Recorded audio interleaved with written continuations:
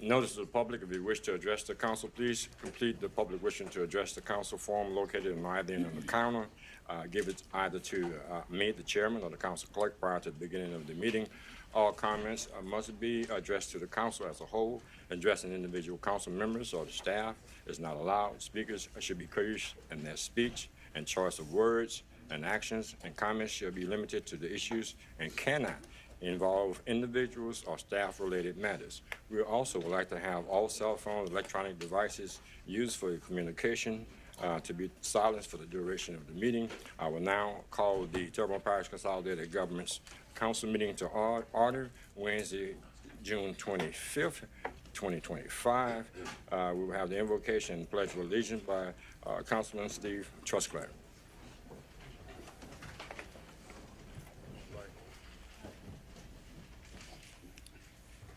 Heavenly Father, we thank you for this day and the opportunity to come together to discuss matters of our community. Grant these professional men and women your divine guidance in addressing the matters placed before them. We ask this in your name, the Lord Jesus Christ. Amen. Pledge allegiance to the flag of the United States of America And to the republic for which it stands, one nation, under God, indivisible, with liberty and justice for all.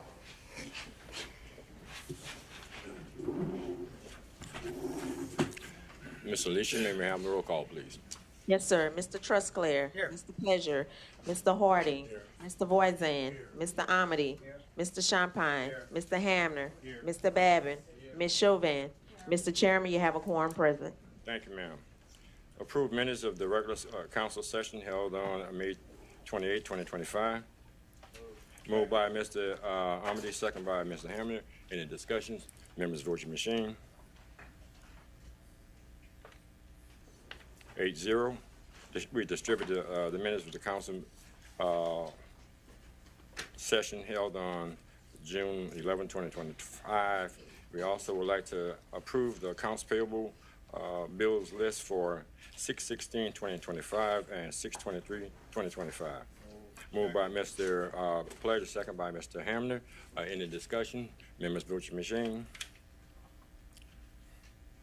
Motion passes 8-0. Approve checklist, approve manual checklist for May 2025. Moved by Mr. Pleasure. Second by Mr. Hamner. Any discussion? Members vote your machine. Motion passes 8-0. General business. A.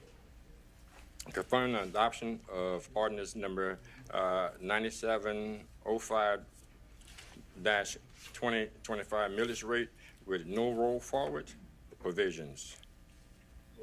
Moved by Mr. Babin. Second by Mr. Champagne. Any discussion? Members vote your machine. 8-0, motion passed. B, confirm the adoption of ordinance number 9715-2025 millage rate that no roll forward provisions. Moved by Mr. Hamner. Second by Mr. Amity. Any discussion? Members vote your machine. 8-0. C, Ms. Kristen Delahousie, a representative for a home ownership program, a local housing finance agency, would like to present information to the council and administration regarding the CAFA First Home Program. Hi, thank you. I'm Hold on for a minute, ma'am. Sorry. State your name and address, please. Krista Delahousie, 601 St. Ferdinand Street, Baton Rouge, Louisiana. And Bridget Homer, I believe, came in last month and presented the program, but we have a cooperative endeavor agreement with the public trust here. And so we have gotten that renewed just recently. But the program that we're offering right now is the tax exempt bond for down payment assistance. It's called the CAFA First Home. And this is a 5% assistance of the final loan amount when you're a first-time home buyer.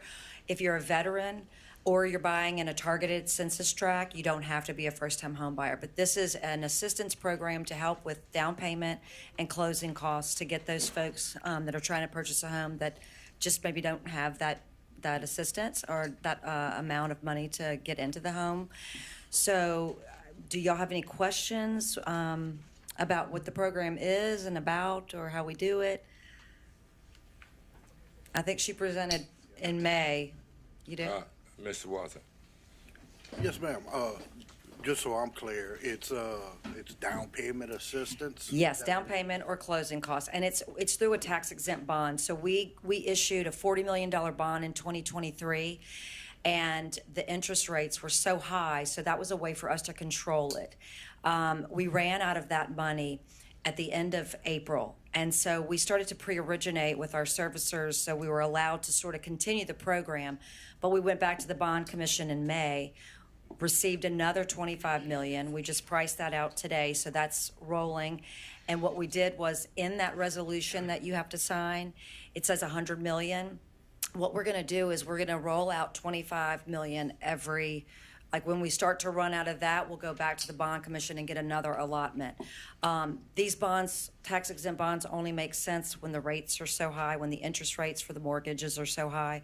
So we just are doing it in little parcels. So we're going to continue the program as long as these rates are going to stay this way, and so that we can continue the program. We do have other programs that aren't just for first-time home buyers, and they're not a tax exempt bond, but the rates are, 8%. So we just wanted to find something that we could go in and help.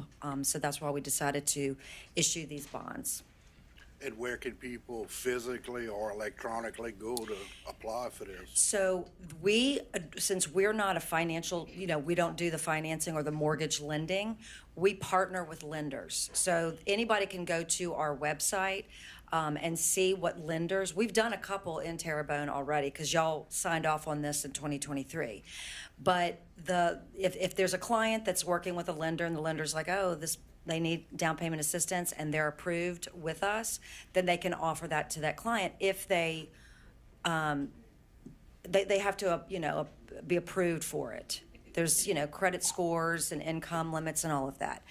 But we do a lot of down payment assistance. We do a lot of first-time homebuyer seminars so that we'll partner with different lenders, different real estate brokerages. If y'all have any, organizations that kind of help with first-time homebuyers, we are happy to partner with them and collaborate to educate the community. We don't want to just come in the parish and say, thank you for letting us come in. We really want to, and our lenders are doing that. The lenders that are going to be here, they don't have to physically be here. They don't have to physically be in the parish. They can be other places, but if they have a client buying in the parish, they can offer it. So you could see where partnering, obviously, with more lenders would be very helpful. Yes. For a lot of people in Terrebonne Parish to first-time home buyers and things of that nature. Thank you so much. Thank you. So we just need the resolution that's to certificate or whatever to be signed to allow us to come in.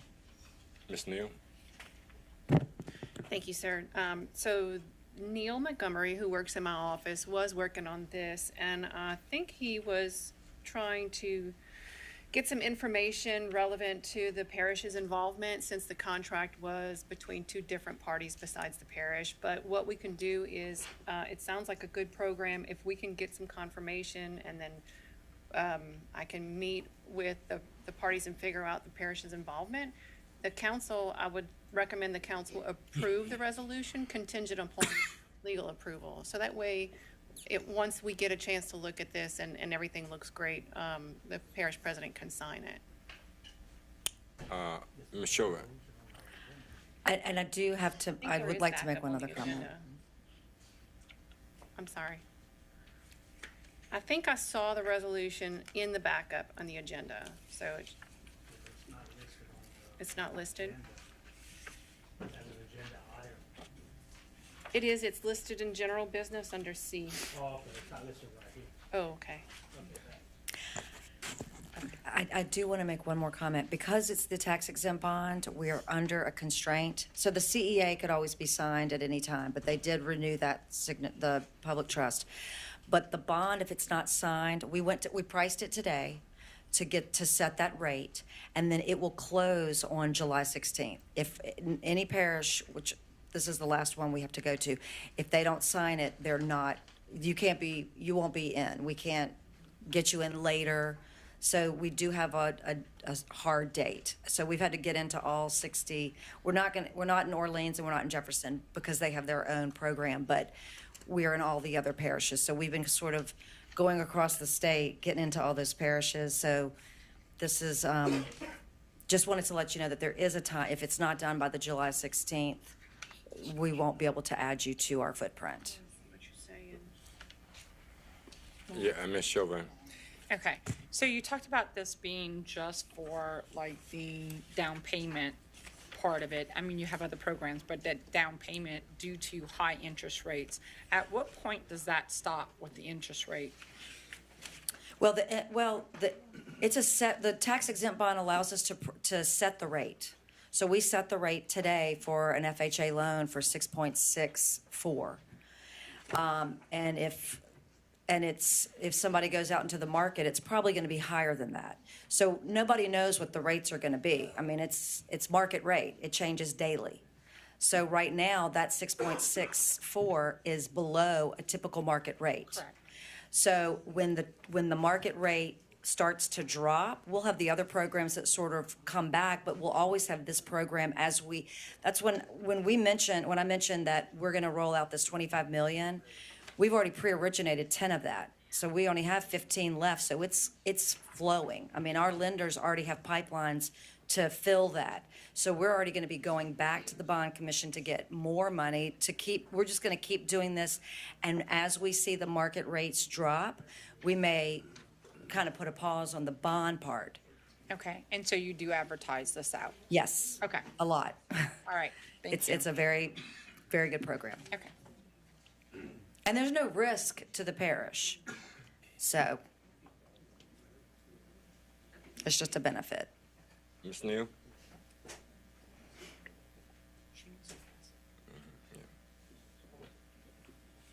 Thank you. So Mr. Truscott was talking to me about the way that it was put on the agenda under general business.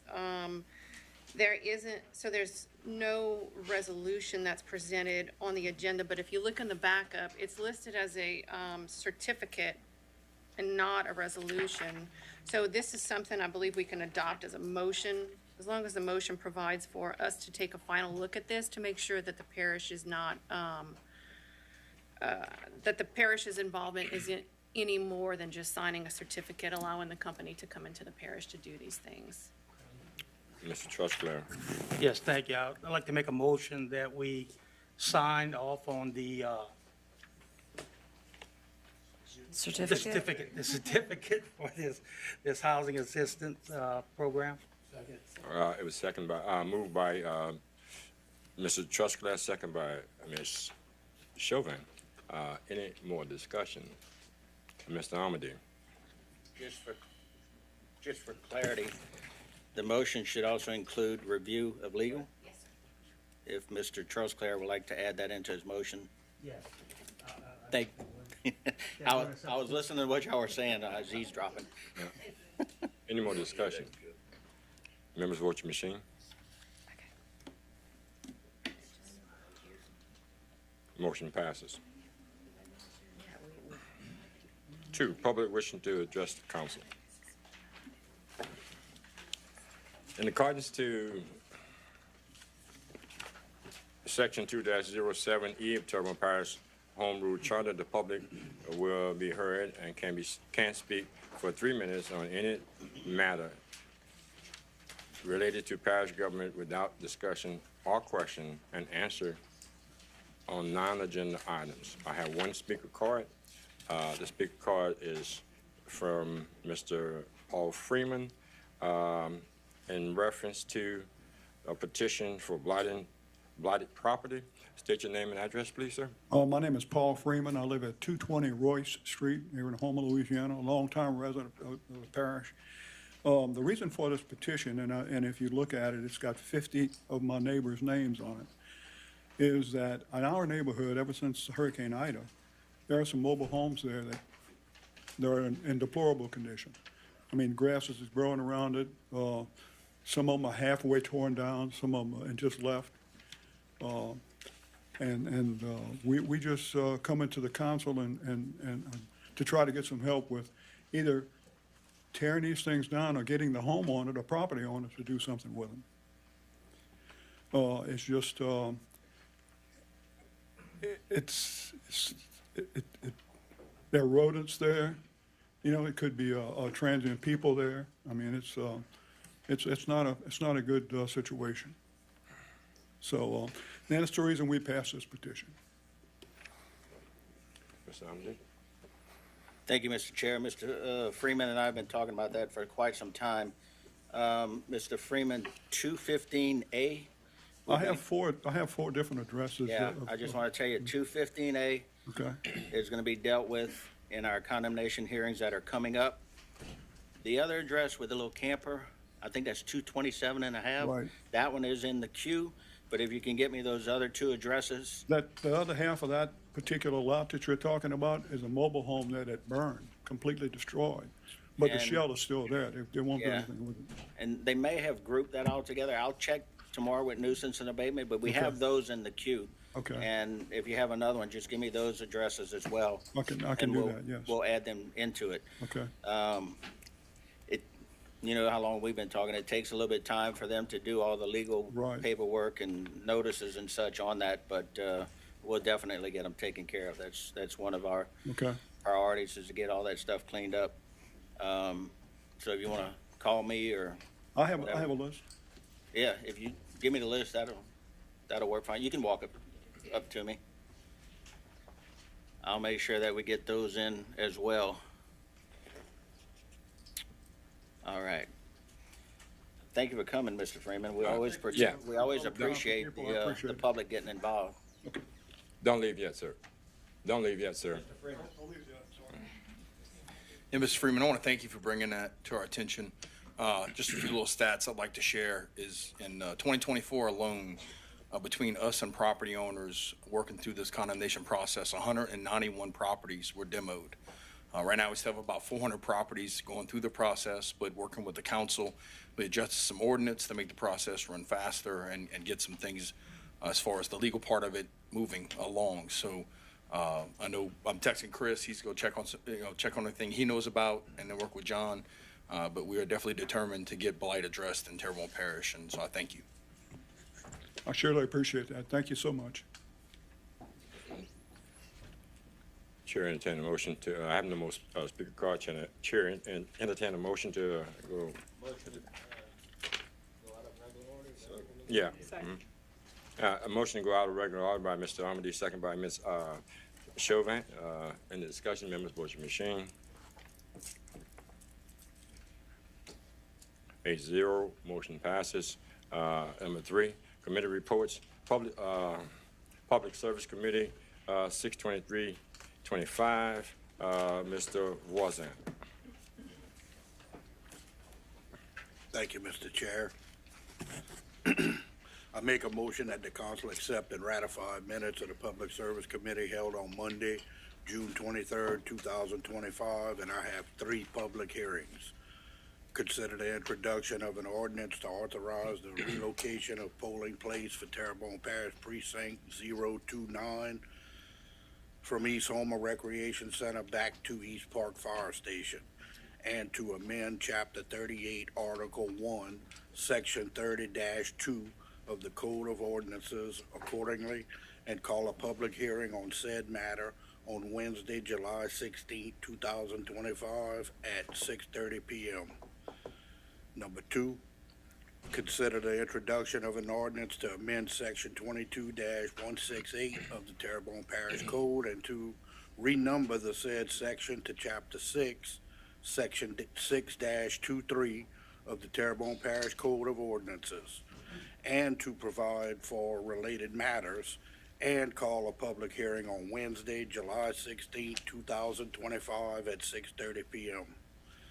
3, consider the introduction of an ordinance to amend the parish code of ordinances to establish a 15-mile-per-hour speed limit along the entire length of Cedar Grove Road to provide for installation of said signs, and to provide for other matters relative thereto, and call a public hearing on said matter on Wednesday, July 16th, 2025 at 6:30 p.m.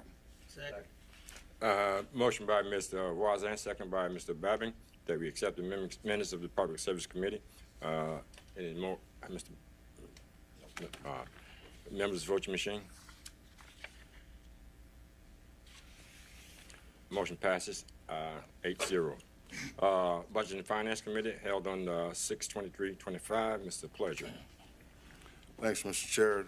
I make a motion the council accept and ratify the minutes of the Budget and Finance meeting held on Monday, June 23rd, 2025, and I have no public hearings. Moved by Mr. Pleasure, second by Mr. Babin, that we accept the minutes of the Budget and Finance Committee meeting held on 6/23/25. Any discussion? Members, vote your machine. Motion passes 8-0. The next, Community Development and Planning Committee held on 6/23/25. Ms. Kim Chauvin. Make a motion that the council accept and ratify the minutes of the Community Development Planning Committee held on June 23rd, 2025, and I have 24 condemnation hearings and no public hearing. Calling a condemnation hearing on the following: residential mobile homes, residential structures, accessory structures, and commercial structures on July 15th, 2025 at 5:30 p.m. 3208 Lorraine Park Street, 140 King Street, 500 Kinney Street, 225 Brooklyn Avenue, 162 Marjorie Street, 4906 Grand Caillou Road, Street 1, 215A Royce Street, 190 Ackland Avenue, 4422 Highway 24, 150 Garnet Street, 191 Peachtree Street, 4442 Grand Caillou Road, 401 Lake Crescent Circle, 477 Grand Caillou Road, 2626 Main Street, 4454 Grand Caillou Road, 4902 Grand Caillou Road, 4906 Grand Caillou Road, Street 2, 1732 Acadian Drive, 116 Mobile Estates Drive, 215 Academy Street, 902 Aragon Road, 4749 Bayourside Drive, 1328 Highway 665. Second. Moved by Ms. Chauvin, second by Mr. Hammer. Any discussion? Member, vote your machine.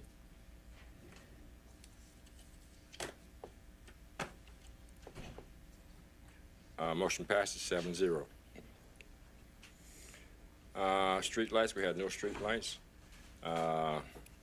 Number 5, appointments to various boards, commissions, and committees and commissions. A, Recreation District Number 5 Board, 1 expiring term, Mr. Alton Billiard Jr. expresses his interest in being reappointed. I'll make the motion that we reappoint Mr. Billiard. A motion made by Mr. Babin, second by Mr. Champagne, that be open, close, and appoint Mr. Billiard. Yeah. Members, vote your machine. Motion passes 8-0. B, Recreation District Number 11 Board, 2 expiring terms on 7/01/25. Ms. Bonita White expresses her interest in being reappointed. Motion to appoint Ms. White and hold the other over. Second. Motion to open, close, and appoint Ms. White and hold the other by Mr. Pleasure, second by Mr. Hamner. Any discussion? Members, vote your machine.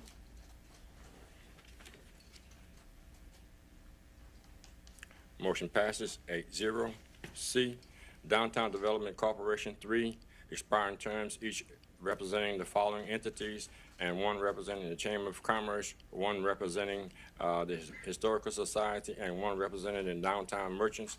Ms. Melissa Boudreau, representing the Downtown Merchants, submitted an application and resume for consideration. Mr. Brian Bunn, representing the Chamber of Commerce, representing the Chamber of Commerce, expresses his interest in being reappointed. I'll make the motion to open, close, and appoint Ms. Boudreau representing Downtown Merchants and Mr. Brian Bunn representing Chamber of Commerce, reappointed representing Chamber of Commerce.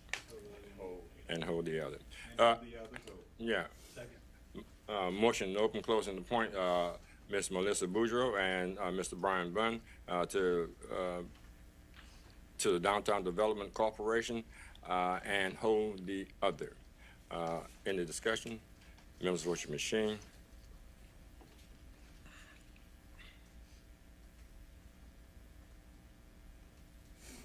Motion passes 8-0.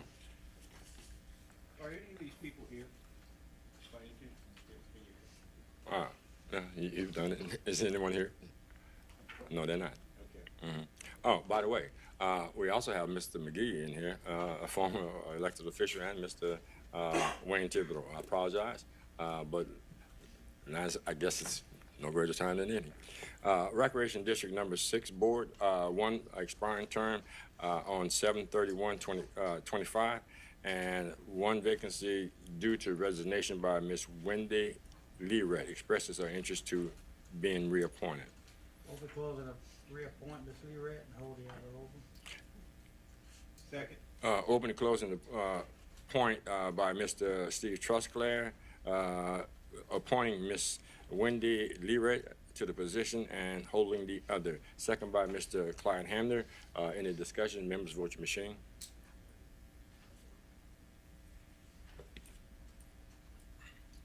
Motion passed 8-0. Monthly report, T. Baker Smith. You got to vote. Vote your machines. Members, vote your machine.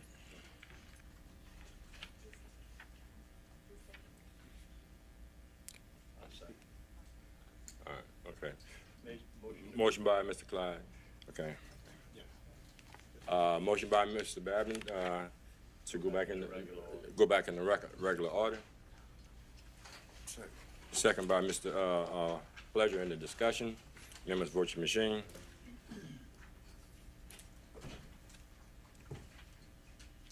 Motion passes 8-0. 6:30 public hearing relative to an ordinance to appropriate funds relative to and for the adoption of the operating and capital budget for the Terrebonne Council on Aging. First call public. Second call public. Third and final call public. Motion to close by Mr. Babin. Second. Second by Mr. Hamner. Any discussion? Members, vote your machine. Motion passes 8-0. Motion to adopt Mr. Babin. Second by Mr. Hamner. Any discussion? Members, vote your machine.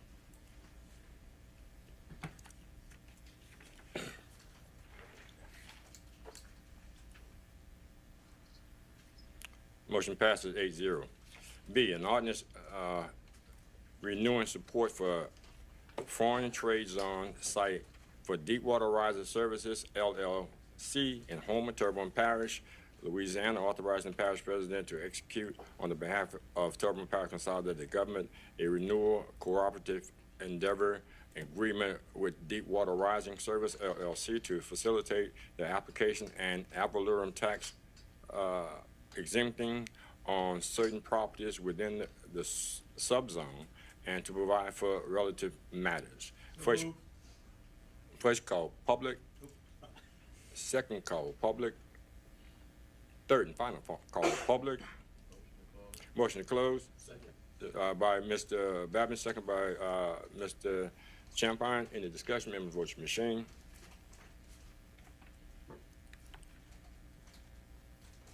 Motion passes. Motion adopted by Mr. Champagne, second by Mr. Babin. Any discussion? Members, vote your machine. Motion passes 8-0. C, An ordinance to amend the 2025 adopted operating budget and 2025 five-year capital outlay budget in Terrebonne Parish consolidated government, the following items. Head Start, $26,500. Department of Housing and Urban Development, $0. Homer Police Department, $6,621. Homer Police Department, $767. CDBG DR, Activate the Bayou, Phase 2, $5 million. CDBG-DR, Improvement and Critical Evacuation Routes, $6,200,000. CDBG-DR, Resilience Center, Phase 1, $585,000. CDBG-DR, Facade Improvement, $3 million. Municipal Auditorium, $218,300. Electrical car charges, $8,500. First call public, second call public, third and final call public. Come forward. Hi, Cherry, one more. Yeah. 412 Ashlawn. So I see that on here, Activate the Value Phase 2 is getting $5 million according to the CDBG grant. When we have seen in recent time, our bridges, and I feel like that money can be better allocated to more important needs of our parish. Activate the bayous, to my understanding, is like the kayak launches and things of that nature. If I'm incorrect, please correct me. But I do believe that funding can be utilized, and I understand it's from Hurricane Ida. And so that funding is for the resilience and the rebuilding of our community so that our community can stay in Terrebonne Parish. And I live on the east side. If you live on the east side, you live in the bayous. It has been a struggle the last couple of months. And so it is not important. I just believe that we have more pressing issues that we can better address those $5 million funds with. We have some outdated bridges. I understand that everyone is saying DOTD, but I also understand that once those bridges are fixed, we're gonna have those same posts and comments and videos giving ourselves credit for the work when it is done. And so I would like that we reconsider that $5 million allocation to something that I do believe will be a more pressing and also a more permanent issue for our parish. Mr. Bergeron. Yes, okay. So just a couple notes here. One is that when we look at the bridges and the issues we're dealing with right now, we cannot use CDBGR funding on state bridges, of which we have 5 bridges out right now that are all state bridges. So when it comes to the other 2 bridges that were out, one was hit by a barge, and the other one is from Hurricane Francine and damages of which that project has started. When it comes to the work that we're going to be doing in Activate the Bayous Phase 2, we're working on dredging and cleaning up 2 main waterways, which is going to be Bayou Grand Caillou and Bayou de Large. And so this is an opportunity where both of those bayous are very silted in, and the weeds and brush and it is very overgrown, similar to the project that we're going to be doing on Bayou Terrebonne through some other funding that we have. But that money in that project is nothing to do with any kayak launches or anything, but getting the waterways healthy and better for drainage. So I just wanted to share that info.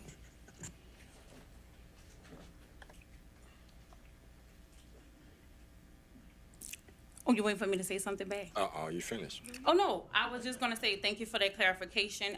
When you see $5 million and it says activate the bayous, when we are looking at what we're dealing with currently, and I understand it's DOTD and the state bridges, but I also understand that when we pass a responsibility, we also give ourselves credit when things are accomplished. And so I just want to ensure that the funds that we're gonna use really ensure that people stay in our parish. And I don't know about you, a road and a bridge make me leave. The traffic has been hectic the last several months. Okay. Mr. Trustclair. I'm sorry, that was accidental. Mr. Pleasure. Thank you, Mr. Chair. Just for clarity, this is a different agenda item. This is number 10 under section C for the ordinance. Electric car chargers, $8,500. Understand the funds will be coming from the Housing and Human Services Department. But what kind of chargers are those? Just curious, because it didn't have any sort of, we're not clear on that. Yes, Mr. Pledger, those are the electric car chargers that we have in 2 different locations at the Civic Center. I think all 3 of them are at the Civic Center, actually. It was a grant through the state that allowed us to put those out there, and this is just some additional electrical work that will be using another grant funding source for us to be able to put those out there. Okay, do we know what is that, the amperes, that's high output chargers, middle ways, low output? I don't have that information, but I can definitely follow up and get it to you. Thanks. Yeah, Yes, sir. thanks. All right. And the reason for that is, the closest one, I think it's on, right by Troop C there where the coffee shop is. If ours isn't a high output charger, it's really not gonna attract much. It'll have to sit out there for. I'm pretty sure it's what we need to allow, the continued tourism, because that was kind of how it was sold too. Let's get some of the areas in here and the tourism, but we'll definitely follow up and let you know for sure. Thanks. Mr. Trustclair, hit your light again. Hit your light again. There you go. All right, thank you. My question is, they're gonna be at the Civic Center, is that gonna be for general public use? Yes. And is it gonna be, for a fee, or is it gonna be no charge?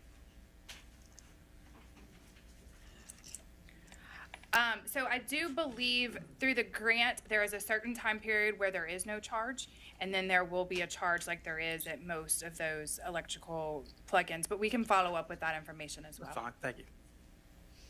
Yeah, and just that's perfect. I didn't realize you were on that too, Steve, but that's the thing I wanted to touch on. We can, if it's not, because based on the tourism, if someone's using a charger or is needing a charger port, somewhere to charge their vehicle, based on the tourism map, however it works, they're going to let whoever is traveling that corridor know where there's a charging station. There will be and one if in it's that. not a high output, they're not going to come into home and have to pay for it. So if we can just make sure it's high output, we're going to be great. Yes, sir, and we had looked at several different locations as well, and that's why I'm thinking that it is a high amp, because other places did not have the infrastructure that was needed to put them in there. We looked at the Tourist Center, Gray Library, right off of Highway 90. But it also, part of this is it will be advertised as part of those EVVs, so when people have those and they have it on the map, it'll drop exactly where they need to go to the Civic Center. Can we invest and just do that in other places too throughout the parish? That's a source of Very expensive. But the return here in the next 2030, it's mandated all of them going to have at least higher features. So, thanks. I can't get across somebody.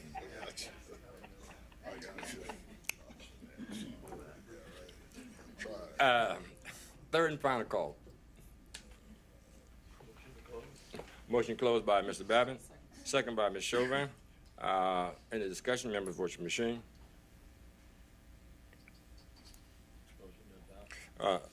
Motion passes 8-0. Motion adopted by Mr. Babin, second by Ms. Chauvin. Any discussion? Members, vote your machine. Motion passes 8-0.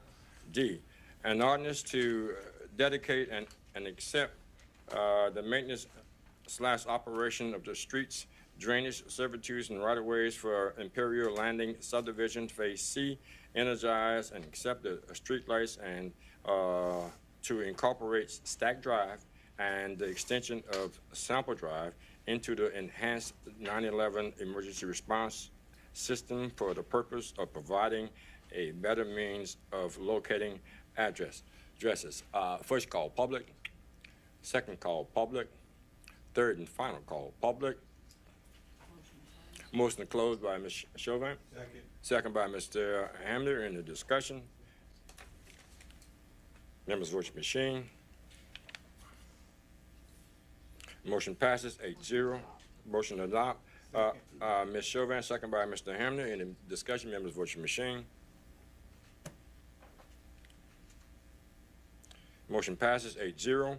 E, an ordinance to dedicate and accept the maintenance / operation for the streets, drainage, servitude, and right-of-ways for Imperial Landing subdivision Phase D, energize and accept the streetlights and to incorporate Core Drive and and the extension of Monroe Street into enhanced 911 emergency response system for the purpose of providing a better means of locating addresses. First call, public. Second call, public. Third, final call, public. Motion closed by Mr. Amity, second by Ms.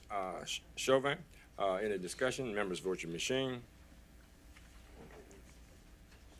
Motion passes 8-0. Motion adopted, Mr. Amity, second by Ms. Chauvin. Any discussion? Members vote your machine. Motion passes 8-0. We are now 7. This particular item, I'm gonna actually turn over to Vice Chair, Ms. Chauvin, and I'll take it over after this item is over with. Thank you. You're good. I'll just scooch over. It's all fine. Council Chairman Harding, discussion and possible action regarding the council selecting an attorney for the remainder of the year or create an ordinance that would allow the council to select and ratify at the beginning of each year to be on retainer. Mr. Harding. Yes, I would like, before I really get started, I'd like to see if I can, if Ms. Neal, do you have the opportunity to look at parish code and ordinances for chapter 3, article 3, section 2-55? And also want to look in that area right there for resolution number 00-439 in reference to the date of November 11th, the year 2000, and the ordinance number 6341. And in the meantime, Mr. Chairman, I would like to hear my colleagues, their opinion on this while she's actually looking this up.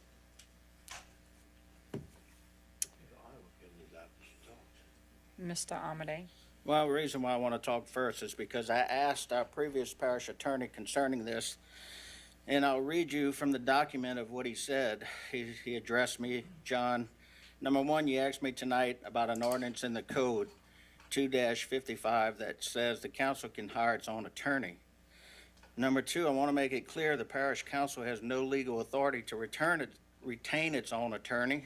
The charter is the parish constitution. No ordinances can override the TPCG charter. Number three, charter section 2-10 defines who can be the council employees. Only clerical employees necessary to assist the council clerk can be hired by the council. Number four, charter 4-03, next, the charter defines the legal department. The parish attorney represents the parish president, council, and all departments, offices, and agencies.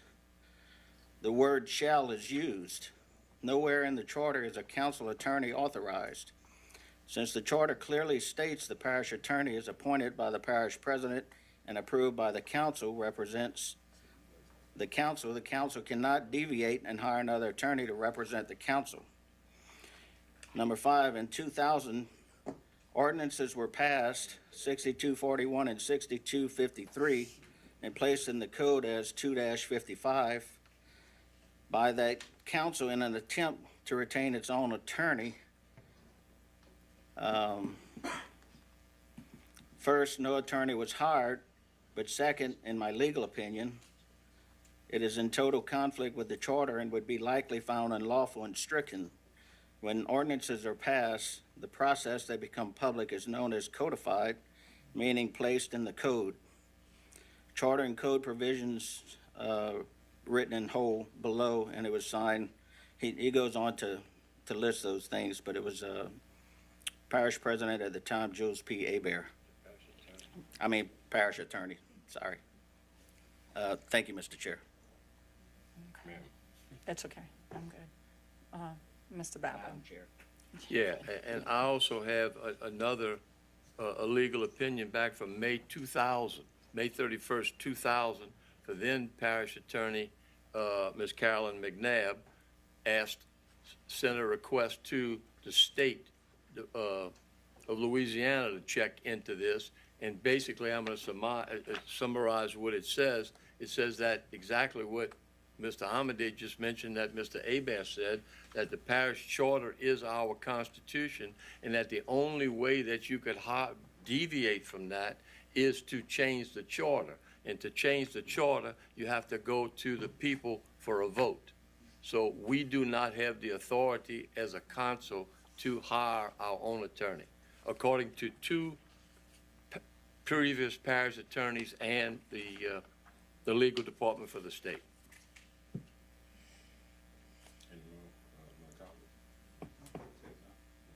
Mr. Hamner? Yeah. I don't have any legal opinions or any backup materials, but I'll just say I don't think it's a good idea, so I'm going to vote against that, or if it comes to a vote. Okay. I'm glad. Back on. Ms. Neal, what I asked you for, and it seems as if everybody's getting free advice, we might need one of those extra attorneys, you know what I mean, even though it didn't consult me anything about that. Could you read that for me, please? Actually, we can go with the resolution 00-439, and we can go through that. That's what I read. I didn't seek an attorney. I just actually. So I don't have a copy of that resolution, but I have the section. Oh, I'm so sorry. Yeah, I can read it. I have it right here. Sure. Okay. Resolution number 00-439. Whereas the Terrebonne Parish Council has deemed it necessary that the service of a special legal counsel for the legislative branch of Terrebonne Parish Consolidated Government would be in the best interest of the local government. And whereas Ordinance number 6341, adopted by the council on November 8, 2000, allows the parish council to retain the service of a special legal counsel to provide opinions to the legal branch of the local government in the event that the question may arise regarding an opinion already issued by the parish legal department.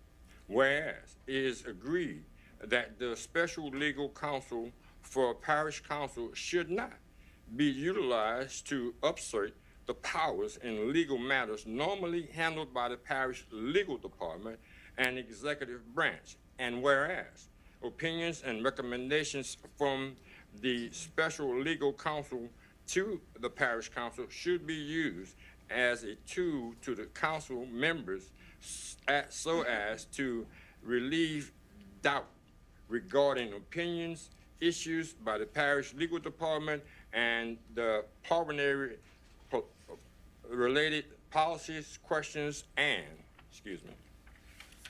whereas, in order to assure the unbiased, apolitical selection of a special legal counsel, the council is requesting the Terrebonne Parish District Attorney to enter into an agreement with the parish council to select an attorney from the pool of local attorneys and allow said attorney to work with the council on hourly basis at a fee which shall be same as paid to the parish attorney.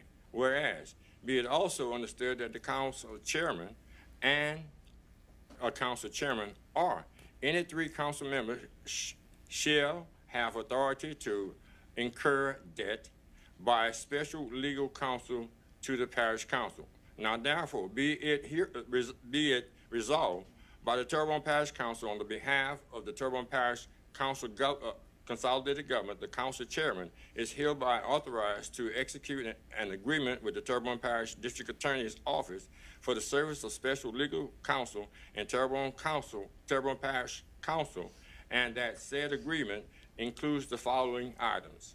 The said special legal counsel shall be selected by the District Attorney's Office. That said attorney be paid an hourly rate the same as that of the parish attorney, and only the time spent on the issues assigned to said attorney. that the services of the special legal counsel be initiated by the council chairman or any 3 council members, that the service of this special legal counsel be strictly limited to the legal advice on the opinions previously issued by the parish legal department and to answer questions on the pulmonary-related policy matters. Be it therefore resolved that this resolution to continuing upon the parish president's approval of ordinance number 6341 on the record, there was yeas by Mr. R. Boudreaux Jr., Miss C. DePlantis, Mr. D. Henry, Mr. H. LePere, Mr. P. Rose, Mr. A. Tillman, Mr. C. Voisin, no nays, abstention by Mr. W. Thibodeau, and absent by Mr. J. B. Bro. That's only I got out of the records, and that's what I only have to have. Nobody called me. And then how do you interpret that if that's in the case? Nothing has been changed from that.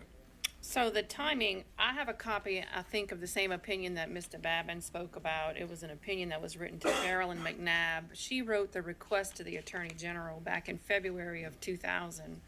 The opinion from the Attorney General came out in May of 2000. And it seems to me that the resolution that you're talking about was adopted in November of 2000. So this looks like it arose out of some conflict between the administration and the council back in the year 2000 when Carolyn McNabb was the parish attorney and when Mr. Bobby Bajeron was the parish president. Can I ask you a question? Opinions and what the ordinance says, which one would actually fly? Well, let me finish my thought here. So the opinion came out from the Attorney General who read through the law and gave his opinion, which he's authorized to do, and we request for an opinion from the Attorney General for guidance. The opinion came out, and the question was asked, can we change the code and can we change the charter to allow for the council to have its own attorney? And the opinion came back and it said, you can change the charter to have the council hire its own attorney. There are some instances in which there may need to be another attorney besides the parish attorney hired, and that's in the case of if the parish attorney doesn't have that particular legal experience that needs to, that But representation is needed on. Unbiased is also used in there too.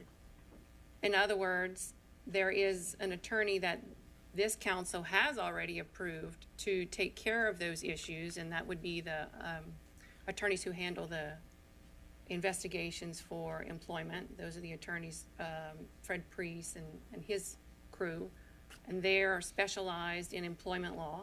So those types of things, and if you remember, they handled the employment law case that came up after Hurricane Katrina for the emergency pay, because that was something that was within their wheelhouse. So those were appointed as assistant parish attorneys and special legal counsel to handle those types of cases. And the opinion does go on to say that there was a previous opinion from the Attorney General in 1978, which found that it was permissible for the council to hire its own legal counsel in the event of an intra-governmental controversy. So I think, according to the law, there was a lawsuit that was filed, and it was found that because there was a controversy between the city attorney's counsel and the actual council, they went and hired their own attorney, but it was found that there was an actual and real dispute between the council and the administration. But I do agree with the provision that the charter is going to trump your ordinance. The ordinance and the resolution that you read to me just now seems like there's a lot involved in the district attorney making the selection, in the council having to be able to retain that district attorney for the year. All of that sounds like it is in controversy with the charter, which requires the parish attorney to be the legal counsel for all of the departments of the parish. And even if the council would decide tonight to hire its own counsel, then that counsel, that legal attorney, would actually have to answer to the parish attorney, because the parish attorney is the legal counsel for the entire parish. Not, I think that, I hope that answered your question. I tried to incorporate everything that y'all talked about. Well, it's a subject to be brought up, because I remember in the past, there were certain people, whether they want to admit it or not, is the fact that when there was a different administration and that they were actually so adamant about having their own attorney. But then I think as the tides turn, and they want to be more political, and I'm actually looking at how we represent the people here. And then what I'm reading here, I don't know, and I got this out of the archives. You know, I didn't consult no lawyer. This is the discussion here, and it's also sounding, and then this is an opportunity for to get an understanding here. You know what I mean? And I tell you what, you know what I mean? It's difficult if it gets to a point, not that it's the case, but it's difficult to actually have the members of the public to actually find out that we have things that go on here, and then we get accused, or I may get accused, of just pushing down the road, and then or someone else might get accused of pushing down the road. We can't actually somehow or another accept the fact that we don't lend us opportunity, because this is here. I don't see where it changes at. I don't understand. Maybe we can just push it on down the road, and we can discuss it later on and down the line, because this is a subject that they could have brought up, and I didn't see no changes, because you know I spent some time in there trying to get some information from upstairs in the archives that it doesn't actually change from this. And when you say opinion and what is written here, opinions are opinion, but this is black and white, edged in stone. That's my opinion. I think the ordinance that you're talking about was written after the legal opinion came out from the Attorney General, and despite the legal opinion that came out from the Attorney General. The ordinance that was written in November of 2000 was written against the advice of the Attorney General that was written in May of 2000. Well, I'll let some of my other colleagues, because I need to drink water. Yes, sir. Mr. Babin. Yeah, thank you very much, Madam Chair. Well, first of all, Mr. Harding, you just made a reference that some of us got some special information. We looked this up, okay? We know how to look things up and find out what was there. Is that an ordinance that he read, or was that a resolution? I couldn't understand. I believe it was a resolution. Okay, it was a resolution, so it's not an ordinance that we have. First of all, it was in 2000. Every council since consolidated government has talked about having their own parish attorney. Have we ever gotten it? No. If that was in 2000, we 25 years later, how many parish attorneys did we have in the last 25 years, and we don't have an attorney? I need to ask, point blank ask this question. Do you have a problem with our parish attorney? Because I find her to be very professional, very competent, and I'm more than satisfied to have one attorney representing this council. If we could hire another attorney, what happens if they have different opinions? Then we have to hire another one to arbitrate between those two? Where is that saving this parish any money? Why is that's just creating more controversy? But again, everything that was read here tonight by Mr. Amade and myself can be looked up, okay? So we looked it up. We did not get privileged information. So I take offense to that. May I ask this question? I have all the confidence in Ms. Neal as representative of our Terrebonne Parish. We actually voted for her there. All we're hearing is having a nice debate in reference to the letter of the law and why I've obtained it to her. Now, so whether we're going to actually go a little further down the line, we can talk about this later on down the line. But then that's no problem with me with this. I'm only putting it out there for the fairness of the people to see what's going on up here. And whether you can agree to that or not, whether you have some other undertones about yourself, that's not my problem. Mr. Trosclair. Yes, thank you. Ms. Neal, you made reference to the council be it, it may be some case history, I'm not sure if it's in our charter, about conflicts between the administration and the council or intergovernmental conflicts, that the council could hire its own attorney. Is that in our charter, or was that just some case history you were, No, sir, it's some old case law from the 70s. Actually, I'm sorry, it was an Attorney General opinion from 78, which made reference to some case law from the Third Circuit Court in the state of Louisiana about some conflict that the administration and the council had, and they sought out a different attorney for the council. I haven't had a lot of time to vet that out, but that was out of the Third Circuit, not in the First Circuit. So the precedent is not in the First Circuit, where we are in this district. The Attorney General opinion came out from 78, so there may be some things that are new since then, but that was just something that was mentioned in the Attorney General opinion from the year 2000. okay, so in that event, what would be the direction of this council? And Would that hold up for this council, or would we Yeah. have to go to the voters? And let me clarify, and I was remiss in not saying this, if you continue reading under the case law that was discussed in the Attorney General opinion in 1978, the court had found that the council was authorized to retain that special counsel because the Home Rule Charter vested the powers in the city council to do that. So they did have a charter provision evidently back in the 70s that allowed them to do that, which is what this opinion touched on. And I do agree that the charter has specific rules about the legal counsel and the legal department for the Terrebonne Parish government. And a lot of the things that were read in the resolution that I didn't have it in front of me, but a lot of the things that was read in the resolution were in direct controversy to the charter provision that we have in our charter about going to the DA, having the DA request somebody to represent the council. The charter provision in our charter says that the parish president appoints the attorney and all the assistant parish attorneys, and the council gets to vote to approve those, both the parish attorney and the assistant parish attorneys. So the fact that the council in the year 2000 went to the DA and asked him to appoint or to recommend an attorney to represent the council, I'm pretty sure that wouldn't fly in, as far as the charter is concerned. And they may have just taken it upon themselves to do that. I don't know the history behind it. So, once again. Oh, hold up. So, once again, what direction would this council have to go there if we got a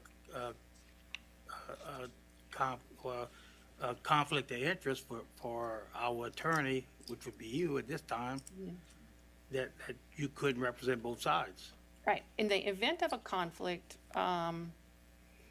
then we do have assistant parish attorneys and other special counsel attorneys who are already approved by this council who do not work in my office. So, for instance, Kentley Fairchild is an assistant parish attorney. He doesn't work in my office, so if we had to get him to do some work, it could avoid a conflict. So an example of that would be, let's say I represent the parish in a car accident where an employee of the parish was involved in a car accident at fault. So I'm a defense attorney trying to defend the parish and that employee in the car accident. And then somebody turns around. A car accident is different than council versus administration. That's where I'm going. I see what you're saying, but you mind if I finish? You couldn't legally represent both sides of us. Well, the council and the administration are the same entity. It's the Terrebonne Parish Consolidated Government. The council is not a separate entity from the administration. We're a legislative branch, they're an administrative branch.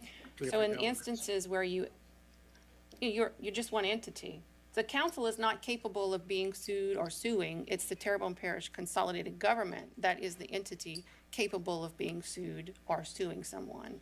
So the council can't bring its own legal action independent of the parish government. And Jason, as the parish president, can't bring his own independent action, separate and apart. It's one entity. The parish government acts as one entity. So you have your council. Okay, and I'm not talking about lawsuits or suing or anything. I'm talking about differences of opinions, the council standing on one issue and administration totally opposite on the same issue. Okay, who gives us legal advice on that? It's your parish attorney. Parish attorney who gives you the legal advice. If we're on both sides, how can you be, you work for Jason, you also work for us also. So how can you, So there's a way to present the law to everyone and still be impartial. I'll give you both sides, and in the instance, so as an example, tonight, you're gonna have a hearing about the commissioners of the Housing Authority, right?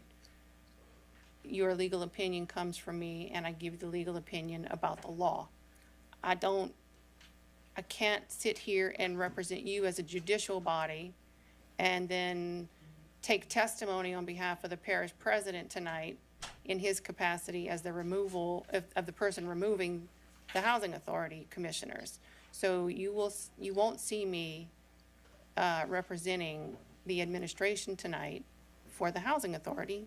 That's coming from the parish president himself. In my role as your representative, I'm just giving you guidance on how the operation of the hearing should run. I've been meeting with the chairman, making sure that we have all of our ducks in a row. And so in that instance, I take it upon myself to make sure that I avoid that type of a conflict. And I can maintain impartiality in that instance. But there are also attorneys who we've had appointed who do not work in my office that are capable of stepping in when needed. okay, so who would authorize that request if the council can't do it? I don't understand what you're asking. If a situation comes up where we feel like the council would need an attorney, from what you said, we don't have the authority according to the charter, and I heard what you read, and I agree with you on that. How would we go about hiring that attorney or getting that attorney to represent our thoughts or our petition that doesn't work in your office? So like a second opinion, like, I don't know are you asking that kind of a question? Then we turn to the Attorney General. That's always an option. If there's ever a time that the council wants an Attorney General opinion to check me as an attorney who gives you a legal opinion, the council has an opportunity to vote to approve the request for an Attorney General opinion, and that gets sent off to the Attorney General's office. And they act as a check and balance, I guess, for my opinion. If there's ever a time that I am unsure of myself, I will definitely recommend that we go to the Attorney General. Or if you guys need a second opinion or need the Attorney General to vet that out further, you always have the opportunity to request an Attorney General's opinion at the council meetings. I sometimes will recommend that you go to the Attorney General for some things that are just not clear under the law.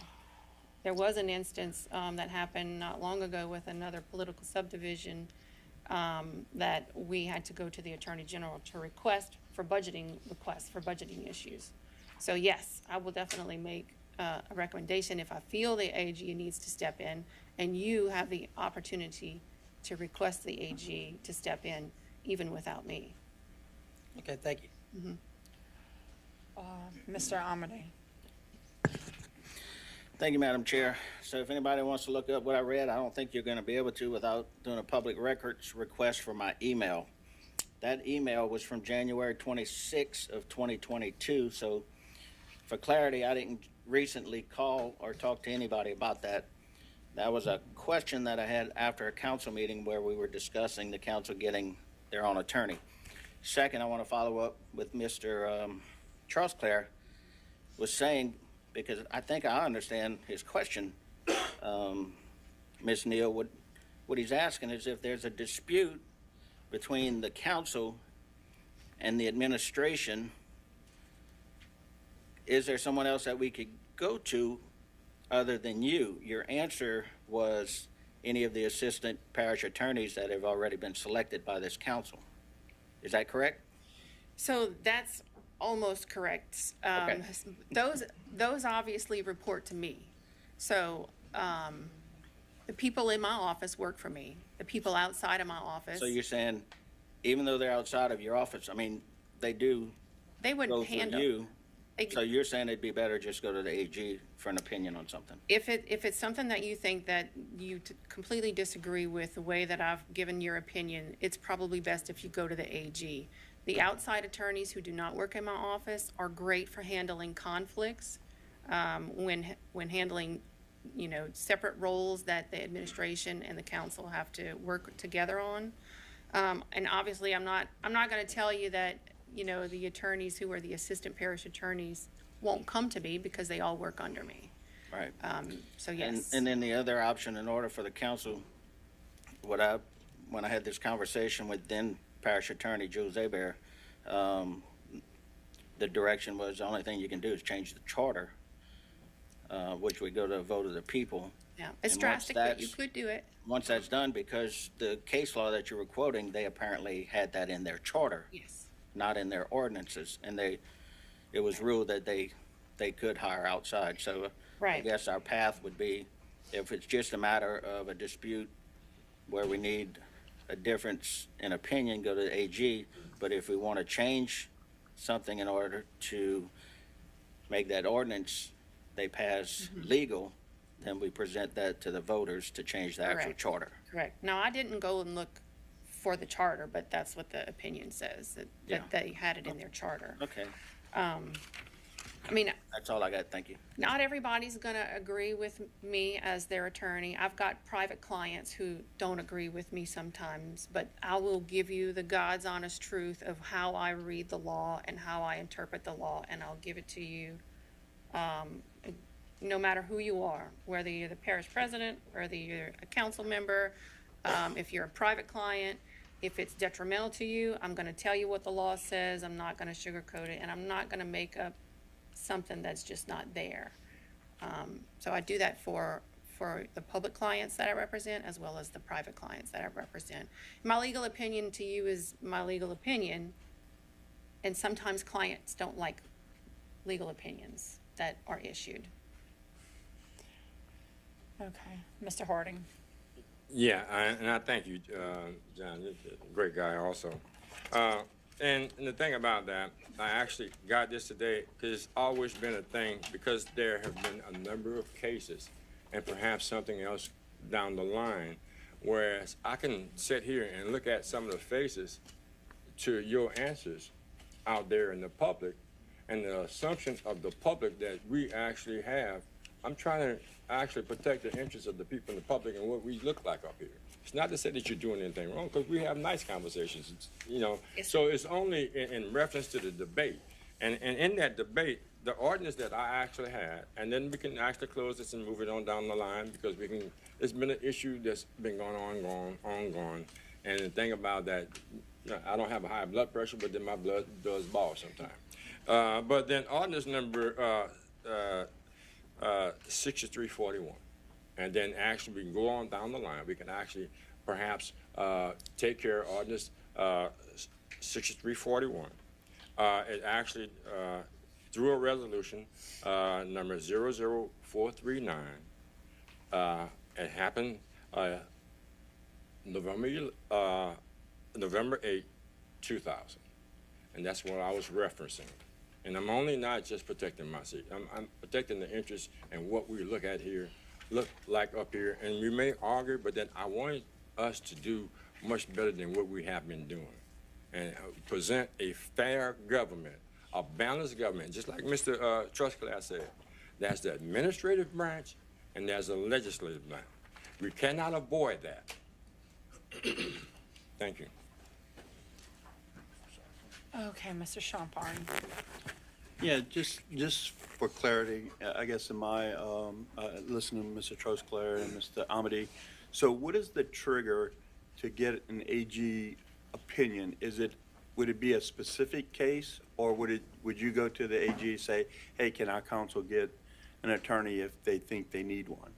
Or it has to be a specific case that we have a disagreement on? You could go, so the AG is available for anything. Anything that you have a question on regarding government, you could go to the AG on. I think actually, when Paul Labat used to be the council clerk, if you go to the AG opinions and research them, his name comes up often because he actually used to write them for the council. So all it takes from this council is a resolution to request an AG opinion on whatever topic it is that you want to request. I can write the request to the AG for you. Paul Labat used to do that as the council clerk, so Ms. Triggs may be able to do that, or she and I can work together, or the chairman and I can work together for an AG opinion, as long as the council passes a resolution to authorize, the request. I guess my question is, it's going to be towards a specific topic that we have concerning? It's towards a specific topic, but it could be any topic, not just the attorney for the parish. It could be about any topic, roads, bridges. All right, thank About you. to send a few of those off. Okay, Mr. Pledger. Thanks, Madam Chair. I kind of sit here and listen to, I wasn't going to say anything, but I kind of heard a bunch of comments and people, fellow council members making suggestions over the years. And just for the record, everybody's more senior than me that I'm hearing this from. But to Mr. Babin's point, he said this has been going on for roughly 25 years. I said this opinion was 25. Okay, the opinion was 25 years, but they've been, through all councils since then, we've been fighting, had some sort of issue in bringing this up. So 9 council. Every council I council. can remember has Okay. discussed this issue. So yes. let's just use 22,000 to now. That's 225 council members, right? I'm just using that number. math. I'm good with So with that, let's use moving the parish forward. Let's bring it to the people. That's an option. We can do that. And also to you, Michelle, the resolution, just for clarity, to make sure that we're clear, the resolution that Mr. Harding referenced, I think it said the district attorney shall select the attorney, and also, or it could be the chairman or 3 council members. Thank you. Well, no, I'm just making sure that I was clear on that. I probably did not retain it all. Trust me, I got it. But all in all, what I'm suggesting is, okay, we obviously have a problem where we've been doing this for years and years, and everybody's attesting to that. And it's not about us. We're making that argument. Every council has Every talked about council it. has talked about it. No council has actually done it. So the motto here is moving Terrebonne Parish forward. Let's figure out, work with us or work with me. Let's put it on the ballot and give it to the people and let them figure it out if that's what they want to do.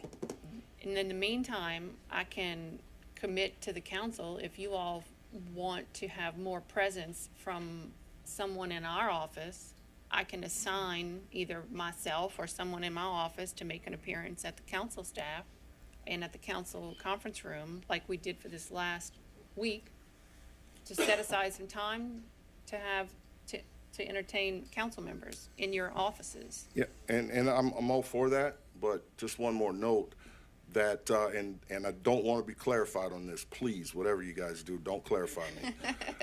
So with that, state government, Landry, he has an attorney, legislature, the Senate does as well. So we're just a smaller version of ultimately what's in Baton Rouge. DC, of course, we know everybody has a lawyer There's there. so many lawyers. And here in Baton Rouge, a lot of the representatives and senators, they are, lawyers by trade. But they, being legislative and executive branch, they have their own attorneys too as well. So I don't see where it would be far-fetched for us to have our counsel too as well, because I think like Mr. Trustclair mentioned, if it's, we're gonna see this tonight. Clear, we're on different sides trying to understand it, so we just probably would feel a little bit more comfortable with having an attorney, and I have no issue with you at all. But let's work on moving Terrebonne Parish forward. Thanks. Okay, Mr. Babin. Yeah, I said that we've been having, this has been going on since the charter was adopted. Every council has brought this up. And we keep referring to what Mr. Harding read earlier as a resolution. It's not an ordinance. Is that an ordinance?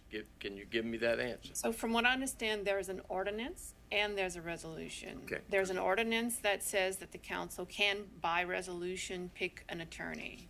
And that was codified in section 255 under the Terrebonne Parish Code of Ordinances. But that is in direct contrast to our charter. Yes. Okay, and the only way the charter can be changed is through a referendum of the people, correct? Yes. So that's why nobody has ever brought this up before. I personally, I think this whole issue, if we debate issues, we debate every agenda item up here, okay? And just because some of us don't agree with it, that doesn't mean that we have to have our own attorney to interpret it, okay? That's why we have a 9-member council. It's an odd number of people, so you can have a majority vote. I think this is ridiculous that we've having this much of a conversation about this. I think Ms. Neal and her staff are very competent. Remember, you're right. She was appointed by the parish president and unanimously reappointed twice by us, this entire council. So if that doesn't show that we have support for her, I don't know what does. Thank you. Okay, I have a question. You done? Okay, I'm asking. Okay. Mr. Trostclair. Yeah, Mr. Babin, in the last term, you were actually on the opposite side of this discussion because I vividly recall you asking, requiring, insisting on getting an attorney for the council. To who? To the council and to the parish president. Remember, I sat on this council. Yeah, I don't think your memory's very good. Okay, I'll respond to that. you and Gerald Michelle definitely were trying to get your own attorney for the council. Now all of a sudden you're on a different side of it. Since my name was, I know I spoke 3 times, but since my name was mentioned, I have the right to answer, okay? Okay. Clarifying. And I won't speak. You're absolutely right. There was talk amongst us. We never went anywhere with it, Steve. So and through your own admission, I was on the other side then, and you're on the other side now. What is the difference? All right. Mr. Wizan. Thank you, Madam Chair. I'm not sure if the discussion is more in reference to the council retaining an attorney, or is this just a general discussion in the event that there was a special circumstance? I would be hard pressed to believe, and of course I hate getting into legal conversations because I'm pretty illiterate when it comes to the law, but I'd be hard pressed to believe that nowhere in Louisiana in any government, there's never been an event where a legislative body had to retain for a certain event in contrast with the administration. I'd just be hard pressed to believe that's never happened in the state of Louisiana for a particular event. I guess what I'm trying to get at is if there's ever a circumstance where that would have to take place, where the council would have to seek representation to separate themselves from the administration because of maybe something an administration did and the council don't agree with it and they don't want to get drug into it. I just can't believe something like that has never happened in the state of Louisiana. But I think that's a bridge you cross, I guess, when you get there, in that special circumstance, because everything he read said special. So it never said retain or anything like that, it just said special. So that tells me, if I'm interpreting it correctly, that for a special circumstance, that could be warranted, but legally, the charter, the whole 9 yards, I don't know. So I'm taking you at your word that that's how it is, that's what it is, because you represent us. But I'd be hard pressed to believe that there's never been a circumstance where that's happened in Louisiana local government somewhere.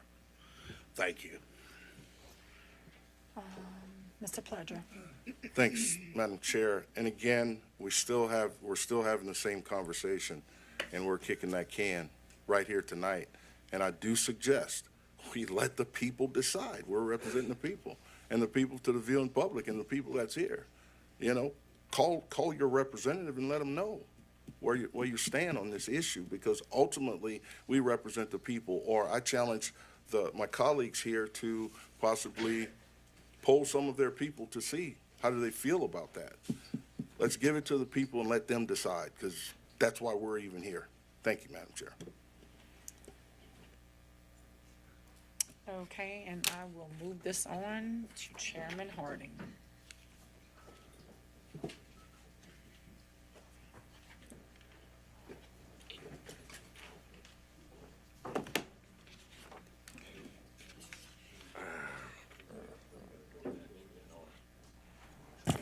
Okay, number 8. Vacancies of various boards, committees, and commissions. A, Recreation District, number 3A, Board, 1 vacancy due to resignation. Recreation District, number 6, 1 vacancy due to resignation. Recreation District, number 11, 1 expiring term on 7/01/25. Fire District, number 5, Board, 1 expiring term. Coto Fire Protection District Board, 1 expiring term. Downtown Development Corporation, 1 expiring term, representing the Historical Society.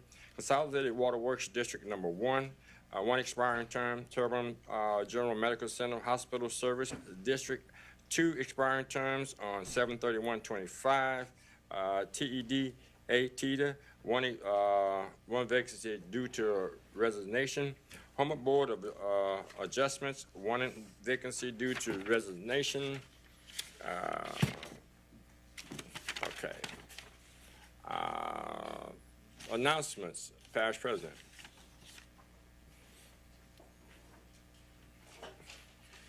Yeah, so a couple things we have coming up.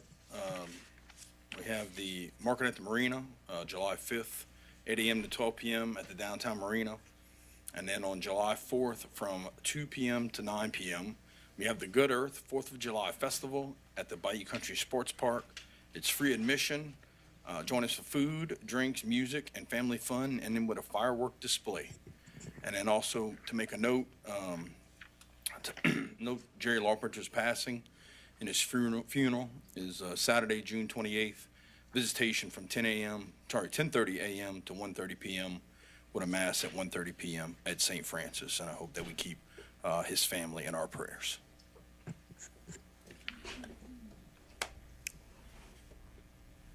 Mr. Babin. Yeah, thank you.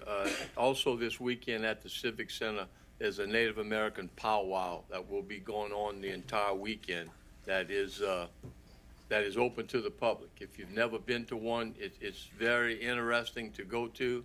So I encourage everybody to go out. There'll be good food, beautiful, for lack of better words, costumes, regalia, and it's quite an event. So thank you.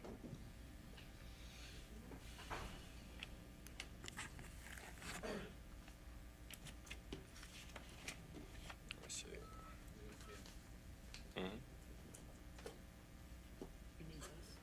No, I got it. Actually, it was a discussion whether it's going to be this long. Ms. Neal, would you prefer the request now for a break or perhaps later on, so we can actually do this. You just want to go into this? It's your recommendation.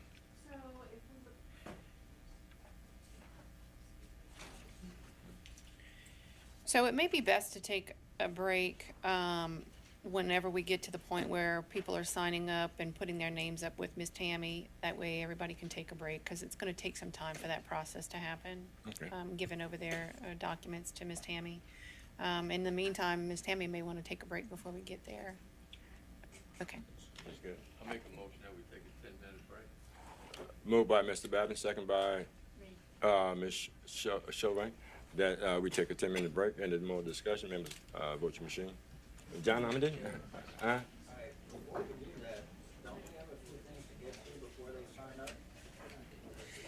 Yes.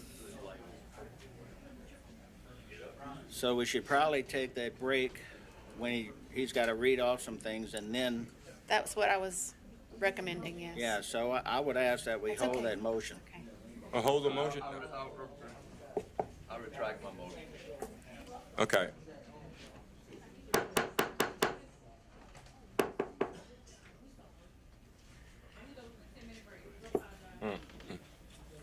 Okay. Make a motion to come back into. I make a motion to come back. I pull my motion. And it wa- We never voted.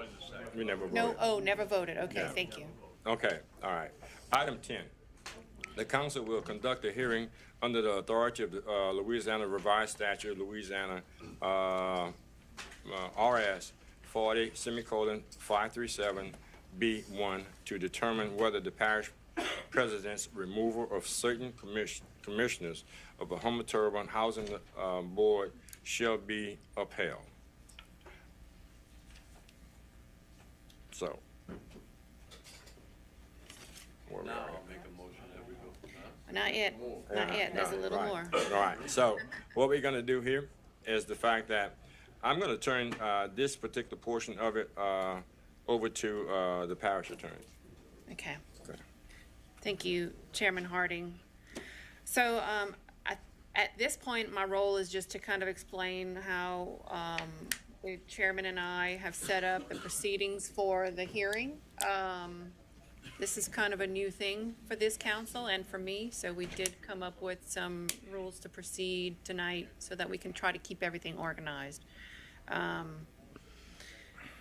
So I'll go through and explain how and why the hearing made it on the agenda tonight, and I'll read the charges into the record so that we can keep everything on the record.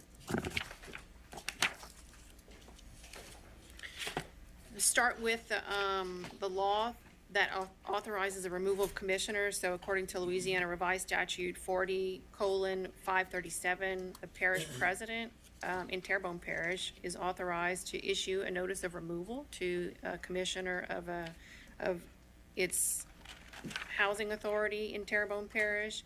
There are 3 different reasons for cause that the removals may be accomplished, and one of those reasons is neglect of office, which is what the parish president has charged for tonight. The notifications for the removals were dated June 4th, 2025, and I'll read those for the record. And all of the notifications contain the same information. They were delivered to Commissioner Danny Piku, Commissioner Donald Sherman, Commissioner Cheryl Chauvin-Hebert, and Commissioner Michael Jean Burke. The charges read as follows. There are 13. The first is a lack of oversight and management of the HTHA's executive director, including but not limited to authorizing a substantial salary increase for the executive director in 2024 without first instituting a meaningful review or evaluation of the director's job performance, when the Terrebonne Housing Authority has almost no tenants to manage, and while the director's time is split between working for the Home of Terrebonne Housing Authority and Doosan Housing Authority, and authorizing the Home of Terrebonne Housing Authority's executive director to perform work for the Doosan Housing Authority in conflict with her employment contract for the Home of Terrebonne Housing Authority. Charge number 2, failure to file annual reports with the parish clerk as required by Louisiana Revised Statute 40:512C. Charge number 3, lack of data and information available on residents in need of housing and lack of a plan for those residents who still need housing. It is estimated that there is an 800-unit shortage. Charge number 4, Home of Terrebonne Housing Authority has received $28 million in insurance payouts after Hurricane Ida and has no plan or direction for these funds. Charge 5, there is a lack of informational updates from the Home of Terrebonne Housing Authority. The TPCG, who has a pilot agreement with the Housing Authority, has not received updates as requested, and the Housing Authority website lacks any information as to recovery status. Number 6, according to Article 2, Section 1 of the Home of Terrebonne Housing Authority bylaws, at least one commissioner shall be appointed who is a tenant who is residing in one of the housing developments operated by the authority. The commissioner appointed by the past administration to fill this role is not a tenant within the meaning of the bylaws and within Louisiana Revised Statute 40:536. According to that statute, which governs the tenant commissioner, once the tenant commissioner no longer resides or ceases to receive assistance from a Home of Terrebonne Housing Authority, then his or her term of office shall automatically terminate. There are only 2 individuals who currently reside on HTHA properties, and neither of them are commissioners. The commissioner of the Home of Terrebonne Housing Authority, who I know to be the tenant commissioner, is still serving on the board despite a failure to meet the qualifications of office. Number 7, according to Article 3, Section 5 of the bylaws of the Home of Terrebonne Housing Authority, any employment contract executed for the position of the executive director shall not exceed a 2-year period, which may be renewed. And in 2024, the Housing Authority approved a 5-year contract for its executive director despite the 2-year restriction in the bylaws. Number 8, according to Article 3, Section 2 of the bylaws, the chairman is the CEO of the Housing Authority with general management powers, including the powers to direct officers in the performance of their duties and submitting recommendations and information concerning the business of the Housing Authority during the board meetings. Since my time as parish president, it's the executive director that has taken over this role for the Housing Authority, which jeopardizes the opportunity for checks and balances within the operations of the Housing Authority. And number 9, according to Article 3, Section 5 of the bylaws of the Housing Authority, the Secretary of the Housing Authority shall also be the executive director. And this dual role jeopardizes the opportunity for checks and balances within the HTHA operations. If the executive director serves as the secretary and assumes the duties reserved to the chairman of the HTHA, then the Housing Authority will essentially have one person in charge of all operations. This is against best practices recommended for operating programs and administering the funds of the political subdivision.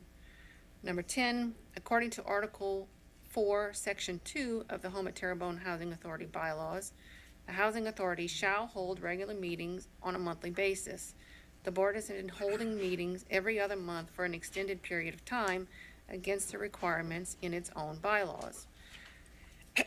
Number 11, Home of Terrebonne Housing Authority does not provide agenda packets with backup prior to meetings.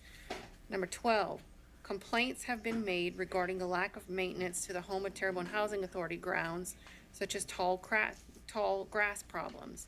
And number 13, when asked for a status by the parish president, the chairperson of the Home of Terrebonne Housing Authority did not know that status of any projects. So now I've read all the charges, and then for the record, these were all hand-delivered to the 4 commissioners who these charges were written to. They were all signed for and received. You have copies of them in your packet. The next step was that if the commissioners who were removed by the parish president wanted to dispute the removal, they had 10 days time to send a notice to the council requesting a hearing before the council. You also have in your packet all 4 letters from the 4 commissioners who were removed. Those letters were dated June 10th, 2025, and they look identical except for the signatures, all requesting hearings before the council to decide whether the parish president's removal of the commissioners should be upheld in accordance with Louisiana Revised Statute 40-537B. Next step was for the council to go ahead and schedule that hearing and give notice to the commissioners of the date of the hearing. So the council did go ahead and do that, and there are letters that were signed by the council clerk and that were hand-delivered to all of the commissioners. I think the last one being delivered on the Sunday that just passed. The notices contained the place, date, and time of the hearing, the fact that an executive session would be scheduled if they chose to go into executive session for the discussion of this matter, and if they had anything or any documents or information to provide to the council, that they should do so, and give the council an opportunity to review in advance. Now, we understand that the notices for the hearings were given in short order, so they may not have had time to deliver all of their documentation to you, which is why you'll see later on in the proceedings that we'll take up those documents tonight as well. Some of them, we did receive some documents from the commissioner's attorney, and we did receive some documents from the parish president.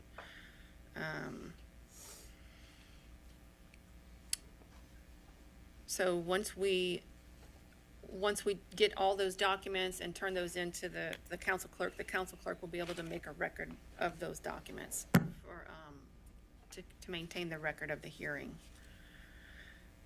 Also wanted to announce that the Home of Terrebonne Housing Authority commissioners who were removed by the parish president have the right to be represented by legal counsel for the hearing.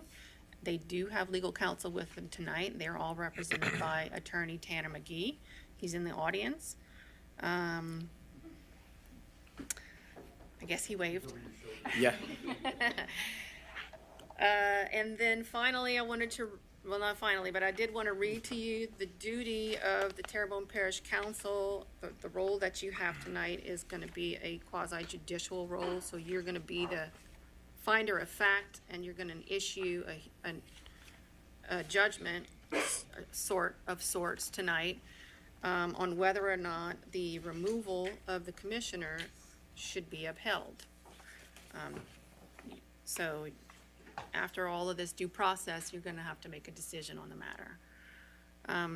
To announce the order of the proceedings, just wanted to let everyone know before we start that we'll identify the witnesses for the record. We'll have all of the witnesses come in and sign up with Miss Triggs. She's the council clerk who's sitting right here. So when we announce that time, and I think that's when we'll take the recess to give everybody a break, those witnesses will come up and they'll go ahead and sign in with Miss Triggs. And if you have any evidence or any documents that you're planning to present tonight, bring your copies to Ms. Triggs at that time so that she can have copies for the record.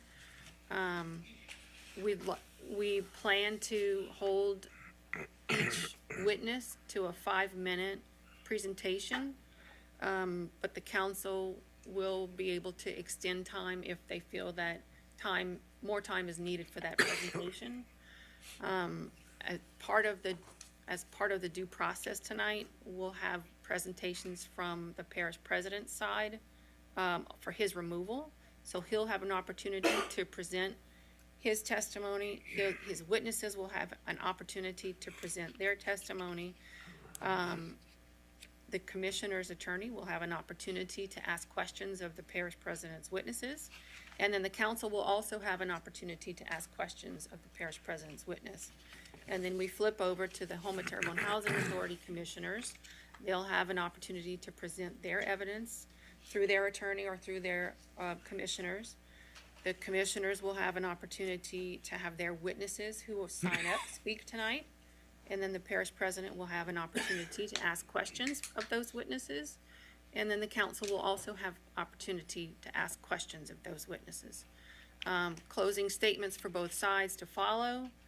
And I do want to make an announcement that if anybody filled out a public comment card tonight regarding this item on the agenda, that they will be called up as a witness, and it just serves as an organizational tool for the hearing to have public comment come in at the same time as the witness presentation. We want to announce also that the witnesses should focus on the topic at hand. Try to avoid repetitive commentary. So if we've already got testimony on an item, try to avoid repeating that for the sake of brevity and efficiency. And the council chair will be able to control those things and have witnesses move on. We've already heard this and the like. We do want to announce that also there is an executive scheduled on the agenda tonight to coincide with the hearing, that the members of the commission have the opportunity to take advantage of that executive session, because it may or may not have something to do with the discussion on character, fitness, and competence in relation to their service as commissioners. I understand from my discussion with Mr. McGee that they all plan on presenting an open session tonight, but we will have the chairman ask and confirm that. And I think that's all of the announcements that I have to make, so I can turn back over this to the chairman. Mr. Chairman, can I please clarify something real quick? Yes, sir. I'm sorry, I didn't plan on talking at this part, and I believe Ms. Neal misspoke, but it really is important. She said that the third charge and the third duty is neglect of office. That is not correct. And I want to be very clear, it's neglect of duty. And the reason why, and I'll read it for y'all because it's important, a commissioner of a local housing authority may be removed for neglect of duty, misconduct in office, or conviction of any felony. And I point that out to you because neglect of office is a generic term that can be almost anything. Neglect of duty, and we're in the law, and you're going to be judges, so these words really do matter. Neglect of duty means there was an obligation for these commissioners created somewhere, and then they didn't do it. That's what that means. So we need to be extremely clear and precise as you listen to what's going to happen as we go on, that it's not neglect of office. It's neglect of duty. And that's really important because this is a high standard. That's why it mentions felony, misconduct in office. It's in the law, and Ms. Neal will back me up on this one. You read things together. It's setting a standard for you guys, right? Misconduct in office is like theft or sexual harassment. It's big stuff. Felony, we know that's big. It means you're going to jail. You're hard labor, right? So you read the first thing with those things. Neglect of duty is an obligation, a big obligation that you have to, the parish president has to prove to you tonight that there was one, that obligation that was created for them in their role as a board member. And they didn't do that and they neglected to do it. I want to be very clear what we do from the outset because that was not correct information and I want to make sure we have it. At this point, you made your point very clear in reference to clarifying Ms. Neal's position there.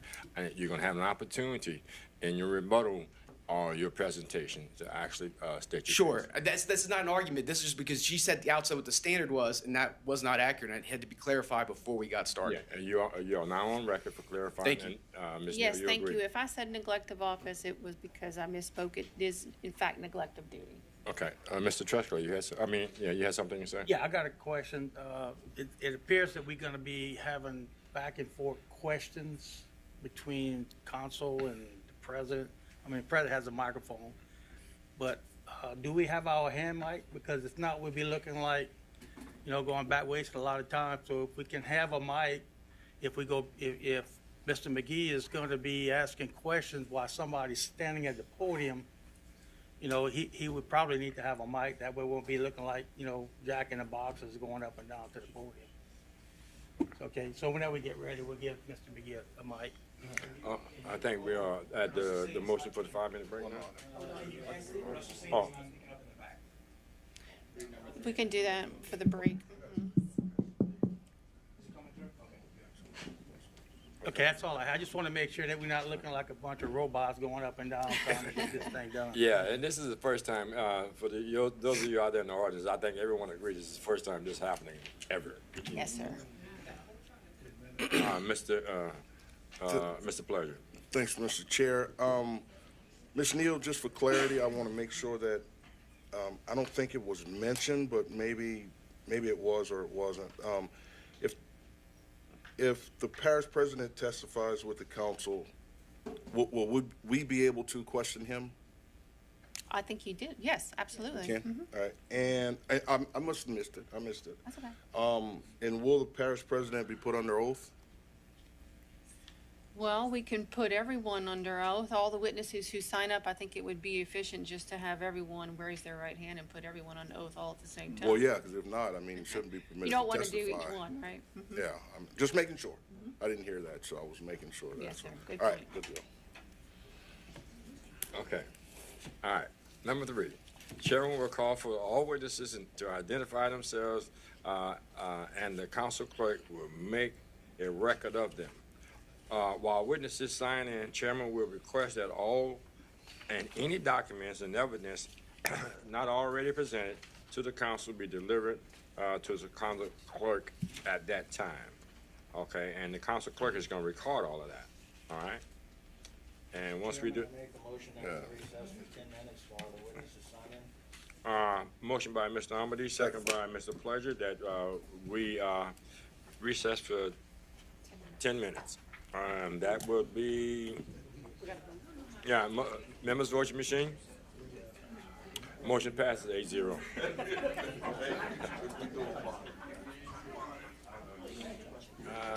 10 minutes would be exactly 8 o'clock. Did you have anything else that you wanted? Maybe not. Yes.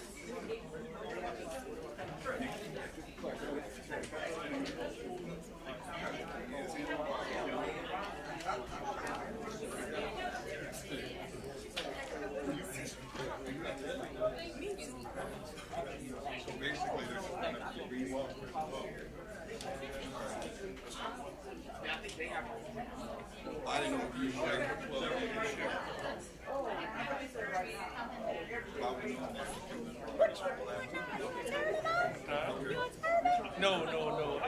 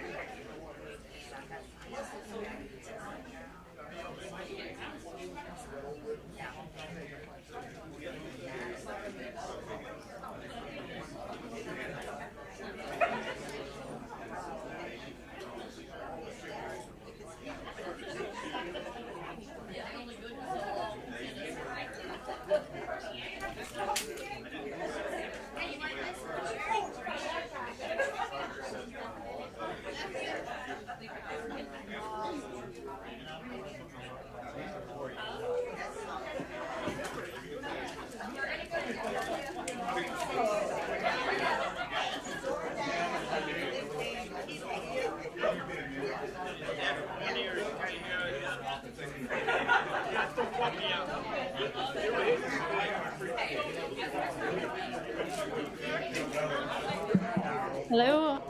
Hello, just checking to make sure that if there are any other witnesses who need to sign in, please come in and sign in. Yes. Yeah. Are you witnesses? Yes, you sign in.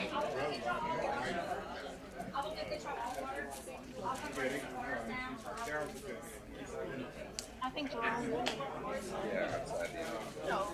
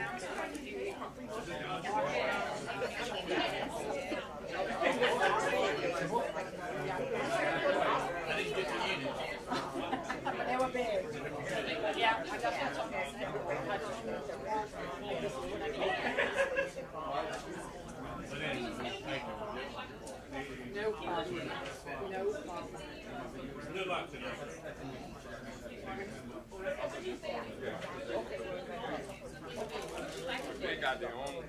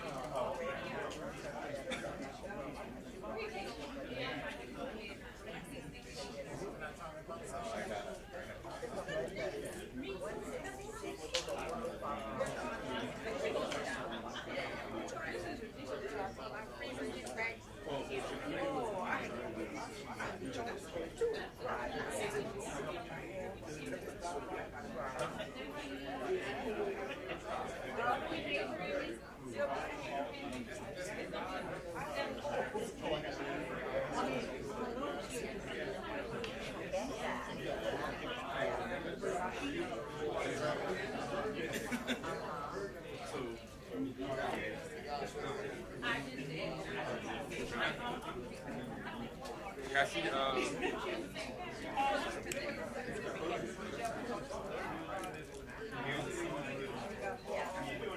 okay.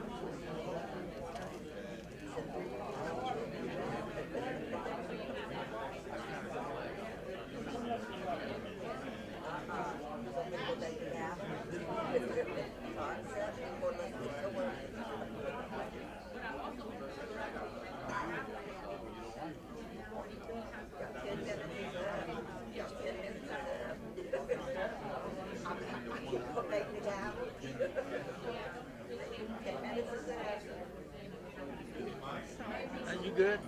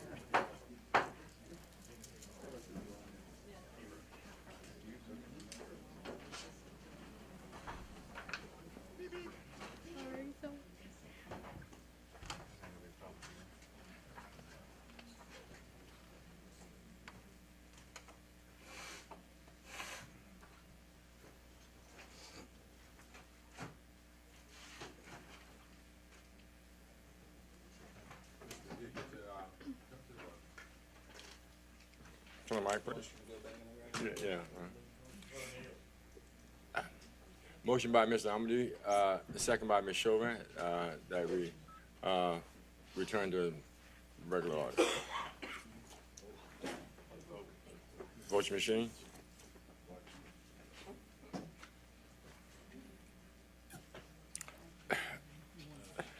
8-0, motion passed.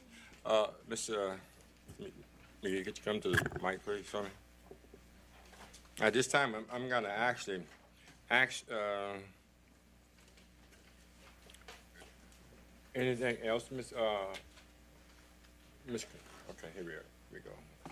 Have the list of witnesses. Any other information, Ms. Triggs? No, no documents? We have the presentation, okay. Mr. McGee, how would you like to, as a representative, you representing all of the commissioners? That's correct, Mr. Hardy. I'm sorry. Yes, I'm representing all the commissioners who are charged today. Okay. And what's your choice in the way that you want to represent them in the open? Open session. Open session? Okay, thank you. At this time, thank you, sir. All right.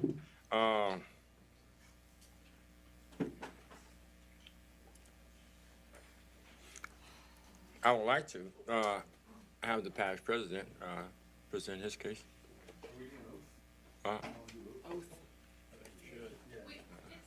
Well, who's gonna give it? I'm not gonna give it. I'm gonna pray for everybody. Let's go.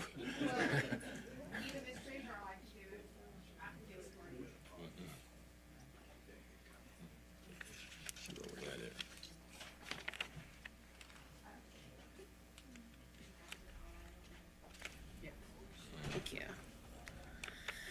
So at this time, we have a list of witnesses, and if you all could stand and raise your right hand, I'll call out the names. And also, we'll have the parish president and we'll have the commissioners stand as well. I think we have James McDaniel, we have Kelly Varnado, Jerome Boykin, Talisa Clark, Robbie Lee, Nikita Gilton, Justin Coleman, and Laquana Jefferson. Raise your right hand. Do you all swear to tell the truth, the whole truth, and nothing but the truth? And we have, I did say the commissioners. Did they stand? Oh. Commissioners? You didn't call their name. No. No, you didn't call that name. I didn't call their name, but I did say the commissioners. Yeah. Yes, yes. Mr. Jean as well? Oh, yes, I'm sorry, it's fine.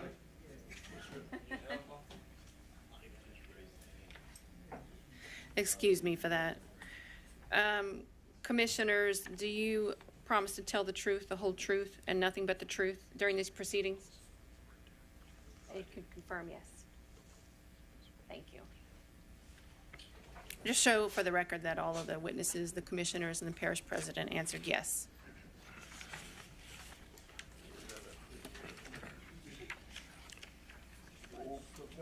Okay, we winging it, Mr. Bergeron.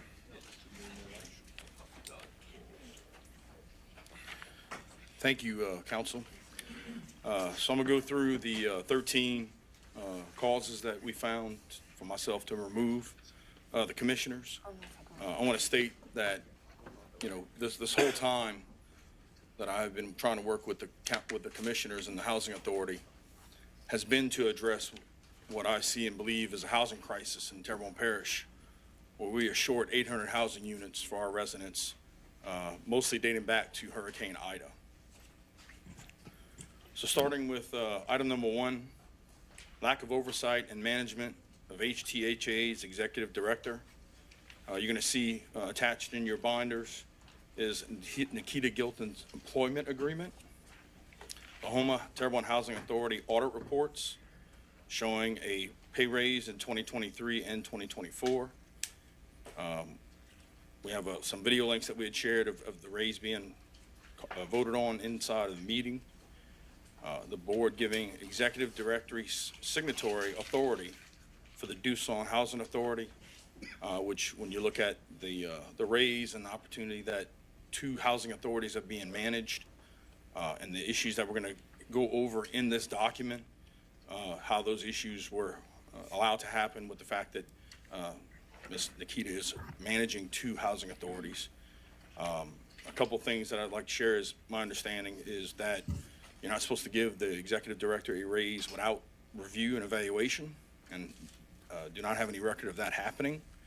And also after the first raise was given, in a conversation that I had with Commissioner Mike at Downtown Joe, trying to get an understanding of why a raise would have been given without an evaluation, he mentioned that he had no idea and that they pretty much just vote for whatever everybody says to do. Item number 2 is a failure to file annual reports with the parish clerk as required by LARS 40:512. And this is just a simple law that states annual reports must be filed, and in checking with the parish clerk and or the document control person for the parish, neither of those entities have these annual reports recorded. Number 3, lack of data and information available on residents in need of housing and a lack of plan for residents who still need housing. Estimated, again, 800 unit shortage. You're going to see emails detailing housing shortages from TPCG representatives when inquiring on information for environmental determination for Bayou Towers.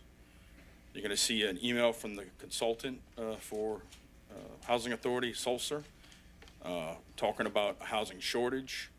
You're going to see plans for the Housing Authority to address a couple duplexes across the street from the current Bayou Towers facility. And you're going to see that we have other emails related to even a red line that I had with the consultant stating that we are looking for a plan. We're trying to get an understanding with over 500 households that were in both Bayou Towers and Senator Circle. Where are those residents now? How many residents still need housing? And what is the requirement that needs to be built out to cover those residents that after 4 years now with Hurricane Ida passed still don't have a home? This coupled with the fact that Terrebonne Parish Solid Government is working on 4 projects currently to fill 300 housing units in the next 18 to 24 months, pushing the question of whether or not there will be another or need above that, with us not having a plan or amount of residents that we understand need housing. This is coupled with the fact that in a meeting that I had with Nikita, a couple of board members, and HUD, in the situation where I continue to ask for a plan of what are the residents that used to live in Bayou Towers and Senator Circle, again, who needs housing and what number are we looking at? Even HUD mentioned it to Ms. Gilton, actually the legal attorney for HUD, mentioned to Ms. Gilton that in a situation where I keep asking her for a plan, that she is not listening to what I'm asking for and providing with the information that is needed. So you can see that, in these emails that go back and forth, there's definitely been many conversations around working on a plan to figure out what residents that used to live at both Bayou Towers and Senator Circle and who needs to be housed. Item number 4, HTHA has received $28 million in insurance payouts after Hurricane Ida, and again, has no plans or directions for these funds. You're going to see that the Housing Authority audit reports show payments in 2023 and 2024. You're going to see a letter from the Parish President Dove from 2023 where there was an ask of the Parish President then and of myself of whether or not we felt that the Housing Authority, the Bayou Towers facility should be demolished, with both Parish Presidents sending, yes, we do feel that it'd be in the best interest that both of these facilities be demolished.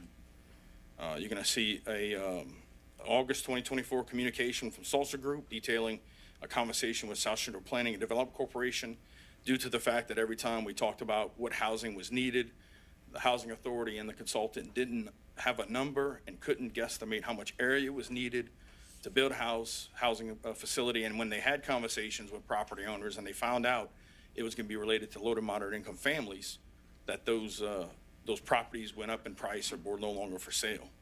And so through a recommendation that I brought with South Central Planning, taking over some property, that there was an opportunity to not have to deal with that situation where property wasn't available. But again, going to a conversation that said, do we need 25 units? Do we need 100 units? Do we need 400 units?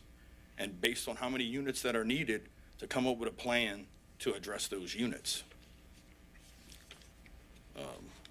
And in August 2024, communication regarding insurance payouts and the opportunities and FEMA progress and opportunities to use that funding to then get housing for the residents that need it once that number is determined.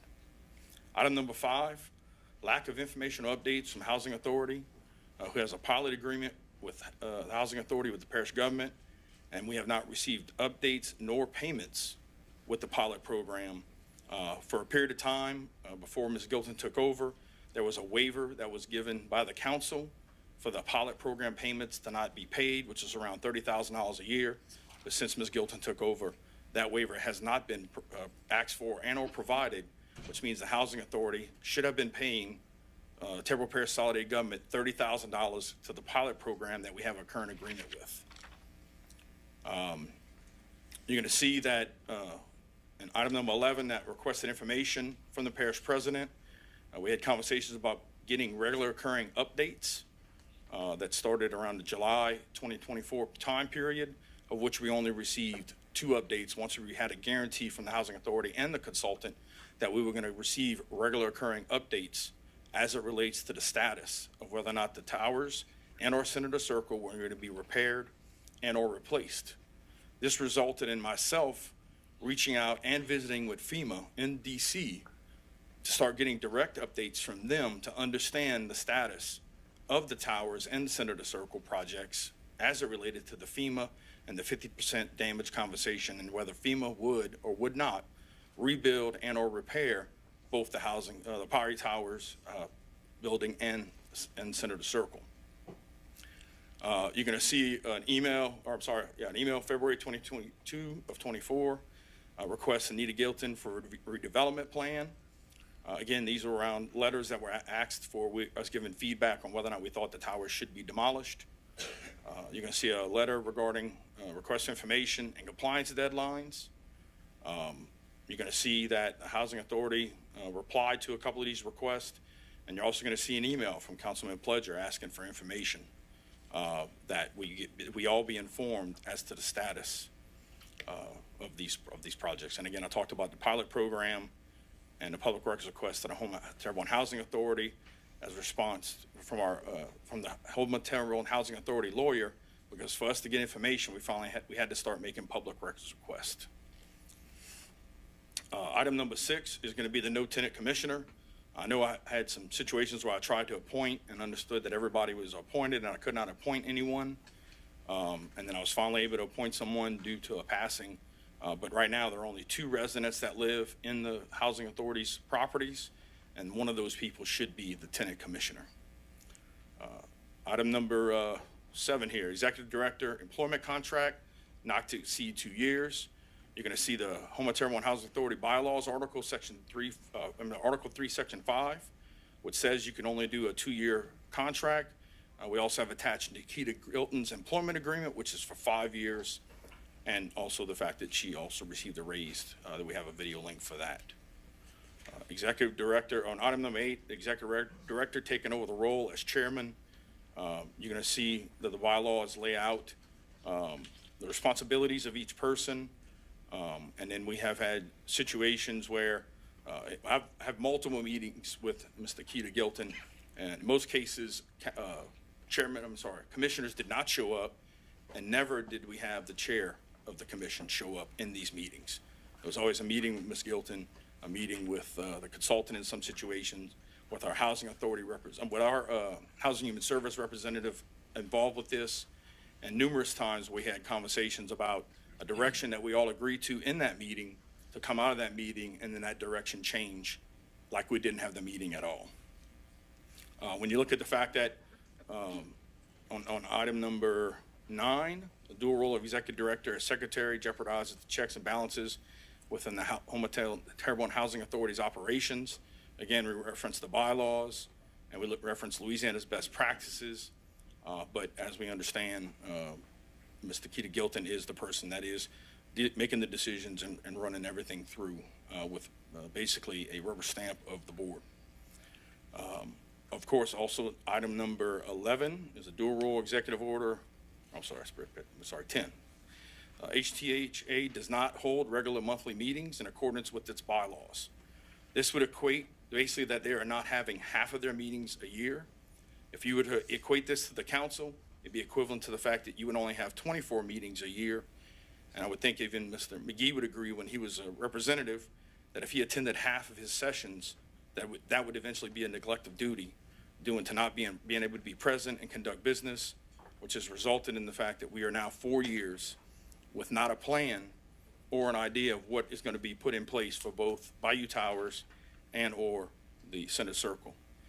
And then with myself serving on many, many boards, and every board that I've been involved with, whether it be the Chamber of Commerce, whether it be Bayou Region's Crime Stoppers, any organization that I've been a part of, I felt it's very important, along with being parish president, that I've actually worked with council members to change outdated ordinances and things that didn't exist.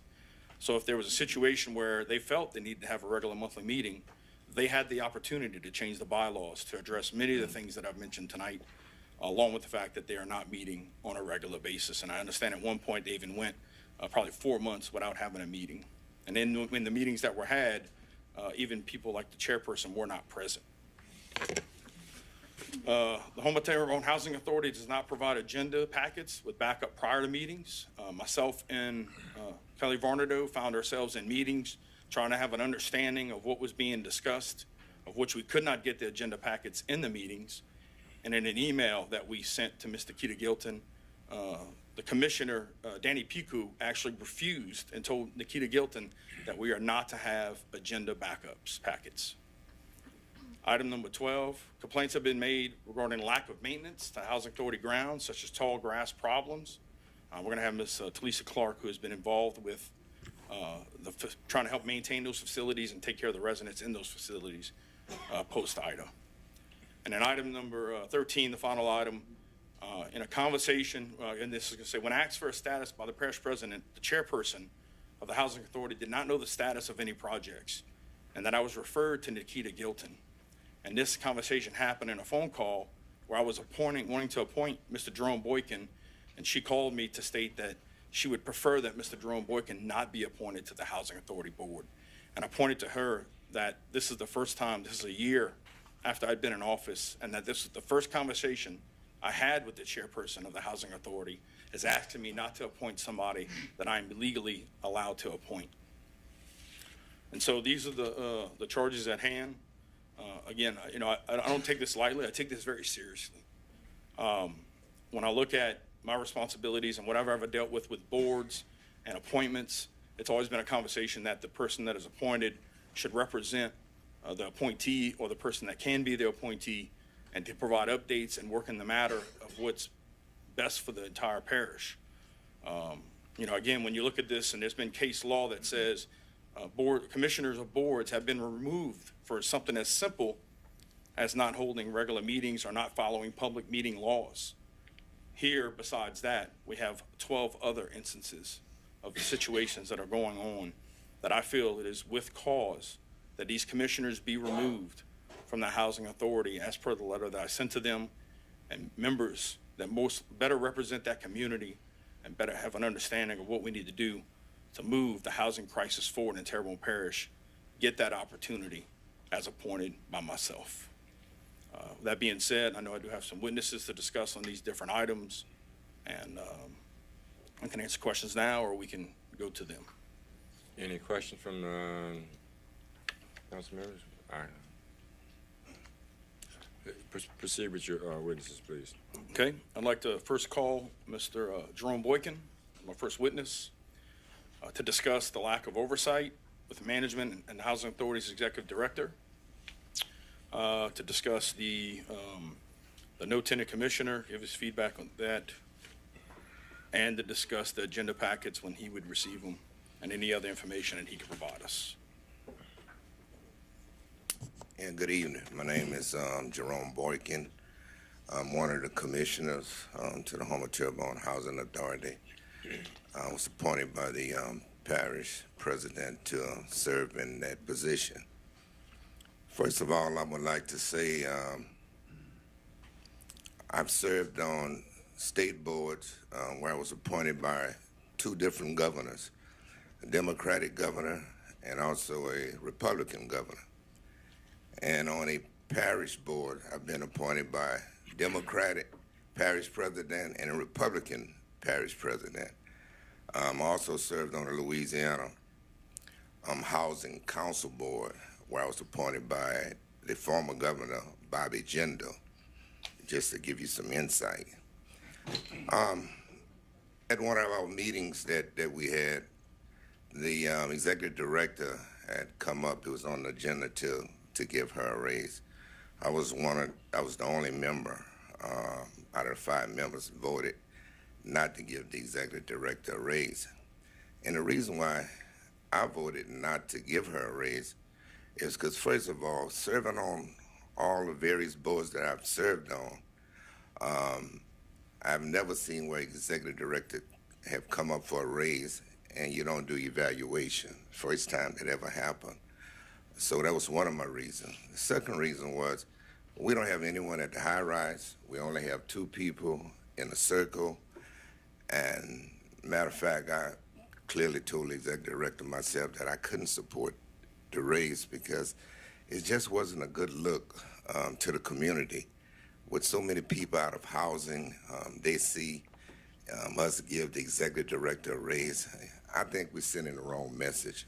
The most important thing should be the housing, to try to get people back in housing as soon as possible. I usually get my package a couple of days, probably 4 or 5 days before every meeting that's delivered to my home.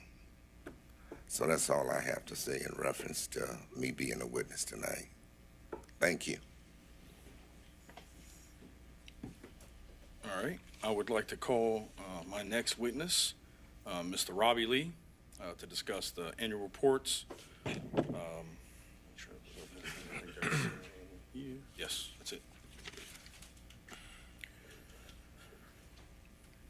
Could you, yeah.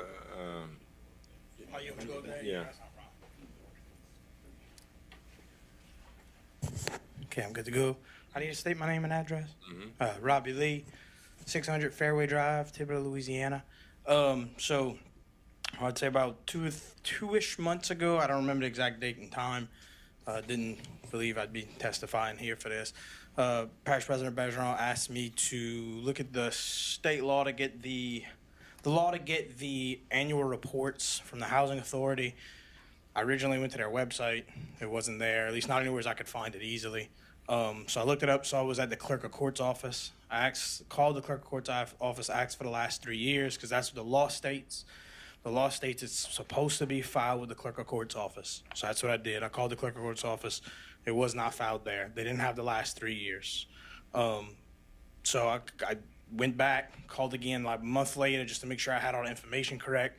Asked for the financial audit report over the last 3 years. They didn't have any record of it. That's all I have from my part. Thank you. All right. At this time, I'd like to call up Ms. Kelly Barnardo, who is our Housing and Human Services Director, to discuss both the updates and lack of information that we received. Even though I wasn't able to attend every meeting, I either had her or Antoine, who also works for Housing and Human Services, attend every meeting and work as a liaison with Ms. Gilton to set up meetings and to try to work on getting a plan and get information, and to also to talk about dual roles and what was witnessed regarding who was running everything and the agenda packets. Kelly Varnado, 226 Brianna Drive, Houma, Louisiana.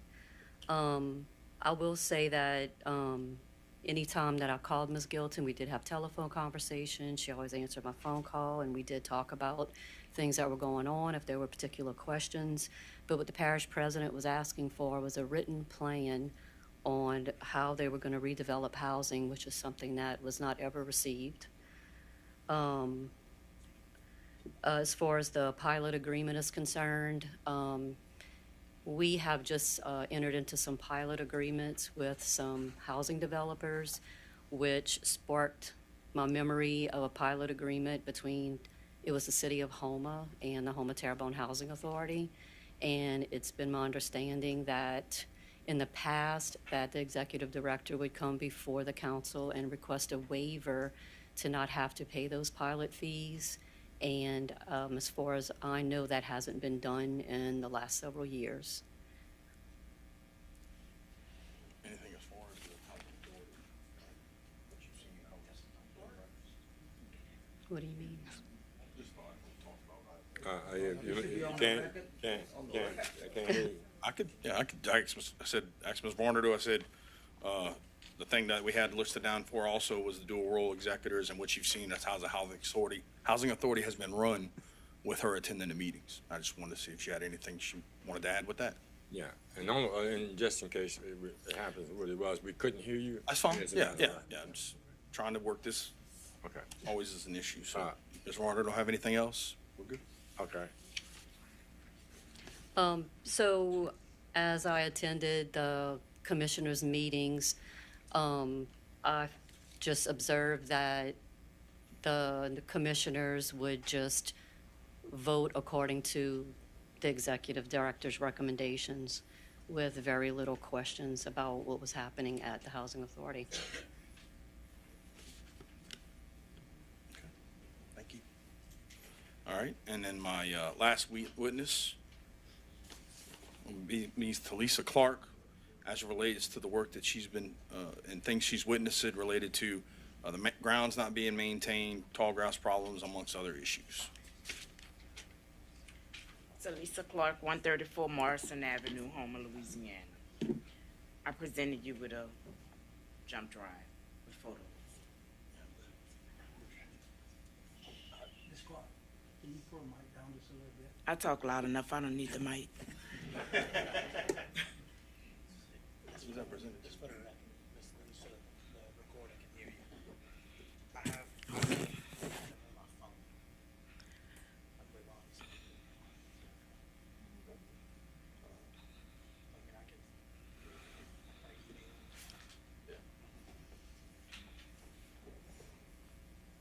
Are we working on getting them, if you want to talk off a little bit? Okay, so I have a passion for housing. When I moved to Homer, Louisiana, back in '83, I moved straight into public housing. So my passion is there. I've chaired as the president of the resident council. I've chaired as vice president of the resident council. I've done a lot of different things throughout the community back there, still do, even though I'm not a resident of public housing. I say that to say what? First and foremost, when you have a commissioner, if they don't know what it is to live in public housing, I don't think they should have a seat. You need to know something about housing. You need to know our walk. You need to know where we actually come from when we're dealing with public housing. The tall grass, it was a community more than just that. We were family oriented there. When grass got tall, we together as residents, youth, juveniles back there, we cut the grass together. Yes, a collaboration. It was more than just public housing. And if you live back there, you know what I mean. To have only 2 residents in Senator Circle, Bayer Towers, eyesore, a total eyesore. After Hurricane Ida, the lights stayed on there over a year. Who paid that bill? No one was occupying that development. But the lights were on as if someone was. And I hate to bring it up, someone lost their life there because it wasn't properly taken care of. It wasn't properly locked up. And I feel like me, myself, that falls on the board, the commissioners, because they had a duty to make sure that others that ran that agency did their job. They dropped the ball. They dropped the ball. I gave pictures tonight because my word is nothing. But you see those pictures? It says a lot. When I rode through Senator Circle, somewhere that I dearly love, dearly, My mother-in-law, she was a root back there. A lot of people call her mama. You smell her chicken, everything. Kids came there to eat. We played together, so I have a passion for that agency. And when things went downhill, and I'm still to this day getting calls, Miss Lisa, what's gonna happen? We wanna come home. I'm not talking about just young adults. I'm talking about elderly people. Elderly people that wants to come home, y'all. When you go in your kitchen, you can open your refrigerator. After Hurricane Ida, I did it. Those pictures gonna clarify it. I'm not looking for a pat on the back from no one, because what I did from the heart. It was like a third world country back there. Kids, parents, sitting on the porch after 9 and 10 o'clock because the lights. We want to stick to basically what, It's it all sums up. It's about the grass, tall grass, no lights. okay. It still sums up there. Okay. I can hook it up right there if y'all want me to. Well, you can hook it up probably, but then we want to finish it. Yeah, you didn't present, was that presented at the time? It wasn't presented in time. I gave Okay. it to the lawyer, so I guess they dropped the ball. Let's go. I gave it to them. Well, no, that's not the issue. What we're going to talk about is the tall grass.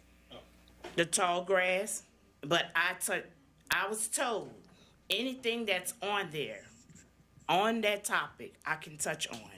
Yeah, And when I say that, I'd like to make it's not just tall grass. It is about maintenance and everything. Tall grass is just one of those items listed. That's So- what, thank you. So I just want to make sure right, it's not just tall grass. right. So I brought in food because they could not cook food in Senator Circle because the lights were still off. 8 months without lights after a hurricane. Do you know what that's like? Do you know what that's like? Kids sitting on the porch, nowhere to see. They're trying to get air. It's hot. So I made calls to New Orleans. I was the president of Black Wall Street, Homer District. I called to some of the people that I could depend on, and I brought in generators to those families. Generators. We fed them. That's deplorable. It's unacceptable. And it's high time. 4 years later, still nothing done. No houses open. People still calling my phone. I'm not in public housing, and I'm not either of you. But I have a passion. It's time to bring our people home. How are you applying for grants and all these things, and we don't have people back there? We need to bring our people home. It saddens me. It sickens me. The grass is tall. We have snakes coming out of the bricks. It's not just about Senator Circle now. You have rodents, rats, you name it, going off into the offsprings of Senator Circle. Those communities deserve to be well kept as well. If you're not maintaining those units, guess what it's doing? You're allowing rats and whatnot to take over. And when they come in, they're not going to just stay there. They're going abroad. So that's my time. Does that complete your witnesses? That completes my witnesses. Thank you, Okay, sir. Mr. McGee, you have anything? No, I'm good. All right. Any council members have anything? Yeah, I got a couple questions. Mr. Pleasure. Thank you, Mr. Chair. So I guess I would have to direct the questions to Mr. Bazeron, I'm assuming? witnesses. Or the witnesses. Oh, great. All right. So first for you, Mr. Bazeron, I took some notes here in your communication in presenting your evidence. And you made mention, if you can flip back in your notes, where you said Commissioner Mike at Downtown Joe's told you something about we just vote, right? You remember that? Yes. Who's Commissioner Mike? I'm sorry. I misstated his name. So, So what is his name? It's Mr. Burke. Mr. Burke. Mr. Burke.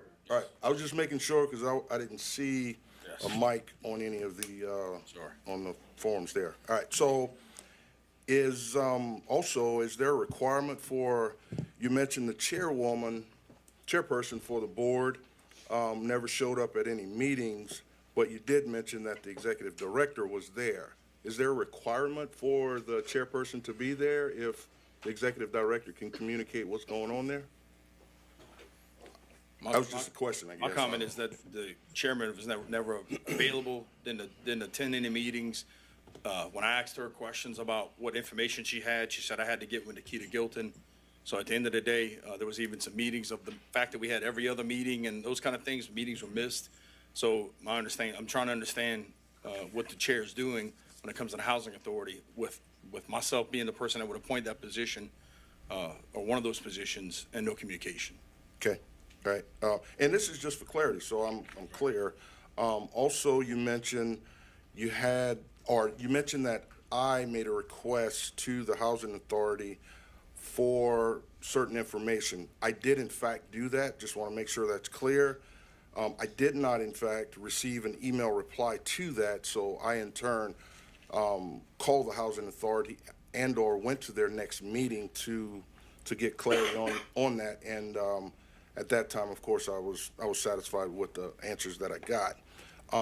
Now, for Mr. Boykin, you mentioned something about you don't receive backups or whatever that was. I think it was something along those lines. But I heard Mr. Boykin mention that he receives his backup packet about 5 days before the meeting. Is that correct? Okay, all right. Yeah, just.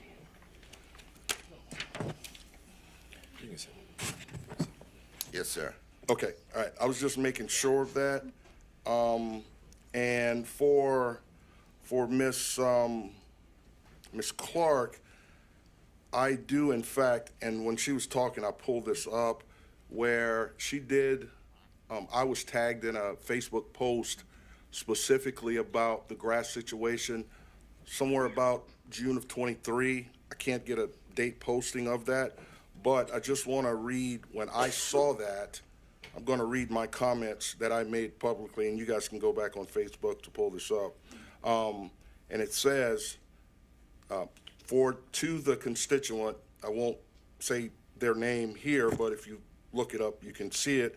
I replied back when she said, you need to take a look at this since this is in your district. I said, thanks for your concern. However, ironically, I was in Senator Circle a few days ago and saw this as well. Prior to this post, I had already talked to Housing Authority. After speaking with the Housing Authority, I have full confidence in their efforts to get the grass cut. Please understand it's a process in government. So I just want to make sure, I don't know if you remember that, Ms. Clark. I do remember that.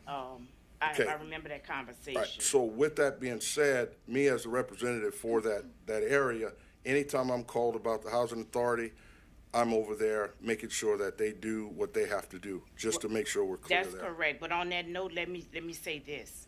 The Housing Authority didn't cut the grass. I rounded up people that used to live in Senator Circle, and those photos will give you the date, June the 23rd. Residents came together and we cut the grass. Canes, let me finish. Canes provided us food and drinks because I routed up all the people in that community, and we, the civilians, got there and we cut the grass. Housing Authority didn't offer services, neither did they as much as provide a garbage bag. We did that. Right. Okay. Now, you're 100% correct in that, but also just for the record, so you know, if you go back and look at that, that was the year prior.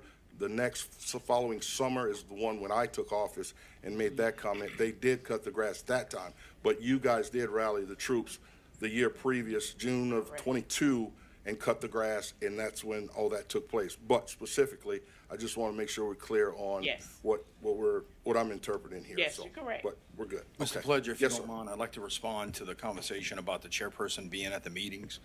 If you look at Article 3, Section 2 of the bylaws, it says the chairman shall preside at all meetings. But it's a meeting that you said you called. Right, that's a meeting, all meetings. How are they going to preside at a meeting you call? I reached out to the Housing I Authority got you. to have a Thanks, meeting. no problem. I have no further questions. No questions?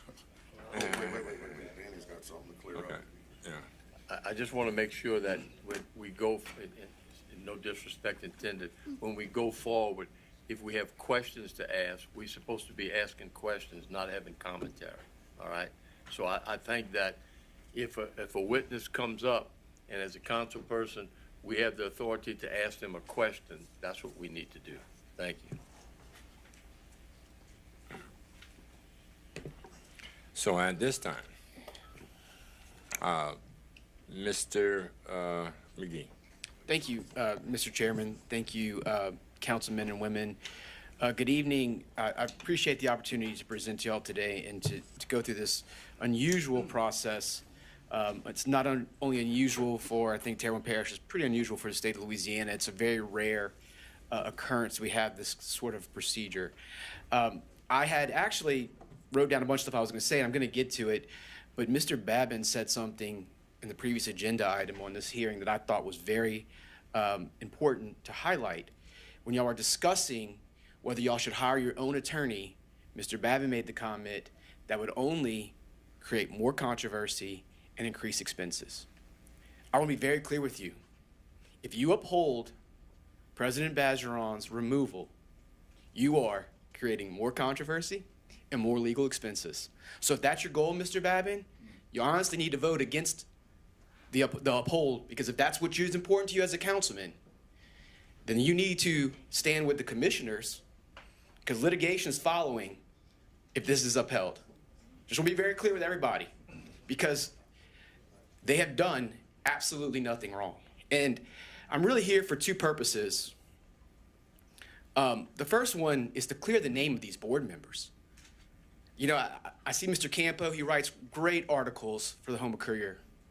My grandfather worked at the Houma Courier as an editor, 50 years, was the wartime editor of the Houma Courier. I have a lot of respect for what they do. But he wrote an article this morning, I'm gonna take issue with one part of it. He wrote that this was about these commissioners being fired from their jobs.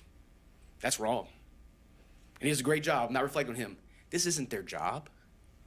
These men and women are volunteers, unpaid. They give of their time to serve their community. They're long-standing residents of this community. They give their time, their effort, and their experience to their board. That's what this is about. And you're telling them, we're removing you from this position that you don't get paid for. All right? I mean, like, I want y'all to understand what the stakes are and the purpose of it is, and I want to be very even more clear on this issue and this point. You heard from 4 witnesses, and their names are only mentioned twice. They neglected all their duties, and their names are only mentioned twice. The first one was a disagreement over a pay raise. Well, I got news for you, councilmen, councilwomen. There's disagreements on pay raises in every organization that I've ever been a part of, especially executive director. If that's a reason to remove them, then we need to start rounding up a lot of organizations and start bringing them in front of you for them to be removed. Mr. Boykin could be right. They could be right. That's not the purpose.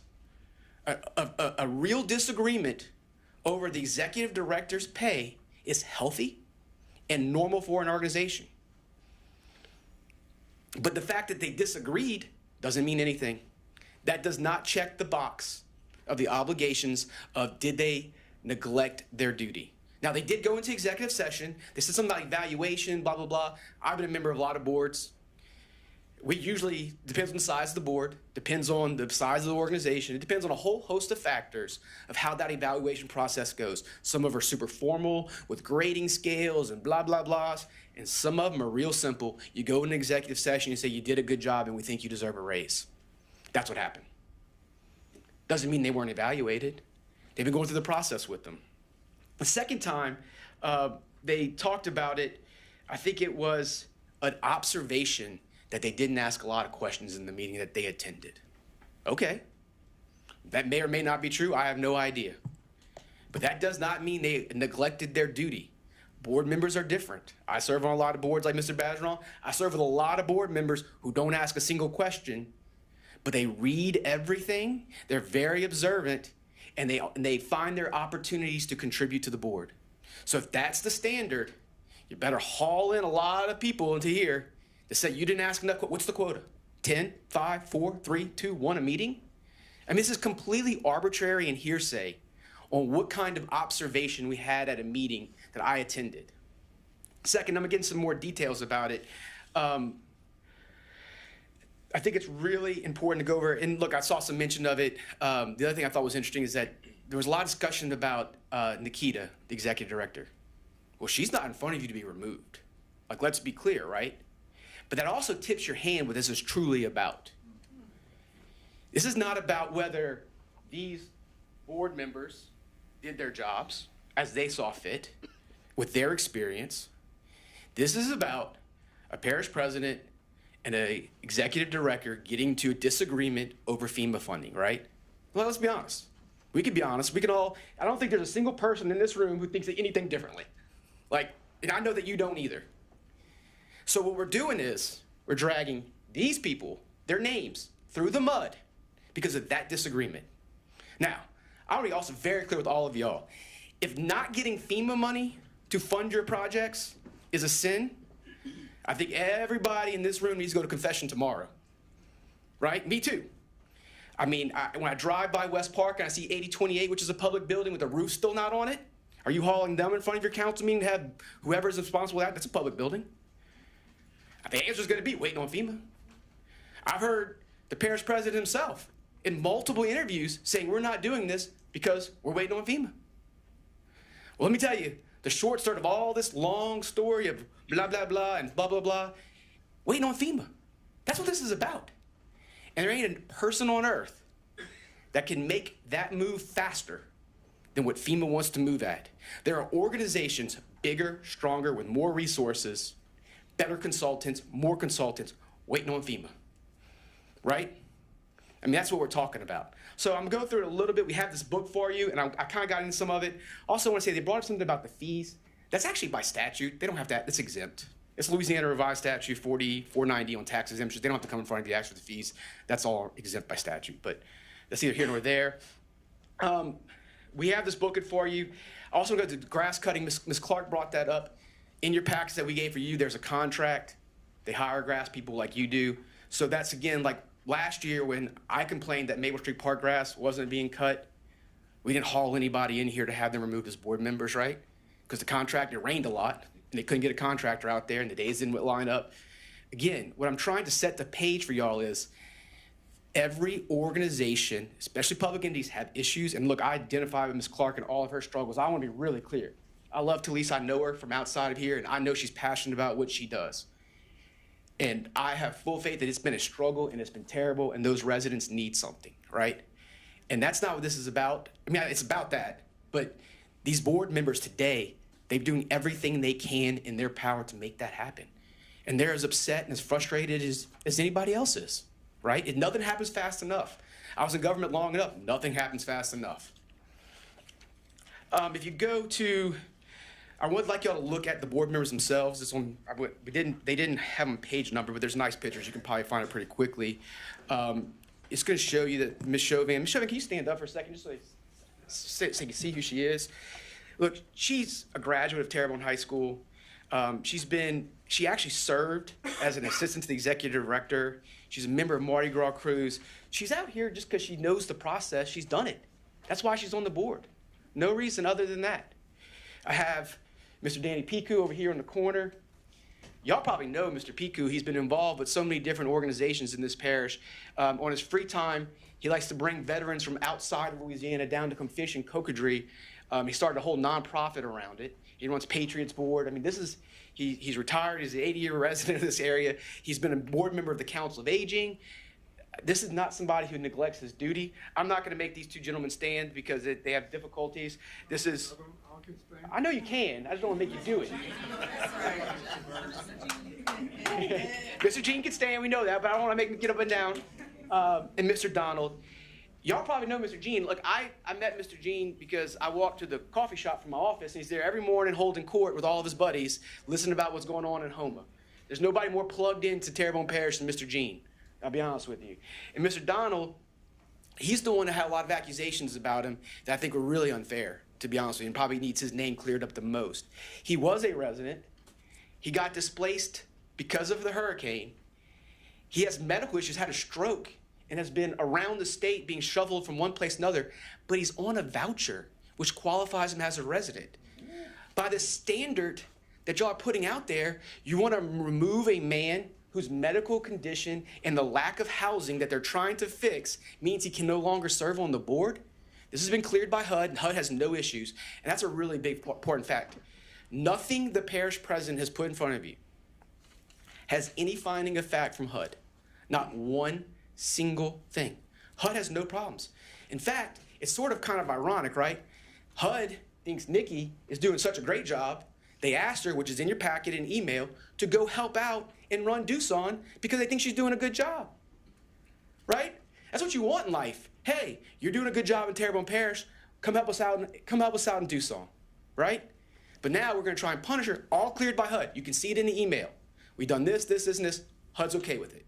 And if to give you a little background, I know I'm going all over the place with this, but to circle it back, these housing authorities are HUD organizations. These are HUD creations. It's like the Terrebonne General Hospital. Those are really organizations that were created by the federal government to receive federal dollars. So HUD is really the agency here we're talking about. They give the money, they do everything. The raises come from HUD. All the stuff we're talking about, they're not mismanaging your tax dollars. They're mismanaging, if they are anything, the federal tax dollars is all about HUD. And HUD said, no, everything's cool. We like it. So everything they've done has been blessed by HUD. There have been a couple conversations about this bylaw, that bylaw. Guys, they're a policy-making board. Whatever policy they set forth changes the bylaw. They can do whatever they want as a policy. It's not unusual for an organization. I've served on several boards where we say, you know what? We really don't need to meet once a month. We can handle this in 2 months. And you meet every 2 months. That's approved by HUD. No problem. They said their salary, the allegation was that she is supposed to be done, she got a 5-year contract instead of a 2-year. Well, 5-year comports to state law. No violation there. And 5-year was approved by HUD, and they approved the pay raise as well. So, there's really nothing there. At the end of the day, and I want to get to something that's really important, because the one that I thought has some, at least, I don't want to say merit, because I don't think anything has merit, but the one thing that I think sounds like it has merit, right, is these reports were not filed. Well, we have evidence, and we'll put it before you. They were sent. They were sent since 2013. They just weren't put in the right place. And let's really back up and think about that for a second, okay? Let's put our thinking caps on, and Nikki is the one responsible for doing that. Like Michelle is responsible for filing things for you, or Jason is Mr. Parish President is responsible for doing for you. If you don't know that he didn't file it, how do you hold him accountable? Do they have any correspondence that says they were made aware of that issue? They're just supposed to know it in their minds? Like, because let's be clear, they're not responsible for filing that document. They don't create it, they don't prepare it, they don't have nothing to do with it, because that's how organizations work. I don't know a board involved who is responsible for every filing. They're supposed to know about it, and if it doesn't get done, they're the ones who are out? Now, they have legal counsel. The legal counsel didn't catch it, didn't make them aware of it, didn't apprise it. It's going on for 13 years, and frankly, nobody here made apprise me. They received no letter saying this report. Have y'all checked to see if the rec boards have filed everything they're supposed to with y'all? I would venture to say no. I have a strong suspicion no. Have you hauled their board members above here for this show trial? No. So that's a standard. And the reason why I'm going over this with all y'all is because if you choose to uphold this, the ramifications are far beyond these 4 poor volunteers. Who's going to want to serve on a public board in this parish? I wouldn't. I serve on something I'm thinking about getting off, to be honest with you. I don't want somebody calling me here and say, Tanner, did you know the executive director was supposed to file Form 2-25 and he filed Form 218? What'd you do about it? I didn't know, right? I mean, doesn't this make sense? Now look, I'll also be very clear. A lot of conversation about no communication. A perfect world, we're singing and we're communicating with everybody and everybody's getting along, it's kumbaya, right? Ain't a perfect world. There's no duty. If you can find it, a duty to talk to one another? Their duty is to her and the board members here, not to the parish president. That's not a statute. It's not even one of your bylaws. Definitely not theirs. So we're going to haul everybody here who doesn't want to meet with the parish president that's on a board? I serve on a board. If I don't want to meet with them, I don't want to meet with them. That's not right. I don't know boards where everybody shows up every time the parish president calls them and requests a meeting, that we're supposed to have all of them, or the chairperson's there. I mean, that's an insane standard that we're going to set for these people that you're setting. If you remove them, this is the standard going forward for every single board member, every single chairperson that serves in a public body. The parish president called me, I didn't show up. I'm gone. We want reports. That's great. They're not obligated to send them. That's the issue. You're not here to decide, hey, I think she should do that for her job. That's not what your choice is today. Your choice is, was she required or was he required to do something on that board? As board members, Ms. Gilton has nothing to do with today. Any failure she has, maybe they hold her accountable in other ways. We don't know that. And it also gets to the heart of the matter. You're not supposed to. This whole process was set up to have some political separation between the parish president and these public organizations. I mean, if we're just going to hire and fire them on stuff we make up, then why have them at all? Just everybody work for y'all. The idea is to get politics out of it. And you're injecting politics into it. If one of y'all think that these 4 members did something for political reasons, I'd love to hear it. I'd love to hear it. That these people did something out of just their own dedication, genuine desire to serve their community and to serve the constituents of Terrebonne Parish. They don't run for office. They don't pay for anything. That's it. So I'm happy we're going to go through it. I do have the consultant here because they did prepare reports. I've already forgot the consultant group's name. Salsa. I like to have him come up and answer a lot of questions for y'all. The commissioners are here. They have nothing to say, really. They don't want to be here, you can imagine. I wouldn't want to be here either if I was them. But I didn't want y'all to think they were hiding and they were scared to come and talk to y'all and answer any questions you may have, because they know they didn't do anything wrong. So they're here. They don't have anything to say. I think I said it all. We have a booklet that goes through. It'll show you if you read it. I was supposed to go page by page with y'all, but I went off on tangents. It's really good information that they put together. Shows like bi-weekly updates are in there of what the consultants were saying about what's going on. It gives you the FEMA reports on everything that's been taking place, where it stands in the process. I don't want to take away from you, but you can please outline, and I'd love you particularly talk about. Mr. McGee. Yes. Mr. Babin has a question for you. For me? Yeah, love it. Yeah, sure. You mentioned earlier, and I have a question. You mentioned earlier that I said about cost involved with attorneys, okay? And you did an eloquent job here tonight, and there's a disagreement between attorneys. My question is, did I not have other reasons why I felt about that, or did you just cherry pick that particular one? Mr. Babin, let me put it this way, I have complete faith that you have more reasons than that. Okay, all right. What I wanted to highlight, though, that it is a concern of yours, and it's not the first time you've brought it up, but that's good. It should be a good concern of yours. Keeping the litigation costs of Terrebonne Parish down, I think, is a worthy goal. I just want you to be aware that siding with the parish president's matter is going to increase the cost of litigation. We're trying to deal with the issue. Okay, but just a second. We have ability to ask questions. Sure. Okay. Yeah. Let's not make it personal. No, this is not personal. Tan and I are friends. Okay. Absolutely. And we agree that I have more reasons on Absolutely. that. Almost like an uncle to me, to be honest with you. You highlighted that one. The second one was, and then don't take this one personal, but you said if you don't vote this way, we are going to sue. That's a statement or a threat? It's a fact. Okay. And the fact is, it's very serious. And look, it's not a threat. The fact is, I reviewed everything. There's nothing that rises to the record of a neglect of duty. And you have to find something in there that said they did not do a duty. And they neglected it. Not a mistake, not an accident. Like, they just were like, I don't want to do that. And so that's a high burden, and I've reviewed the record. There's nothing there. Any decision you would be making, and it's my personal opinion, but it's also based on legal advice and legal thing, is that any decision you make contrary would be arbitrary and capricious based on the record before you. And so that is, from behalf of my clients, I'm going to protect them and their rights, and it's going to come with an injunction to keep them as the board members, that this decision made by this council was arbitrary and capricious, that y'all ignored the clear record in front of you, that you only focused on the actions of Mrs. Gilton, and you did not focus on the actions of the board members. And the record's pretty clear about that. The parish president made his case. It's scant for mention of board members. Mr. Chamberlain has a question for you also. Hello, Tanner. Hey. Thank you.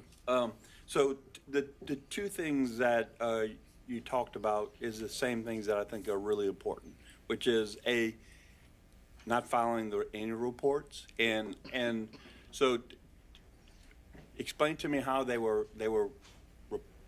You said they were filed, but they weren't filed in the right place. They were sent.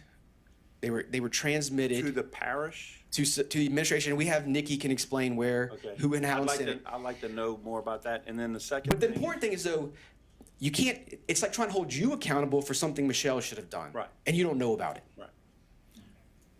But at some point, well, okay, I have questions about that. And then the second part, you were talking about the bylaws and that they can. You know, if the bylaw says they meet monthly, they don't have to meet monthly. But why don't we just change the bylaws? It's really easy to do. So two things. First of all, I mean, you have bylaws for a reason, right? Absolutely. But hold on. Let's back up. I want to go back to the filing of the reports. Mm-hmm.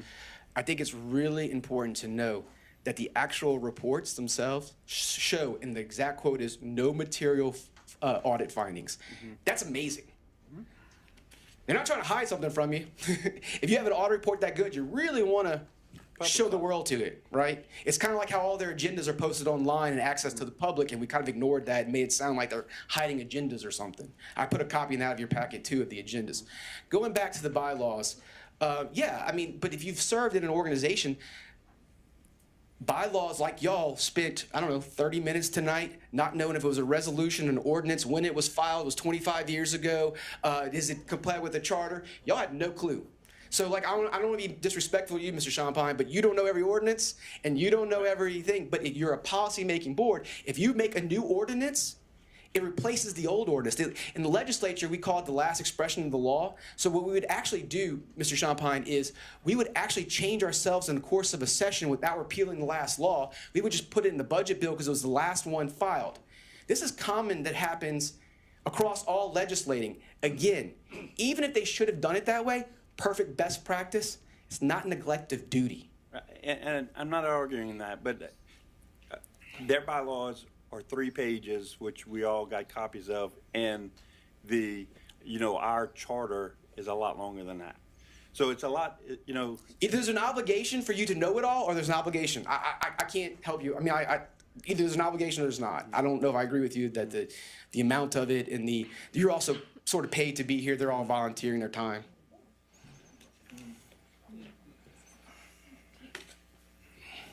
Before I go to Mr. Pleasure, Mr. McGee and Ms. Neal, we both agree that we want to actually trying to go through a process to maintain some order. Mm-hmm. So after Mr. Pleasure, we're going to actually try to maintain that order that we discussed. Absolutely. All right, thank you. Thanks, Mr. Chair. Mr. McGee, I have a couple questions here for you. Based on your presenting to us, you said that Mr. Sherman, or based on the allegations in the parish president's accounts, it states that Mr. Sherman isn't considered a tenant resident, but you mentioned that based on a voucher, he's on a qualifies voucher him to because be he has medical conditions and they don't have a place for him. Obviously, that's why we're talking today. So he's on a voucher and he stays. I always forget the name of the facility right there on Main Street. So that makes him still basically a resident. According to HUD, he is a tenant member.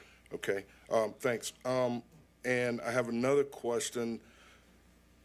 I mean, by the logic, and Mr. Pledger, I want to answer this. By the logic of the parish president, only 2 people in Terrebonne Parish can serve on the board. Got it. So also you mentioned that the executive director. And those buildings have been condemned that the 2 live in, by the way. Nobody's supposed to be living in them. They're supposed to have been evicted, but they're still staying there. I just want y'all to know that the 2 people they want y'all to do are basically squatting. Okay.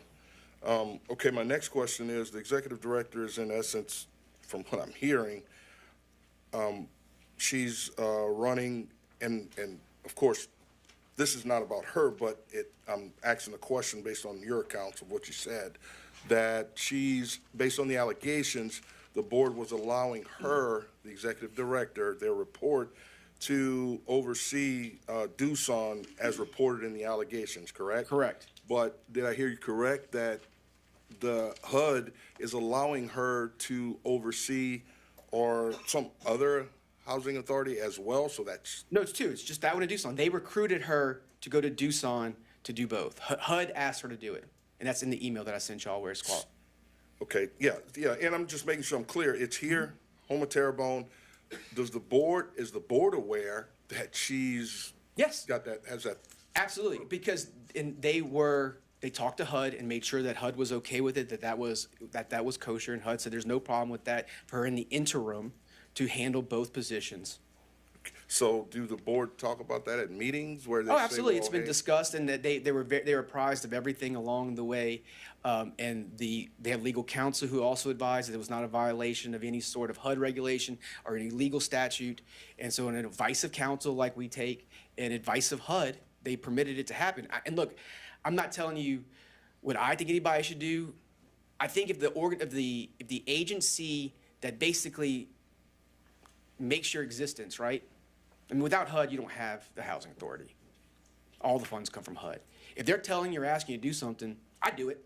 Like if FEMA called me tomorrow and said, Tanner, we want you part-time to be legislator, part-time be lawyer, and we also want you to be a FEMA director in South Lake Charles, I'd be like, yep, I'm gonna do it. Because I think if I get in the organization and they like me, I'm probably gonna get better money for my parish, right? So I don't necessarily think it's a negative thing that we want to make it out to be. Okay. And one last question, whose responsibility is it to give the executive director a raise, and are there any guidelines in doing so? So Ms. Giltner got a 4% raise that was approved by HUD that was in line with all the other employees got. Employees at the housing authority? Yes, they've got a 4% raise and she got one as well. Oh, okay. All right, I'm good. So we're going into Ms. Kim. Okay, so my questions would actually be to some of the board members, and I'm not sure if you're gonna allow. No, they want to come talk. I mean, they don't want to come talk. To be honest with you, this is not their arena. But I'm trying to figure out what, like, do they know certain things? Do they not know certain things? Because now we're in the part where. Sure. Why don't the executive director come? I mean, not the executive director, the chairperson. She'd probably be the best person. Okay. Well, and that's the point that we're trying to make. We want to actually have you present your case, but then see, when you have your witnesses, some of these questions that we have to ask. Sure. We have an opportunity to ask the question, but we're trying to get everyone in with an order. You guys agree to that. You know what I mean? You present your case, you know what I mean? And once you present your case, then the parish president has an opportunity. Once you present all your witnesses, he has his opportunity. Then the council has their opportunity to ask those questions. So if they have to get someone else to come back up here, we're trying to get through this process in that order. And Mr. Chairman, I had called the consultant to come up here, and then Mr. Babbitt had a question. Yeah, and that's how we got off track, and that's what we want to do, is just get back on track and take care of what we agreed to. Thank So you. do you want the consultant to come up and maybe he can answer questions, or do you want? He may be able to, but I do have some for. Yeah, let's start with the process. You presenting your case, get your witnesses over here. Then Mr. Bergeron has his opportunity, and as we observe the questioning and answering, then the council get involved. Okay. So I'll go with the consultant, and if they don't answer questions, I'll bring her back up. Is really what it. Actually, it's the board members that I would be more interested, because we're talking about. Sure, and I'll do. Yeah, but we're talking about board members, so I would prefer. Yeah, and he may be back up soon. I'm just having a conflict of what you want versus what the chairman wants. So that's the only. I'm trying to. Okay, I get it, but my questions really will be towards board members because this is where it was brought to Let's go for as it. board members. Okay. Ms. So, Neal. Ms. Neal. Yes, thank you. I think that Mr. McGee maybe he has spoken for the board members. I don't know that Mr. McGee expects the board members to come up and give their own testimony. They're not. Is that That's why right? they're only here to answer questions if you have So them. I think at this point, you've spoken on behalf of your commissioners, and now would be, if it's okay with the chair, would be, because they're not coming back up. Right, but he has his Answer the witnesses. question. I don't want her to hide. No, I don't want her to hide. I don't want her to hide. So I'll call her as my first witness. Because I want to make sure that we do this, Ms. Chauvin. yeah. Ms. Cheryl's gonna be my first witness. Ms. Cheryl, can you mind if I ask the questions, and if you have one to represent my case? Okay. Ms. Cheryl, can you please explain to them the amount of conversations you have with each other, with the executive director, why y'all meet bi-monthly, how much y'all know, and how? Thank you. Happy to. And also, before I answer that, Mr. Bryan had talked about the other work that she's doing with Doosan. She did have to get board approval on that as well as HUD, so we were all very aware of it. So I just wanted to add that. Okay, we are in contact with Nikki a lot. If she's gonna be out, she calls us. She's going on vacation, she calls us. We're always aware of her whereabouts. We have a good relationship, and if she can't get a hold of me, she'll call the Vice Chair, Danny. So we all together on that. Now, I forgot, what was the other thing you told me to tell me about? Why y'all do bi-monthly board meetings? Oh, yeah, bi-monthly. We decided to go to bi-monthly to save money because we have to have our attorney present every board meeting. And it's expensive, it's writing time as well as the meeting. We never know how long the meeting's gonna last. We have no tenants, work goes on, even though we don't have the tenants. And we felt like if need be, we could call an emergency board meeting, like if something would come up that had to be addressed right away. So that's why we do the bi-monthly.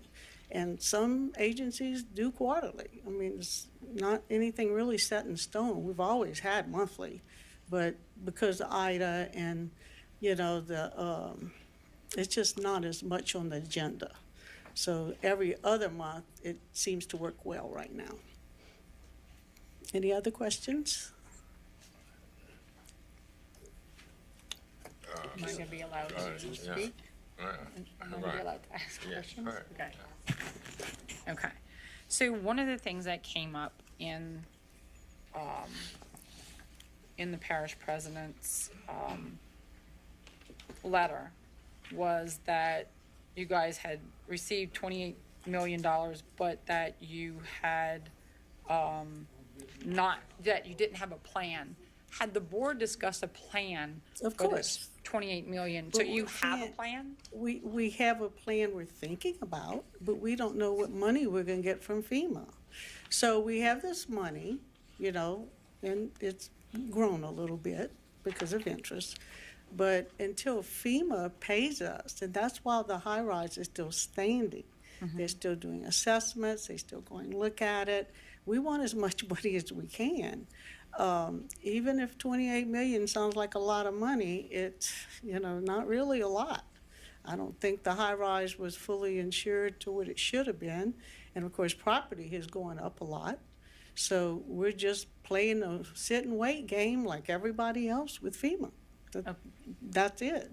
And, you know, when I had my conversation with Mr. Bergeron, I told him that. I said, it's not the board's fault, and it's not Nikki's fault. We're waiting on FEMA. And this has been the case since Ida. Of course, we all want to see housing back. We know we have displaced residents, but it, you know, you just gotta go with FEMA. They make you jump through hoops, and you gotta go their way, or you don't get anything. Okay, I understand. What data does the board have on what is needed as far as housing for Terrebonne Parish? I think probably Nikki could answer that better. We're looking at different things right now, but here again, you know, we don't know how. Personally, myself, I retired at the Housing Authority, okay? And when I worked there, it looked like every time you turned around, we had repairs to elevators. Every time you turned around. And it was hard for the elderly to, go up, move up and whatever. So I had told her that my ideal picture was to have one story. Kind of like assisted living, it's pretty big. But you have one story, you need a lot of acres. So with acres comes money, and not knowing what money we have coming, it's just a real big question mark. That's all I can tell you. We have to wait. No, I understand that part of it, but do you know the need of the amount of housing that we would need? Replacement housing for what we had before. Okay. I think it was 519 total. I think the high rise was 300. Okay. Am I right? Yeah, 300 at the high rise. And so you have that many that are needing the housing now? That's correct. Okay. Okay. All right, thank you, appreciate it. Okay, thank you. Thank you, Mr. Chair. I have a question for her, if I may, because we good? Yeah, we wanted. Yeah, I just want to make sure we're in order. Question for you is, you said that, and I also heard Tanner say, that you don't have, you said that you don't have residents. But We have Mr. two, Tanner says we but have they're two illegal. residents that are, Not supposed to be there. but I saw them myself people live back They're there. not So supposed to be there. how are they not supposed to be there? Well, first of all, that's in litigation, so I really would prefer, one of the issues that you're gonna find across the problem is the lack of humanations. A lot of this stuff is legal, and that's in litigation right now. They're trying to have them not live there. I mean, I don't know how to say any other way than that, but having her testify on something that may be used in a court case would be really bad for everybody. But let's just say the position of the board, their attorney is, you have two squatters living there, they're not supposed to be there. Right, because the reason for my question is, if the allegation says that we have two people that are residents that are back there, which I've seen people back there living there, and you're informing me that that they're not supposed to be there, it's in litigation. All right, I get it. Okay, you can't talk about that. I get it, thanks. Yeah. That answers your question. Could you please make your approach with your witnesses and things like that, and then Mr. Bergeron has an opportunity, then the council comes back. Please present your case with your witnesses, please. Sure. I do want to say, my last thing I do want to add is that we didn't bring it up in the original, it's in the packet that we provided you, Mr. Pledger. But you know this, and everybody on here knows this, one of the other reasons besides waiting on FEMA money is that y'all are also waiting on FEMA money to take down your emergency equipment that's on top of the building. So they can't tear it down until that's taken down. I know that there's been some discussion about what would happen, or this, that, or the other, but let me be clear, they've been advised if they don't do it properly, then they've created liability for y'all to sue them. So whether you have a different position, you have a different thing, that's fine, but that's the position of the board, is that they would like y'all to take that down before they tear down the building as well. I want y'all to be aware that that's a huge issue that in their mind. And I'd like to now call the consultant.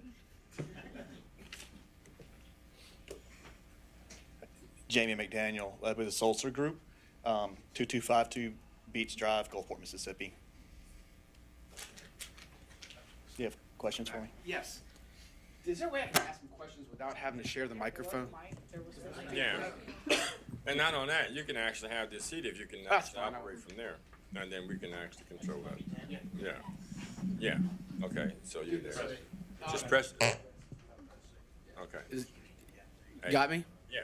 Pretty good. Can you walk them through what you were hired to do, what you're retained to do, what data you collected, issues with HUD, and any reports that you provided to both the parish and the housing authority in work in progress?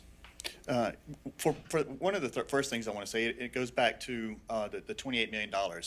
So when in the FEMA process, if you get money from your insurance, that's a part of the equation. if you do a repair and only repair part of we'll say a building that's damaged, you take the insurance money and do a repair on it, then you are potentially jeopardizing the rest of your funding if it's not a complete plan. And so, I mean, I'll take, when we look at this, once we get the total amount that we are going to receive from FEMA and what we have from the insurance company and develop a full plan, we submit that to FEMA, and then they will approve that plan, and then we can move forward. In the meantime, what we're doing, so let me go back and answer your question. What we were hired to do is to work through the grants process, through the FEMA grants management, and then later on in subsequent amendment to our contract, we do project management, construction management as well. So, and we work with HUD in order to make sure we are, we're in alignment with what their expectation is in their regulations. So is it fair to say that you were hired to develop a plan to replace the housing in Terrebonne Parish by the Housing Authority, to be their consultant on that? That's correct. So you are been hired and retained by the board and the executive director to formulate a plan using your expertise, and I'm sure you've done it somewhere else besides, this is not your first job, right? That's correct. Can you please tell them a little bit more about your consultancy and what y'all do? Okay. Well, our consulting firm, we have multiple facets of it. So we've done project management from New Mexico to New York and Boston and here and since Katrina. One of the things we have done is we have engineers and architects that are on staff and help with some of that initial planning. What we also have done is worked with the Housing Authority and hired architects and engineering to develop plans. And we reach out in multiple different ways. So we work with the architects. We get the vision of what the potential for the rehousing the folks, whether that be relocation or building back on Center to Circle. And again, we have multiple steps of that process. Say if we get the opportunity to build back in place, or it's a repair versus replacement. If we repair, then we stay in the same place, and we haven't got the final word on if we're going to get repair or replacement on these. If you have the opportunity to replace, then you can take that money and replace the units where they are, or you can relocate if it's in a special flood hazard area. You said word that FEMA has to approve that, right? That's correct. So you're waiting on FEMA to make that decision. This That's is correct. not an internal board decision. I want to be clear. That's correct. And y'all would love to do a lot of things, but you have to wait for FEMA approval, correct? That's correct. And if we move without FEMA approval, then we jeopardize our funding for the agency. Any more questions? I don't have any questions. Okay, Mr. Bergeron, any questions? I'm gonna wait and ask questions, if you don't mind, after we get through witnesses. Well, also, did you provide reports to Mr. Badgeron's office or to anybody in the administration before? I have. Mr. Bergeron was on there and Ms. Kelly as well. How often have you provided those reports? There were several times, but also when Ms. Kelly would attend the meetings, I spoke with her on numerous occasions as well. So not verbally and in writing. So my question would be, did we not agree to regularly scheduled emailed reports, of which we only received 2? That's. I get an I don't email know. that says that. I'm not sure how many reports you received, but that's true. We never got a response. Well, I didn't get a response on the report. One time you did redline, like you mentioned earlier, but yes, that is correct. Well, and I didn't respond due to get the next report and the next report. But once I quit receiving reports, and again, we were sending our representatives to the meetings, every meeting, to get what information that we could. But again, a simple request of action that a regularly scheduled email report gets sent out did not happen. So, does Terrebonne Parish government pay you for anything? No, sir. Any report you provide is just out of goodwill, correct? Yes, sir. In the spirit of cooperation. And agree to.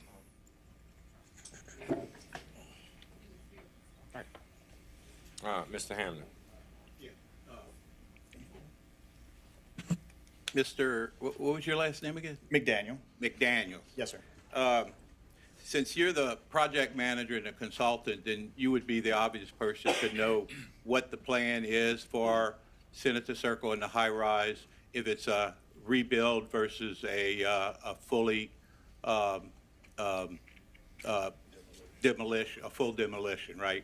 Yes, sir. Yeah. With knowing that we got about 600 people still without housing here in Terrebonne Parish 4 years after Ida, how much of that of the money has FEMA given you or given the Houma Terrebonne Housing Authority to actually that is expendable at this time, that a project can be worked on at this time? So I would say 2 weeks ago, we got a first approval. So when you do the repair versus replacement, it's a 50% analysis. On the first 19 buildings, we did get the approval for the replacement of those buildings, and that was about $4.35 million. We have other projects in with FEMA right now for Senator Circle. I think. So you have $4.3 million that is approved for building of affordable housing for people that are that can come back and live in these in the housing. What's the plan? Obviously, 4 years later, y'all have a plan for when that money starts coming in. What's the plan? 2 weeks later for to start building. Well, there's a few things, and I said 4.3, and I am under oath, so I want to make sure it's around $4 million. You can use round figures. Okay.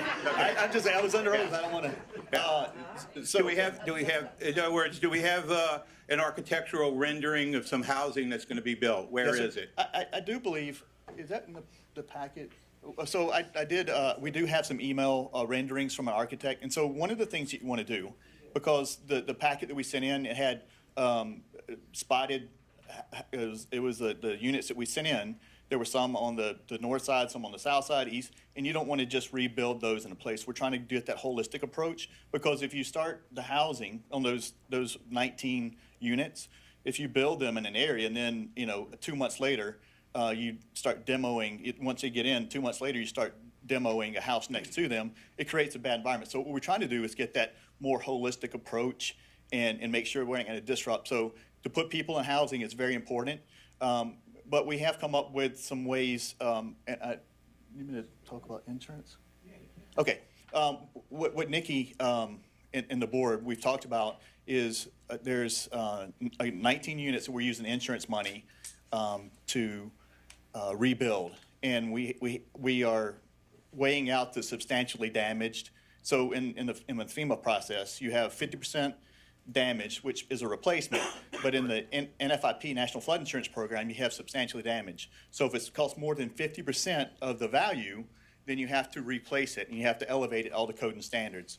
So with that, we are working on a plan right now to get units back in. We have a scope of work to get 19 units back going.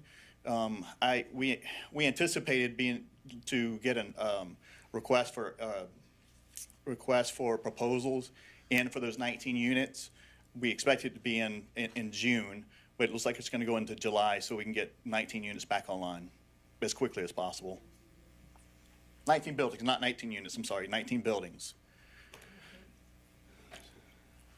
Clarify that for me, 19 buildings versus 19 units. So units, so sometimes some buildings have 2 units in them, some might have 3. So duplexes actually, versus a yes, single or a triplex? Yes, sir. Okay. Nikki originally wanted to do 40 units, 40 individual units, which could be 19, 20 buildings, depending on the layout. But we're also weighing that out. Is it going to meet the National Flood Insurance substantially damaged? And so what we're doing from the beginning is anticipating that meeting substantial damage and elevating those units from the beginning. So, but that also requires HUD approval, not just FEMA approval. This is going through insurance, so FEMA's not. We're taking FEMA out of that equation and working with HUD, and so we should, because of the recent shakeup in HUD, it's going to be a little bit more difficult because of the who's going to approve that. So, but we will have a request for proposals out in the next several weeks. Several weeks or several days? Several weeks. Thank you. Okay. Mr. Trusclair. Yes. Am I correct, Mr. McDaniels? Yes, sir. Okay. My question is, did any one of these board members or commissioners or board members instruct you to not send in the reports that the parish president just said? No, sir. They did not? No, sir. So they can't be held liable in this hearing because you didn't send a report that may or may not have been asked for? No, sir. So just to be clear, I give my report at the board meetings. However, I take my direction from the executive director. They don't direct me in the way. They might go through Nikki to direction, but I take my direction from the executive director. And that's what I thought. Thank you. Mr. Voisin. Thank you, Mr. Chair. Mr. McDaniel, you and your firm, would you say that y'all are experts in this field? Yes, sir. Experts. So, with your expertise, and how long have you been involved with this board in this area? Just over 3 years, I would imagine. 3 years. And in those 3 years, you're kind of the go-between from the board to FEMA. You kind of make that work. Is that what happens? Is that part of what you do? Yes, sir.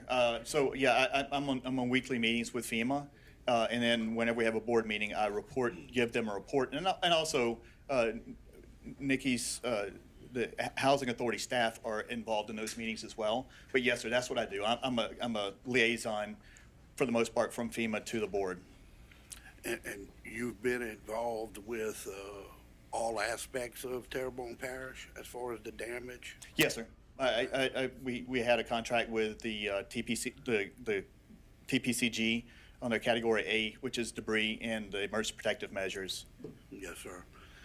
And I also had the district attorney's office. So, I guess as an expert in 3 years, has anybody on this board or any actions that they've taken or anything at all you would consider that hinder the process? No, sir. They've been nothing but helpful and supportive and inquisitive as well. I mean, I see the frustration, but no, sir, they haven't done anything to hinder the progress. No, sir. And I understood you to say in good faith working with the administration. Do you feel like you've worked in good faith with them, or would you say maybe not? Oh, no, absolutely. I mean, that's in order for us to stay in business, we absolutely have to make sure that the applicant's taken care of and working in good faith. Thank you, sir. Yes, sir. Any more council members? Mr. Voisin, you press again?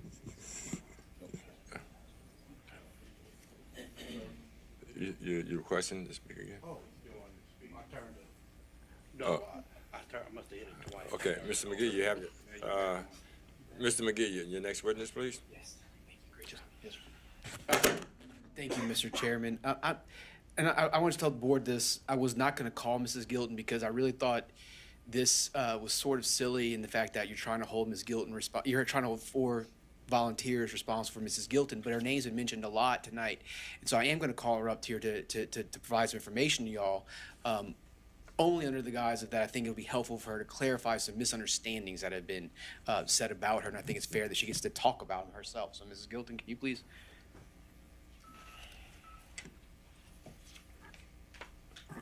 State your name and address, please. Nikita Gilton, 288 Cottage Way, Thibodeau, Louisiana.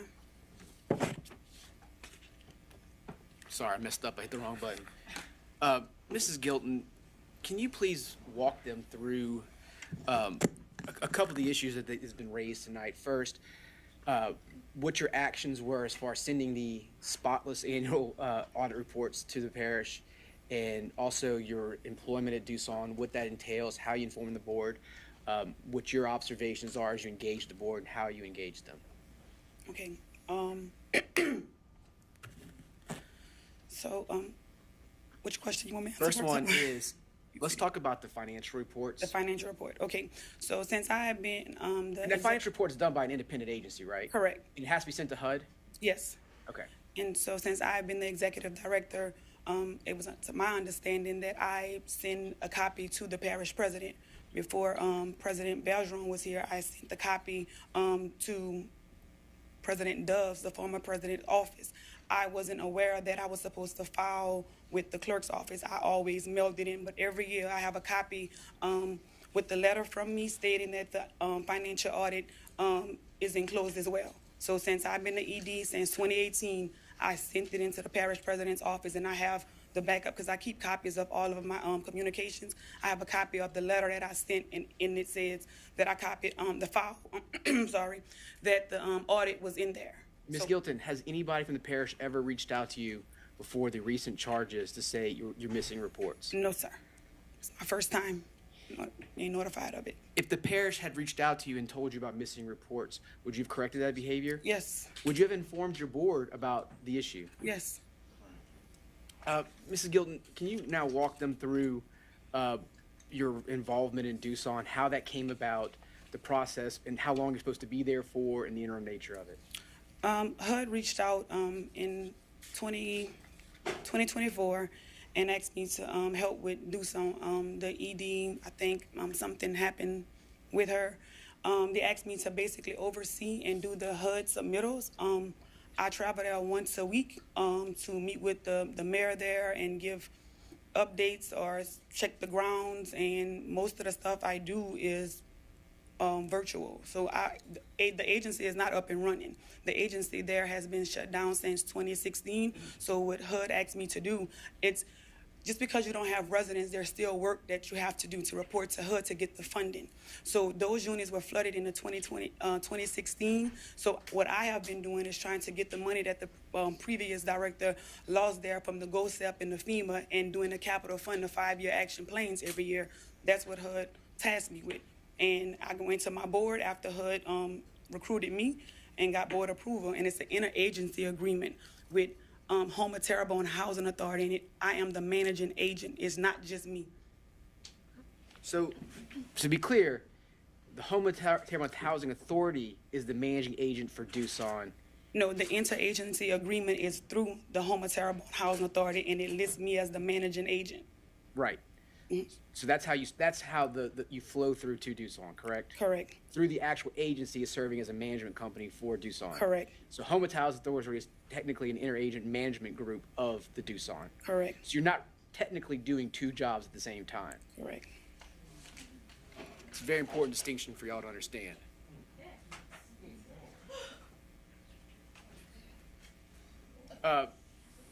When you sought your pay raise, did you go into executive session with your board? Yes. And you gave them the opportunity to ask you questions about your evaluation and see if you deserved the pay raise? Yes. And the pay raise was roughly 4%? It's 4%. Was it in line with all the other employees got at the same time? Correct. And it didn't go into effect yet. We still have a service, so it's not until July 15th. Because we have board meetings bi-monthly, we put it on the May agenda, because the board meeting in July is July 31st, and it's past the date. So to stay compliant, we did it May, and it's not effective until July. And Ms. Gilton, you brought something I also wanted to ask you about.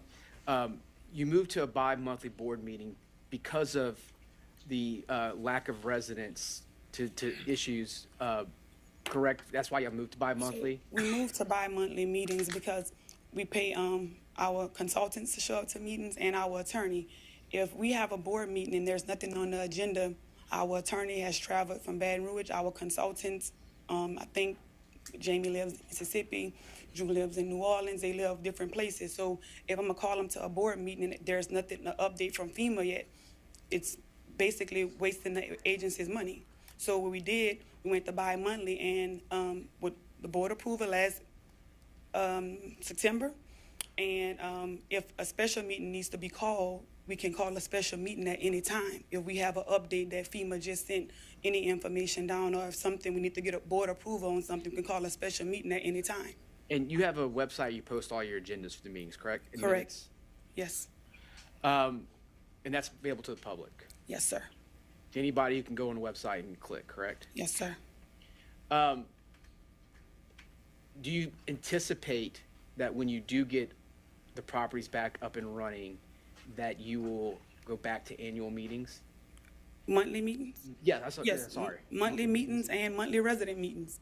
So when you have residents, you're gonna go back to what y'all were doing. Correct. This is a temporary, so it might be why you didn't change the bylaws, because it's temporary. Temporary. It's not set in stone. And we meet again, our annual meetings are in September. And so September, the board have to vote again to say, hey, we're gonna continue bi-monthly or we're gonna go back to monthly meetings. That's when we pick a new chair. We do the same thing similar to what the council does. And Ms. Gilton, they voted on doing this, and Yes, correct? sir. And if you change the bylaw, you do that by vote? Yes, So it's virtually the same thing. correct. If y'all have any questions for Mrs. Gilton. Mr. Bergeron? No. Okay. Mr. Pleasure. Yes, Ms. Gilton, based on your accounts and also Mr. McDaniel? Yes. The consultant, Mr. McDaniel's Yes. account, you guys received 4.3 million, whatever it was, and you're looking to RFP this to get 19 buildings to 20 units online. That's what the Correct. That's what- short-term plan is? Yes, and we mentioned that at our board meeting in May when our plan moving forward was trying to get at least 40 units back online, so that's like 19 buildings, something like that. So, matter of fact, I think maybe the first week of June, that's when Jamie called and said that we had got approval for the 4.3. I don't want to lie either. It's what, 4 million. Okay. All right, thank you. Mr. Trusclair. Thank you, Mr. Chair. Mr. Keedy, you, going back to the Doosan thing, you said that Doosan's housing has been basically shut down since 2016. 16, 17, it was like the Great Flood that happened in Baton Rouge. Okay, so we only not quite 4 years out here. So it seems like we light years ahead of where Doosan is, so our board must be doing something right. Correct. Thank you. A point of clarification to, can you please explain to them your role versus the chairperson's role and whether HUD has approved and what HUD's guidance is on the chairperson's role in the organization and your role in the organization, how y'all comport to that? The board only sets the policies and procedures. Mr. Bergeron mentioned that I took Ms. Cheryl's role. I'm over day-to-day operations. The board cannot get into day-to-day operations. That's what they have the executive director for. So the things that Ms. Cheryl is charged with not doing, she's not responsible for doing them. They're in my contract. I'm not sure if they gave y'all a copy of my contract, but it lists what I'm supposed to do, and that's from HUD. And I signed that contract, it's notarized, so day-to-day operations, the commissioners they're not supposed to. That's not what a board is for. They set policies and procedures only. And Mrs. Gilden, to change the subject back to something else, you have an attorney that advises you on HUD regulations, is that correct? Yes. Is there, do you know, and you said the reason why you're going to buy monthly is why you don't have residents to save costs, and part of that cost saving is so you don't have to pay for an attorney to drive from New Orleans or Baton Rouge to Houma, correct? Our attorney and the consultants, correct. And is there a lot of HUD attorneys in Houma? I don't know. Has the attorney approached you saying that they do HUD law and they could help you out? Not since, I think Jacob Gate, Jason? Yeah. And if I told you that HUD's a specialized law that very few attorneys actually practice, would you have any reason to object to that? Kevin? Thank you, Mr. Chair. Ms. Gilton, I guess, tell me about the relationship between Doosan and Houma Terrebonne Housing Authority. Do they actually pay any fees to our authority for the work that you do? Yes. That's what I wanted to know. Thank you. Mr. Voisin? Hey, Ms. Gilton. Thank you, Mr. Chair. How long you been in this position, Ms. Gilton? February 2018. But I've been with the agency since April 2013. Yes, ma'am. And is that when you entered into a contract into this position where the board? No, sir. So, the first 6 months was, interim. And, they did case back, they wanted to see how I would perform for 6 months. And, in July of, 2018, that's when I signed my first contract. That's when you signed it. And is that the contract that's in question as 2 years or 5 years? So it started off as a, 2-year contract. God rest his soul, Barry Boberlin was the, chair. And after my first 2 years, the board voted to change my 2-year contract to a 5-year contract. Before they did that, I did reach out to HUD, my colleagues from Shreveport, St. John the Baptist, my attorney as well, because he have other housing authorities, to make sure that it was you can do it, and they voted on it. The board changed the contract from a 2 to 5-year contract. So you work closely with the board members, I'm assuming. Yes, we talk daily, even on the weekends. Is there some good, healthy disagreement in there? I would say we try to come up with plans together. Ms. Cheryl wants all the units on 1 story. I don't feel like we gonna find that type of lane, because we've been getting a lot of pushback looking for lane, because as soon as Jamie and I and Mr. Danny, we done met with a few people and we tell them that it's public housing.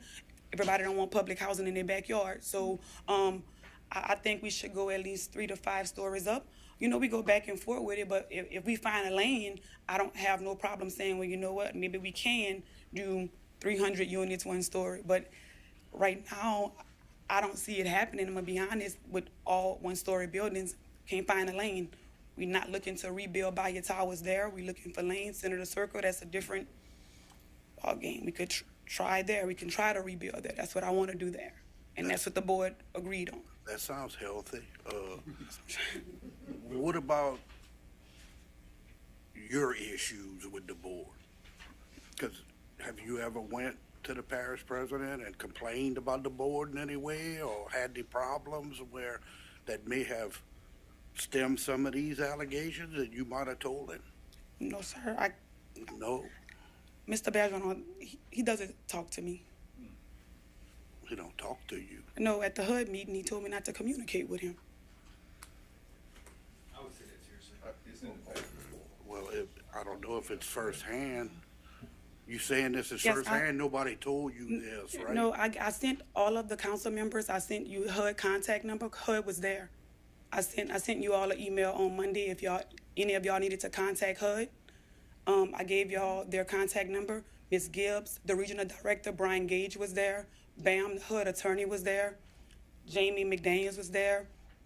Danny Piku was there. God rest his soul. Mr. Larry Beauclain was there. So. And also Miss Kelly Fernando was there also. He told me not to communicate with him, to talk to him through Kelly or something like that. I don't want to.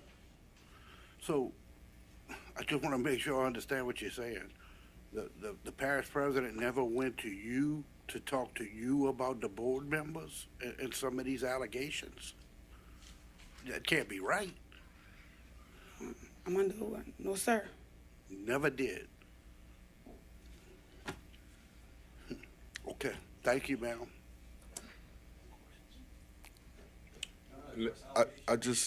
Well, that's what I'm going to ask now. I just want to make sure that I'm clear that you guys are under oath saying this. So you have witnesses or people whom will testify and say that the parish president told you not to talk to him.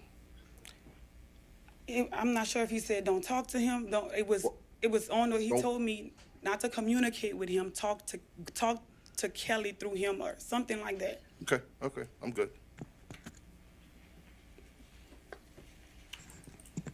Mr. Bergeron. Yeah, I honestly don't feel like I have to reply at this point, because now we've already changed our story 2 or 3 times.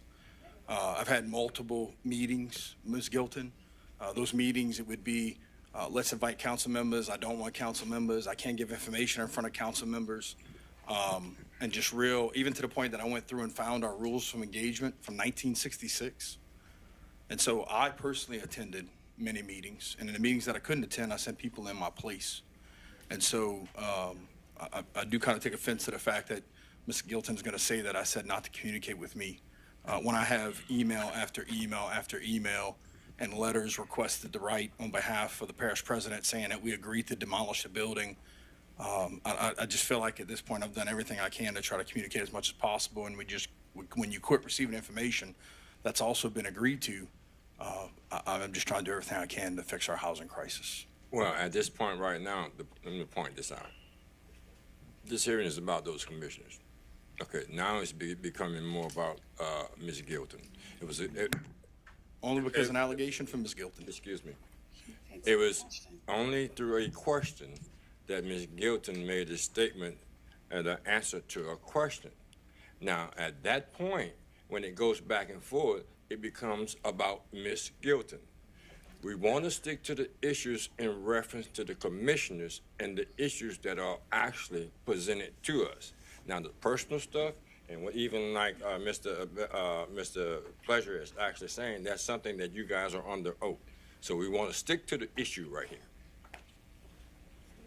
I agree. And Mr. Chairman, I do want to follow up with a question that I didn't ask, and I apologize. Ms. Gilton, the agreement between you and Doosan, and the agreements between the Housing Authority, Terrebonne Housing Authority, and Doosan, who provided the language to do that agreement?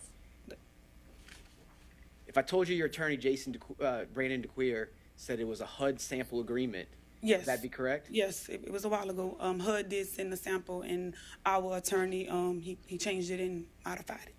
And do you think HUD is in the business of creating bad situations and providing agreements between agencies that they don't want to work together?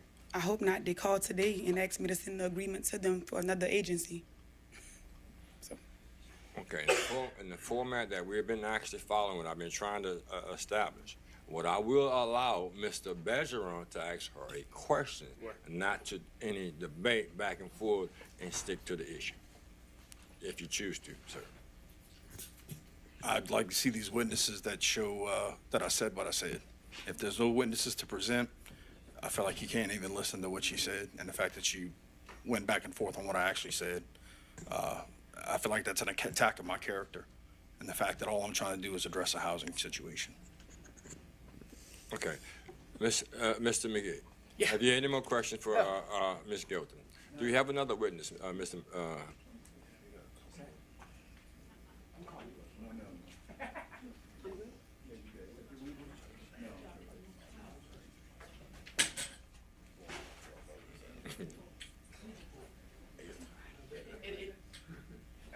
I don't want to beat a dead horse, but it is in the packet that we provided you, the conversation. This isn't changing our story. It's actually in there, because one of the allegations against our board members is a lack of communication, and so we addressed it. It's in there on, the pages are not numbered, but you found it where it is? Yeah, so we put there in a quote, and it has what we believe to have happened. So it's in there. I want y'all to read it and review it. Look, and I think, I don't think it's important right now to get into it further than that and get into he shed, she shed. What's that? You can have my copy. But yeah, I don't know that that's important for us to argue about it. I think it is what it is at this point. I would personally want to move on now that I've provided to it. Can you give me 1 second to confer with my clients real quick and have a little powwow? Yeah, it has to be under the motion.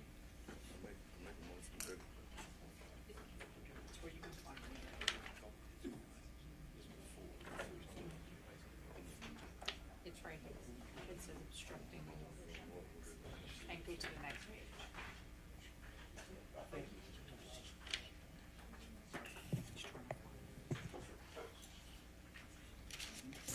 Mr. Chairman, at this point, I've discussed with my clients. They are happy and satisfied with the information they provided you.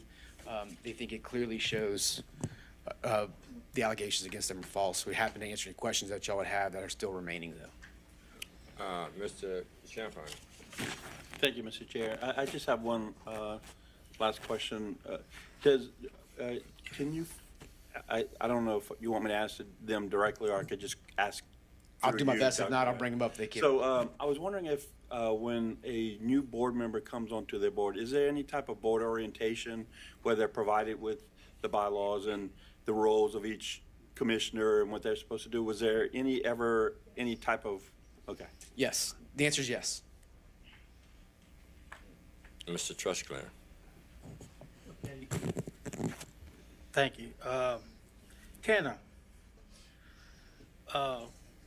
early in your original presentation, you stated that HUD did not find any wrongdoings in anything that this board has done. That's correct. Okay, now my next question is, this board, is it a parish-created board or is it a HUD-created board? Well, it's a complicated scheme, and it's you see the same thing duplicated with the hospital, actually, which is there was a movement in the 30s or 40s or 60s to create entities that have some sort of local participation in it, but that are really, truly federal creatures, right? Because they want locals to participate. They don't want to just be they don't want to be the government coming down and saying this is how it's going to be. And so, like, Terrebonne General is a hospital service district. It's not just by itself. So that was created to receive federal funds at that time to build a hospital. It's the same thing with HUD. HUD wants a receiving local entity that's going to be part of the community. So it is a somewhat local creature, but it's really, at the end of the day, really just a flow through from the federal government. Kind of like our recreation boards being a state-created board. Correct. Managed by the parish. Correct. And there, so you have y'all put forward members on the board, and they created, but it's supposed to be separate because they really don't want it. If they wanted to give you the money directly, they would give you the money directly. And so the whole idea is that you're creating a local governing board for it. So basically, it's a HUD board that's managed by, that's set up by the parish. That's correct. Funded by the parish. And it's really answers to HUD. I mean, at the end of the Answer day, to HUD. because that's look, anybody knows anything about the world, money is everything, right? And that's the purse string is HUD. So you got to follow all their regulations. And I think, to your point, dealing with FEMA alone is hard enough. You want to add another layer, add HUD. I mean, that's one of the most bureaucratic monsters there is. That is a mindful of navigation that is really hard to do. Okay. And like I said, I think, being it's basically a HUD board, and they have found zero. They haven't come up with any discrepancies or any non-compliance. Everything's been straight up. I think it's a moot point at this time. Thank you. Mr. Babbitt. Yeah, thank you, Mr. Chairman. Tonight it's been kicked around that it was the board that's actually on trial here. We'll use that term. That's correct. Correct. And that they were your client. Correct. Correct, okay. My observation just a minute ago, because I want to know who's running who. You said, can I have a minute to confer with my client? Correct. And you did, but you didn't go talk to your client. That's not correct, You Mr. didn't Babin. talk to Mr. No, that's not correct, Mr. Babin. Actually, I went to the corner here between the chairperson and Okay. Mrs. Hilton, and I Okay. said, and I so I want to be very clear, because now I've not personally attacked a single person on this board. That is a baseless accusation where I specifically stood right here and said, have we got everything? Okay. I actually looked over to him, asked if he wanted to testify, and I said, we have everything covered. And I looked down this line, and I looked over here over my Okay. shoulder. And you walk to the back. I'm simply So asking what I'm a saying question. is, no, but you obviously need to get those glasses re-looked at, because that's not what happened, and that really makes me angry. From here, it looked like that, Miss. I simply asked a question. Well, I'm simply giving you a And response. You gave me an answer that is satisfactory. Okay, we understood that. All right, let's move on. Mr. Pleasure. Okay, Oh, wait. so just so, hit the gavel. Yeah, I went to the corner where they all are. I just said that. Mr. McGee, audience, Mr. McGee. Excuse me. Thanks. Excuse me. Now, what is going on here? Last time I checked, Mr. Lee is not a person other than a witness in today. Well, the point is, look, I don't need all of this. And what we need to do is stick to the issue. Stick to the issue. We can't assume nothing. That's why you took an oath. If you got something to say it on the mic. Let it be on record. Now, you got all these lawyers and all these people that want to say this, that, and the other. You know, look, if you're lying on somebody, go to court. And by the way, right now we need to find out what we're going to do here, and evidently people are choosing sides. And I also want to provide you that if this does end up in litigation, my first discovery request is for the text message between Mr. Lee and Mr. Babin regarding what they saw in the last 5 minutes before, and see where that question was generated. Just want y'all to know. There's no conversation. Okay, well, I hope so. We'll find out. Okay, all right. At this time, we're going to move on. And what we're going to be is that we're going to have the closing statement by Mr. Bergeron. After the light of Mr. Warzan. And then we're going to have you make your closing statement. Thank you. All right, Mr. Warzan. Mr. McGee. And by the way, my seat's right there. I'm just curious. 13 allegations, right? Correct. Being made against you. So, in those 13 allegations, does any one of those allegations have a specific date tagged to it? No. Not that I saw in the charging letter. I don't have it in front of me. I don't want to tell you something that's completely wrong. It's in front of you in his charging letter what the allegations are, though. Yes, sir. I don't recall seeing one. Let me put it that way. And I was just curious, as of maybe the most recent ones, if there was some very recent allegations in there that just occurred recently, within the last 3-4 months, something like that. That you knew of? No, this is, when I met with my clients and we discussed it, most of the stuff was the first time they were actually hearing it and understanding it for the first time is when they read the letter. And it was pretty much, a lot of it was news to them. Understood. Yeah, I'm good. Thank you. You're welcome.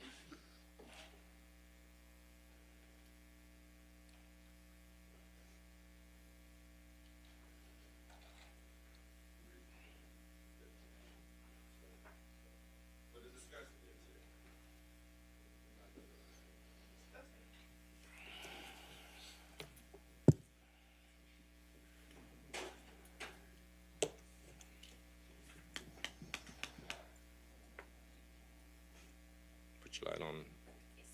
Okay. All right. Mr. Neal? I want to, when, Yeah, discuss that. And Mr. Tanner, discuss the order that we were going. So trying to maintain the order. yes, sir. All right, let's go. Yes, sir. So I wanted to remind you that whenever we talked about opportunity for Mr. Bergeron to ask questions, that he said to you he wanted to wait until all the witnesses in order to finish his questions. And then I heard you mention that we were going to go to closing arguments after the next council member was finished.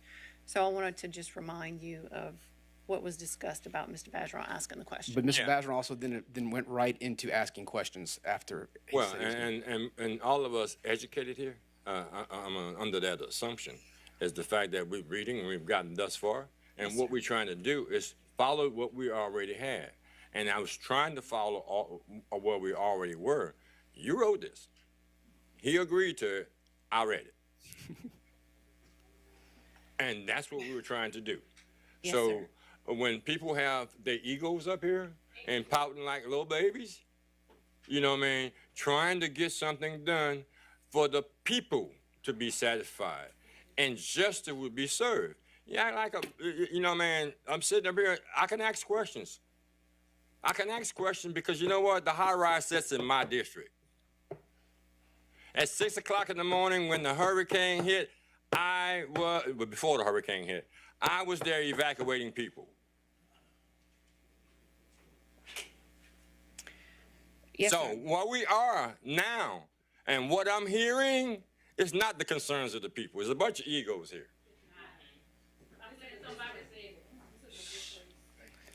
Mr. Harding, I'm just trying to get you through. Well, I'm trying to get through too. Yes, But sir. then, look, these egos, I hear the whispers and swip up here. Guess what? It's never been done before, and right now I've sat in this council chair.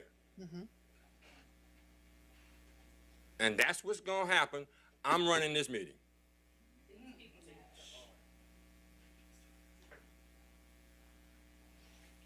So what we going to do? Because we've had enough of this. So what we're going to have to do is close an arguments by Mr. Bedroom. I don't get to ask the witness questions based on what I ask. Well, it's been a lot of talking, and everybody been talking. You want to ask questions? All right. Y'all ask questions, we'll be here all night. Let's go. I just got two things. Two things. Mr. Tanner McGee discussed that we had argued over FEMA funding, and then it was stated that we don't have any FEMA funding. So for us to be arguing over FEMA funding, we have to have FEMA funding to argue over that. Mr. Tanner also stated that I've been obstructionist to tearing down the building, and because I had to go I've to never FEMA. stated that. I'm sorry. I just have to clarify, Mr. Parish President. Okay, but it's in the book too, so. So I have an email from FEMA dated May 29th, 2025, because I asked a question about the tower project being related to the antenna project. My question says, I have questions related to the project, and I give the project numbers, that this project is waiting on FEMA to send us an email on an issue on holding up determination of eligibility. The equipment has to be removed before any demo with the housing project can proceed. Is there any way for us to put some urgency to get that moving sooner rather than later? To which I received a reply. As you stated, removal and relocation of the radio tower is dependent on FEMA determining that Bayou Towers is eligible for replacement. Otherwise, there's no nexus for us to allow to remove the tower if the facility is only eligible for repairs. So to say that they're waiting on us to tear down because they're waiting on our antennas, again, I've had to go directly to FEMA because I can't get any updates any other way. And this says that is not the case.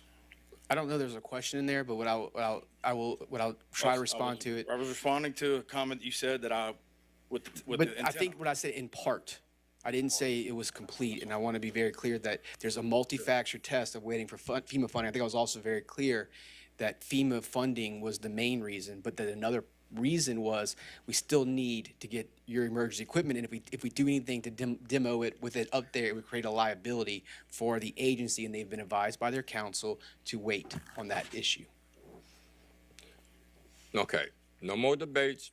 Let's close up the arguments, and let's get to the point. Sure. Because that's back and forth, back and forth. I'm here to do what you want me to do, Mr. Chairman. Right now, I need to hear from Mr. Bedroom with his closing arguments.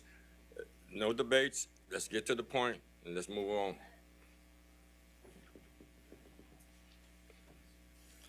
All right, well, I want to start off by thanking Mr. Badman for acknowledging the threat of a lawsuit, whether it be a statement or a threat. I've been in many meetings with council members in executive session where there was a conversation had multiple times about we would not be threatened by lawsuits. And so what I hear is that if you don't vote the way that he thinks you should, we are going to get sued. There was conversations about volunteers, and at the end of the day, I take this position very seriously because this is a state-regulated board that I have appointments to, of which I feel responsible for holding those appointments accountable. Ignorance of a law does not mean that you are not guilty of breaking that law. And I take bylaws of an organization appointed under state legislation very seriously. And so at the end of the day, if you were to go through, and one of those could be debatable, I have to have one cause. And I brought 13. But at the end of the day, there are 2 bylaws that are not being followed. And those bylaws in case law have had people remove as commissioners just by not having the meeting part handled properly.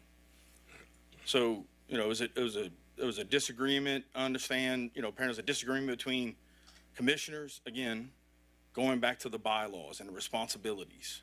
And again, if we don't follow bylaws, what do we adhere to? Because I understand that in organizations I've dealt with, the bylaws is what you use to govern an organization, no different than when you use articles of incorporation and an operating agreement and running a business, or when you use our charter and our ordinances to manage the parish. By not following those, again, it's easy to say, well, why don't we not follow this one? Why don't we not follow that one? At what point is not following bylaws, is there a number that you have to not follow 10 bylaws before you're held accountable? When I look at the $28 million, and based on the HUD numbers, because again, I went to the state and testified for projects for housing in Terrebonne Parish. And I testified for the bond commission so that we could fund a housing project. HUD's average cost is $232,000 per unit. I know this number because when we testified of the 4 organizations that day, Terrebonne Parish was the only one approved for a bond because we were below the HUD requirements. Based on that $232,000, if you look at the $28 million, it's 120 units. There's conversations about this being about my ego, about being everything other than the fact, again, that I go back to where I started, that we have a housing crisis. And right now, we do not have a number of how many residents need to be housed and a plan for what that's going to look like. Because even if you take $10 million of that $28 million and you start putting housing together for residents that do not have housing here 4 years after the storm. We had a meeting with HUD, and in that conversation, Katrina's housing crisis wasn't addressed 10 years later.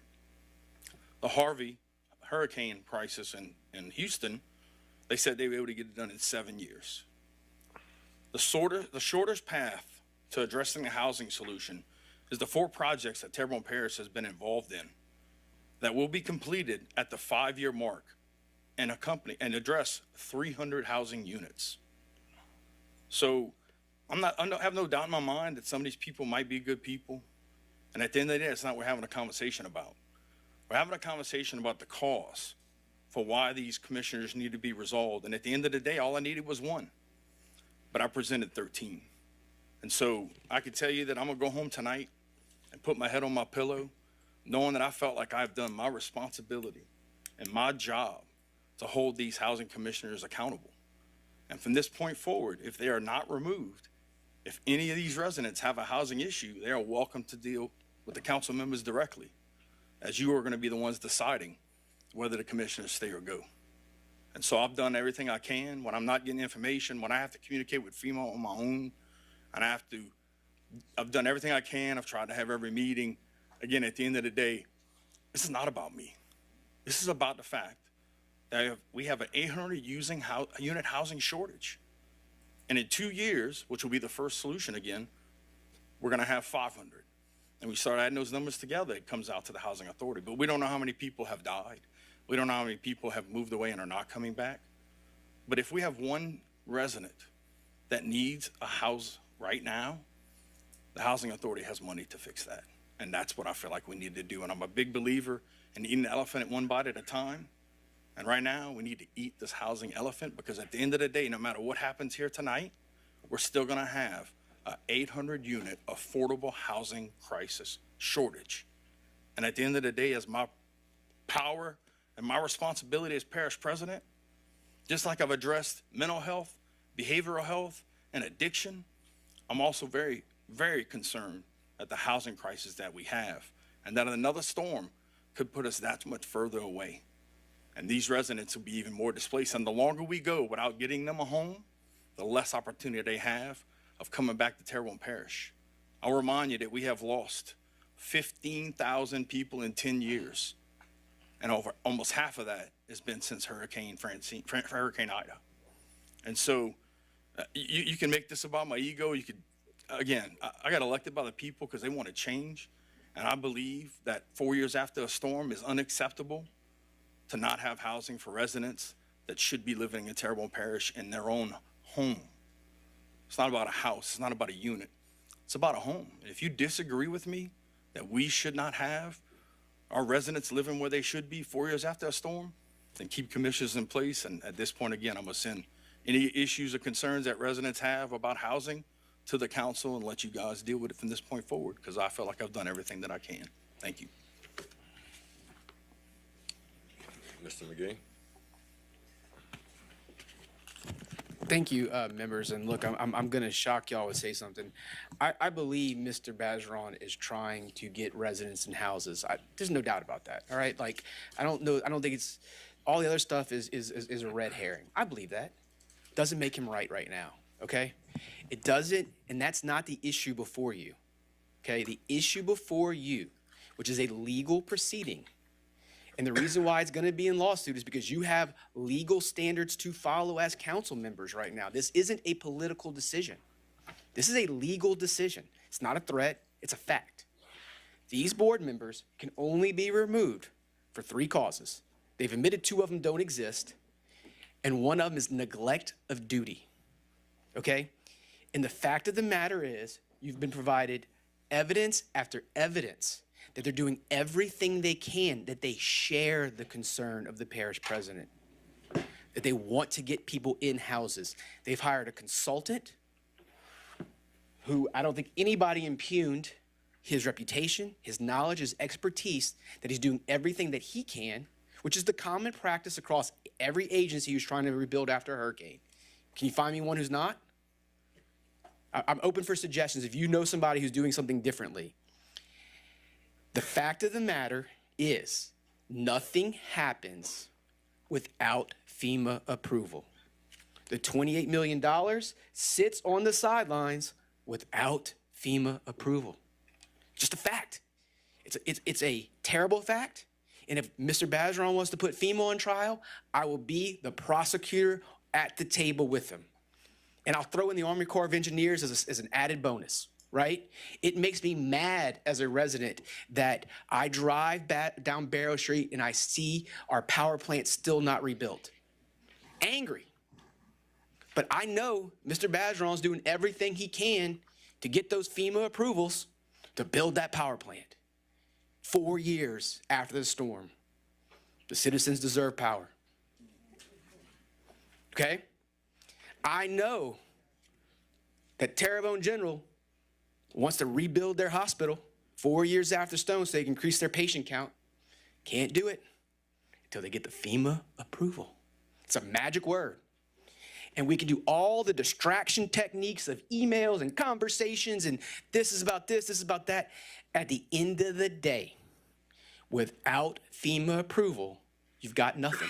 The $28 million is not FEMA money. That's other monies that they're using to attach to the FEMA process. Now, I think almost everybody in the room agrees they don't want to rebuild the Bayou Towers. And you heard the reasons why. They're looking for land. They have all these things that are going on. It's just not that simple.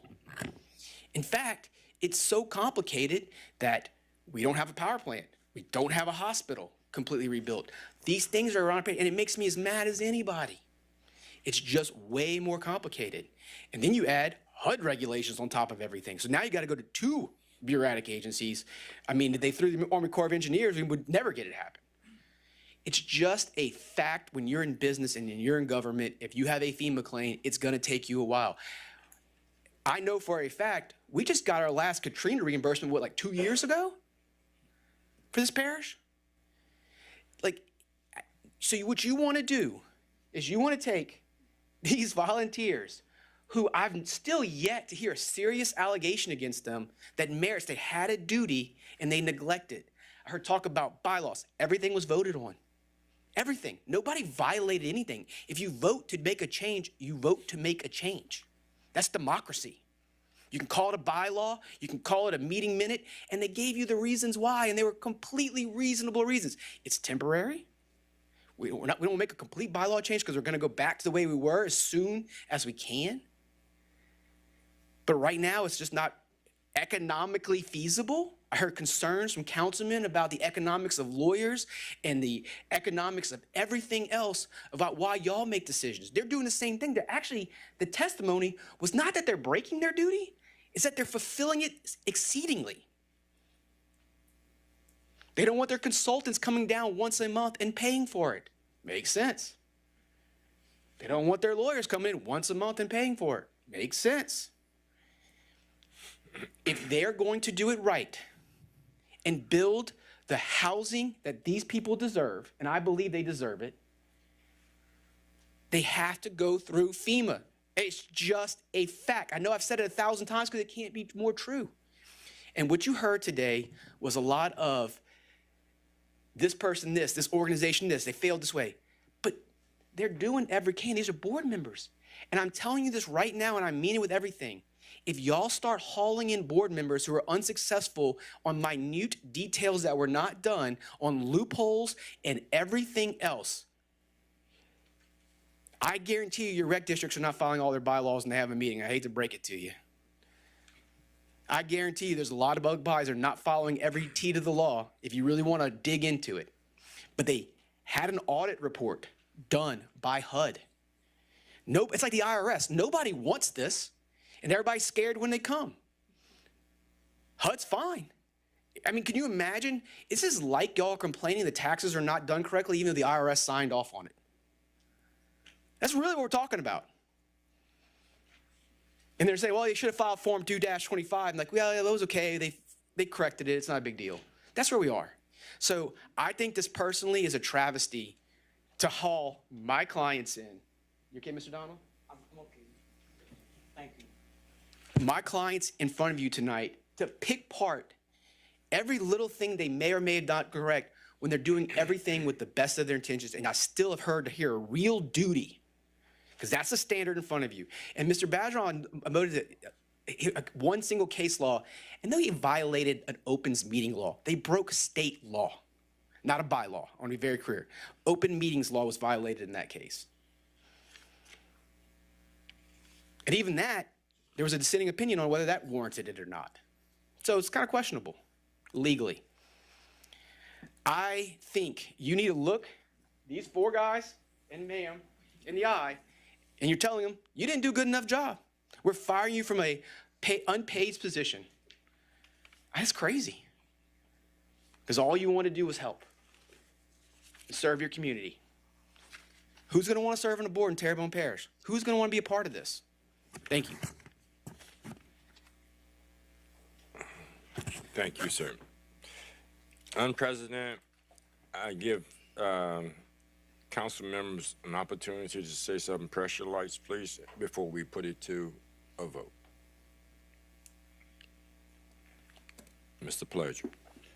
And the reason I chose to put my light on to speak one last time, because Senator Circle, it means a lot to me.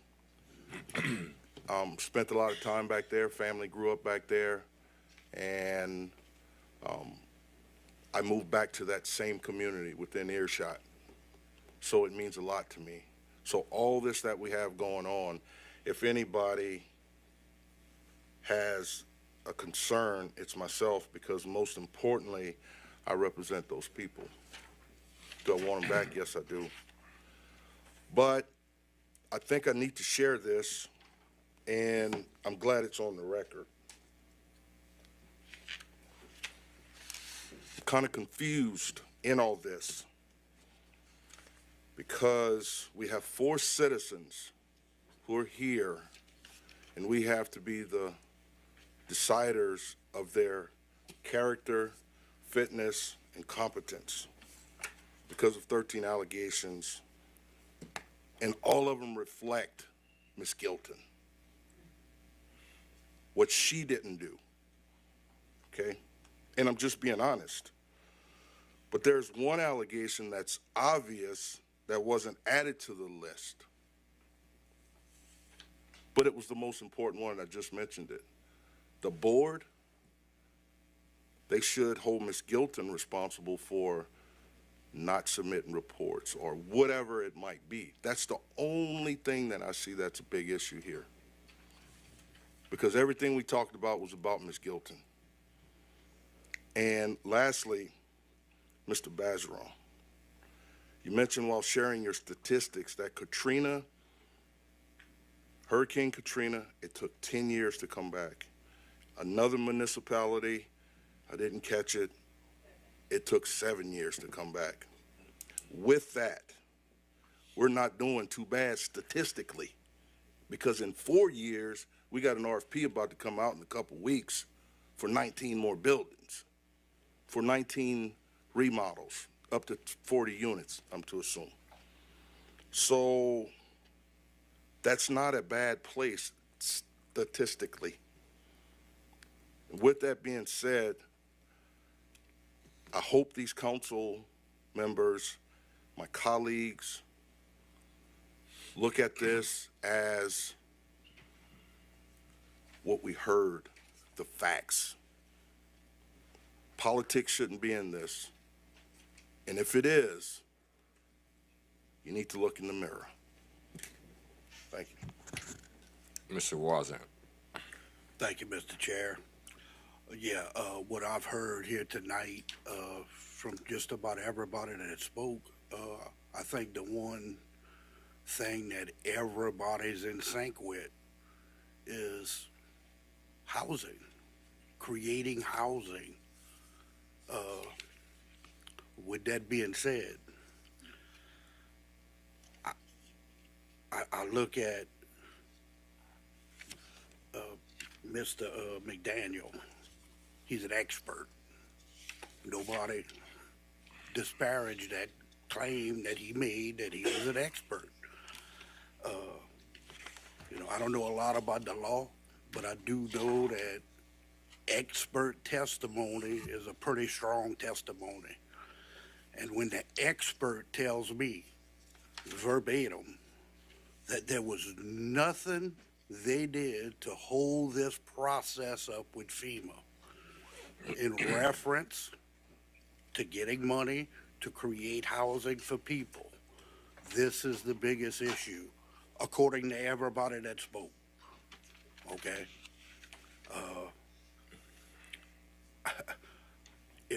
If any of the allegations created that to delay that process, it would definitely be something, I mean, me as a council member would have to actually look at and address.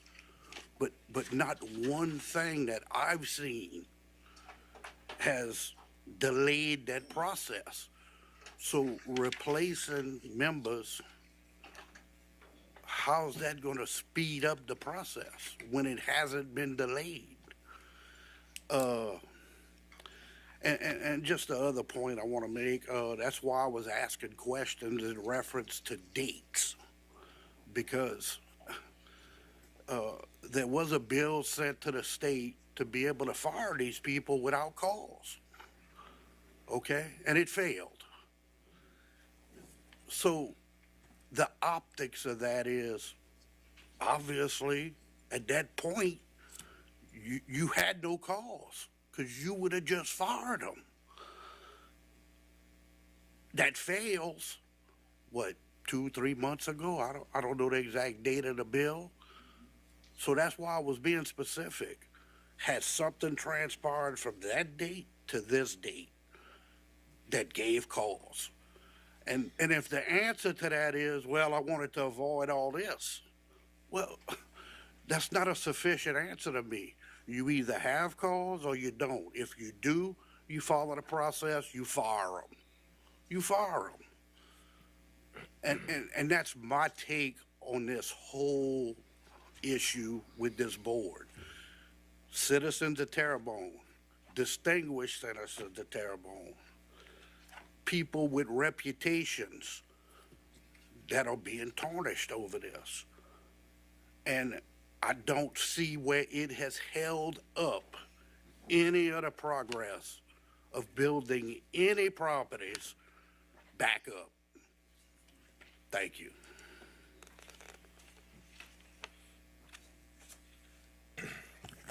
Mr. Hamner.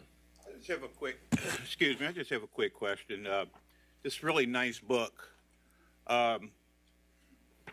Who authorized Home of Terrebonne Housing Authority to do the book, and what funds was it done with?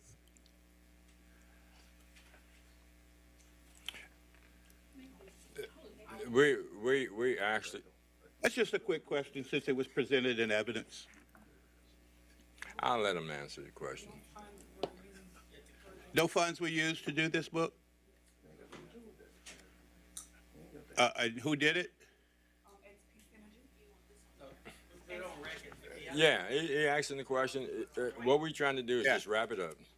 Yeah, and we closed out the question. I understand, This is- Mr. I'm Hanner. just curious. It's XP Energy or Synergy or something like that, but I mean, I really don't want to open the record Yeah. for more evidence at this point. I think we've made our closing argument. Right. so- But this was presented in evidence. Yes, it was, but I mean, We're closing arguments. Okay. Point to be made. Time has been well spent, but then whatever times it takes, number one, to get it right. And housing has been mentioned here a lot. And we can't control who lives in Terrebonne Parish.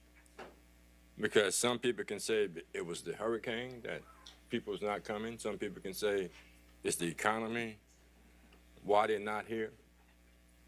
But the reason why we're here, and I want to say to my colleagues before the vote comes, does the punishment fit the crime? Is there a crime for a punishment? We speak about FEMA, and rightfully so, what was brought out is the fact that we're all waiting on FEMA in some form or another. But I just can't get over the fact, does the punishment fit the crime? Are we going to take away 4 people? We're already behind, and we're going to start all over again to find out. It's not just about these people making meetings, because it's $100 million to do this, so much $1 million to do that. We're setting ourselves to go backwards.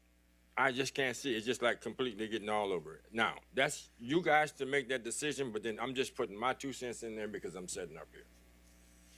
I've been involved with this, and my point to be made is the fact that we have to get it right.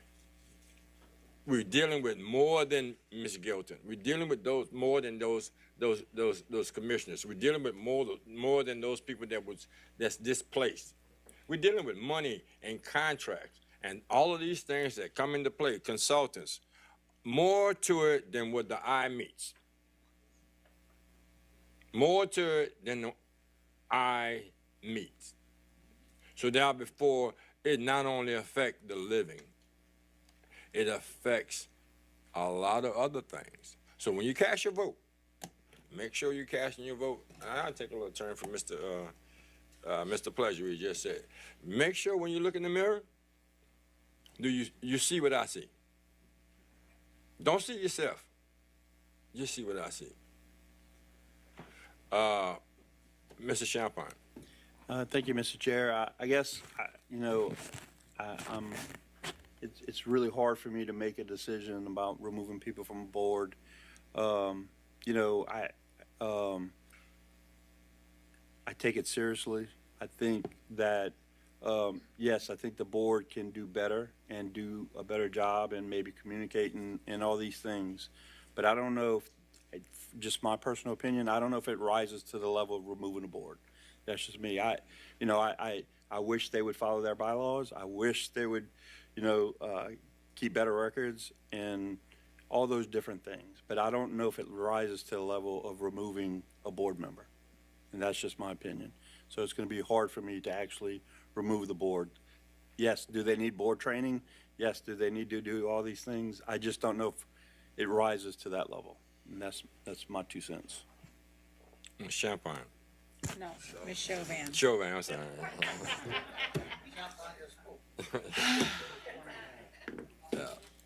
All right. So I'm looking at all of this that you expected us to read in an extremely short amount of time. I had the letter of the allegations and the issues. This is a lot to digest and for us to come back with a vote at this time. I don't know about the rest of you, but this is hard for me when I'm looking at this, because I want to be able to read this. I want to be able to digest this. I want to be able to understand it more.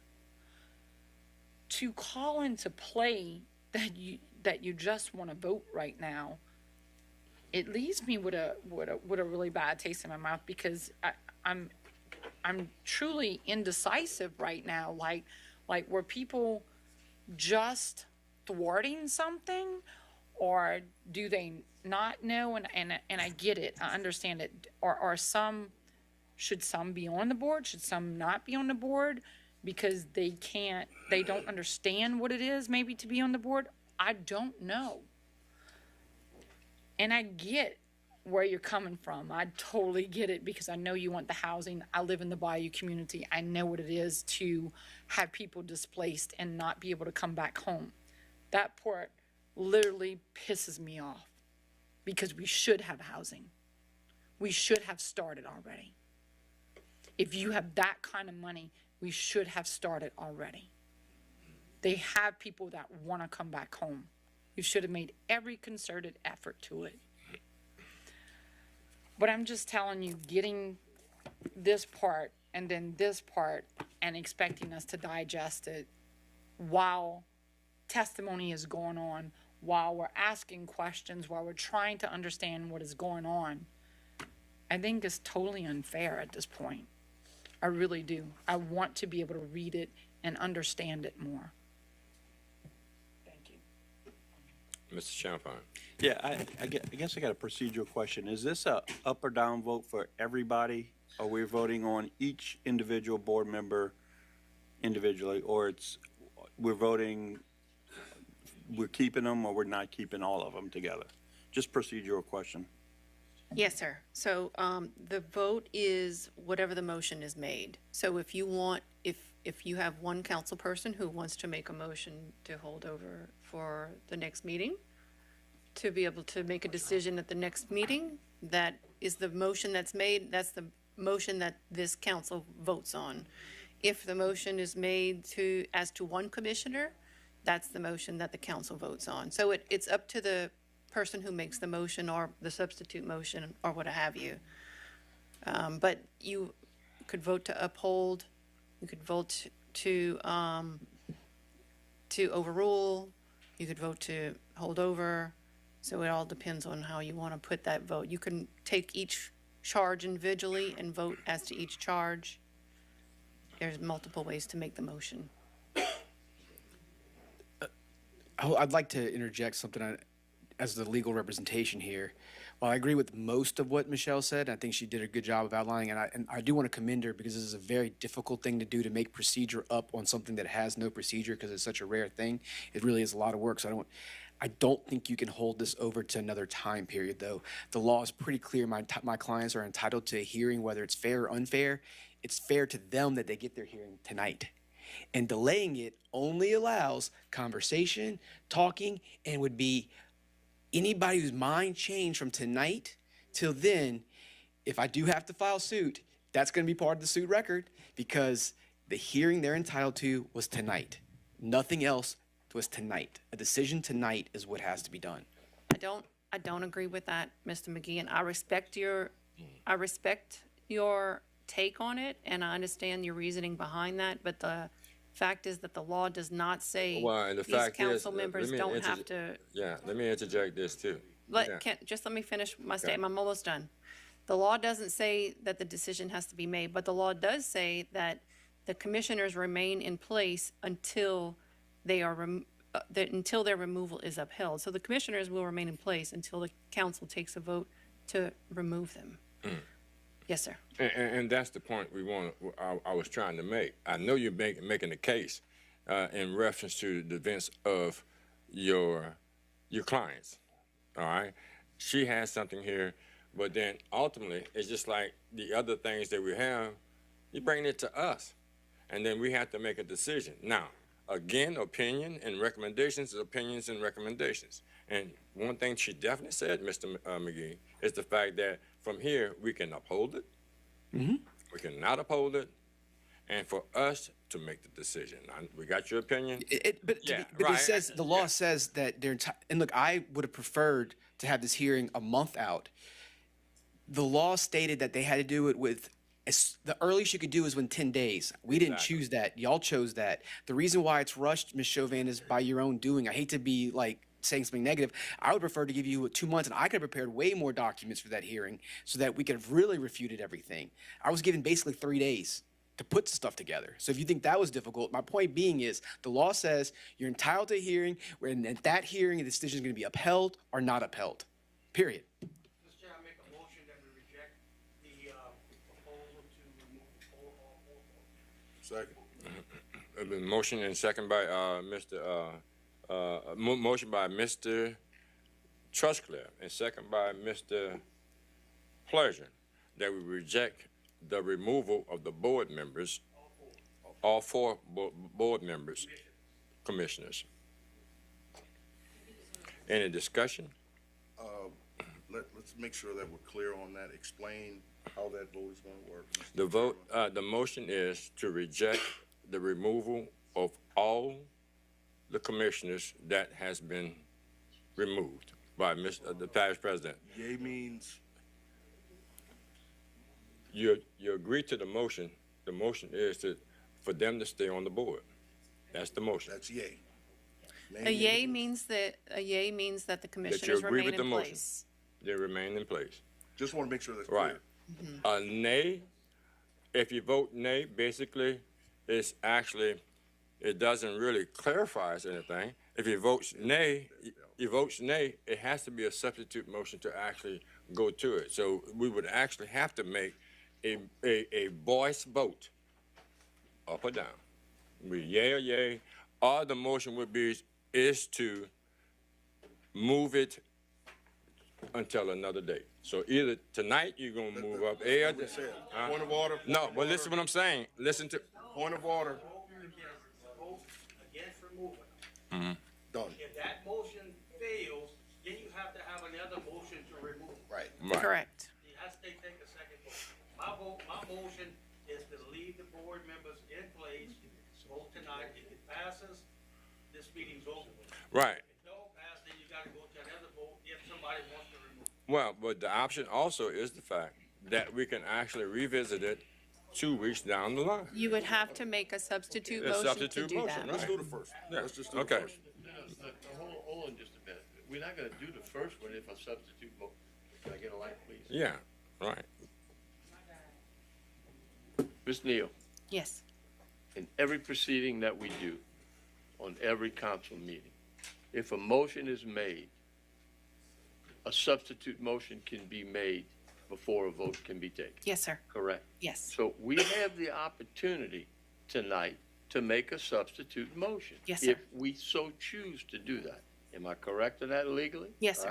right. And Mr. McGee's point is well taken, that the proceeding was to get it over tonight. I'm no lawyer, but I'm throwing in the fact that we having to be judge, jury, and execution up here the other night. Even juries get a chance to deliberate. Am I not right? So my point is, if someone up here chooses to make a substitute motion, we have that right to do that tonight and hold this over to another meeting, is what I'm saying. And what I was saying, when he made the motion and it was second, I asked for discussion. That's what we normally do up here, don't we? Yes. Okay, then. Okay? And a discussion could be a substitute motion. Right. But as of this moment, I haven't heard a substitute motion.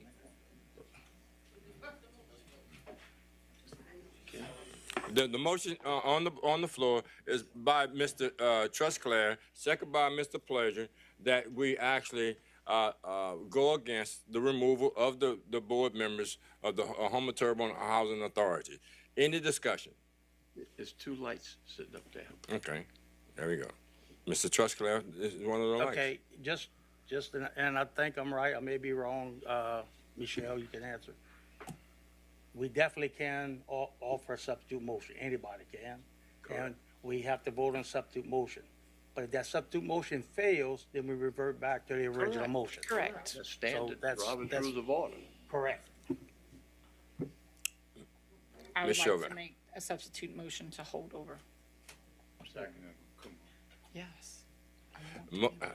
Ms. Chauvin has offered a substitute motion, second by Mr. Babin, to hold it over to the following council meeting. Any discussion? Yes. If that in fact passes, at that meeting, the meeting would not be deliberation, it would just be a vote. Correct? I'm asking the question. Yes, Please. you're at the point to vote. You're at the point to vote, so if a substitute motion is made and seconded and voted on to hold it over to the next meeting, at that agenda item, it's going to be The hearing- a yea or nay. Yes, on the it. hearing has concluded, the The hearing has deliberations have concluded. If somebody at that point can make a motion, either like Steve just did, to hold, to not do it, or if somebody makes a motion to, correct? Yes. Okay, thank you. I just want to be clear what the next one would be. Any more discussion? Members, cast your vote.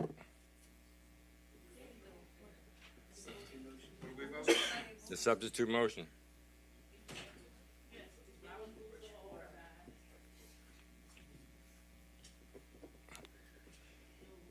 Members, vote your machine.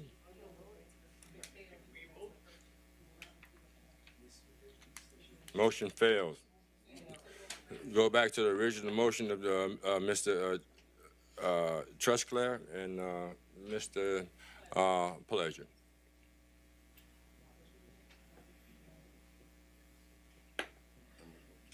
Members, vote your machine.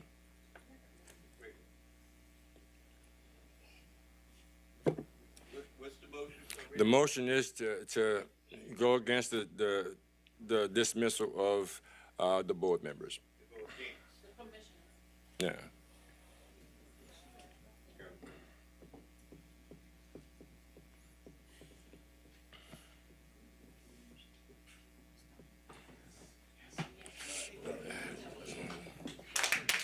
Motion is not. The motion.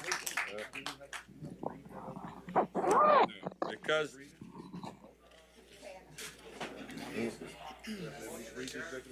Mr. Harding, could you make a formal announcement of the decision? For Yeah, the decision passed with the motion of Mr. Trusclair to have the commissioners remain as the members as commissioners on the Housing Authority Board. Right. 5-4. Mm-hmm. Right. Now. Yeah. Motion to adjourn. Motion adjourned by Mr. Pleasure and Mr. Babbitt.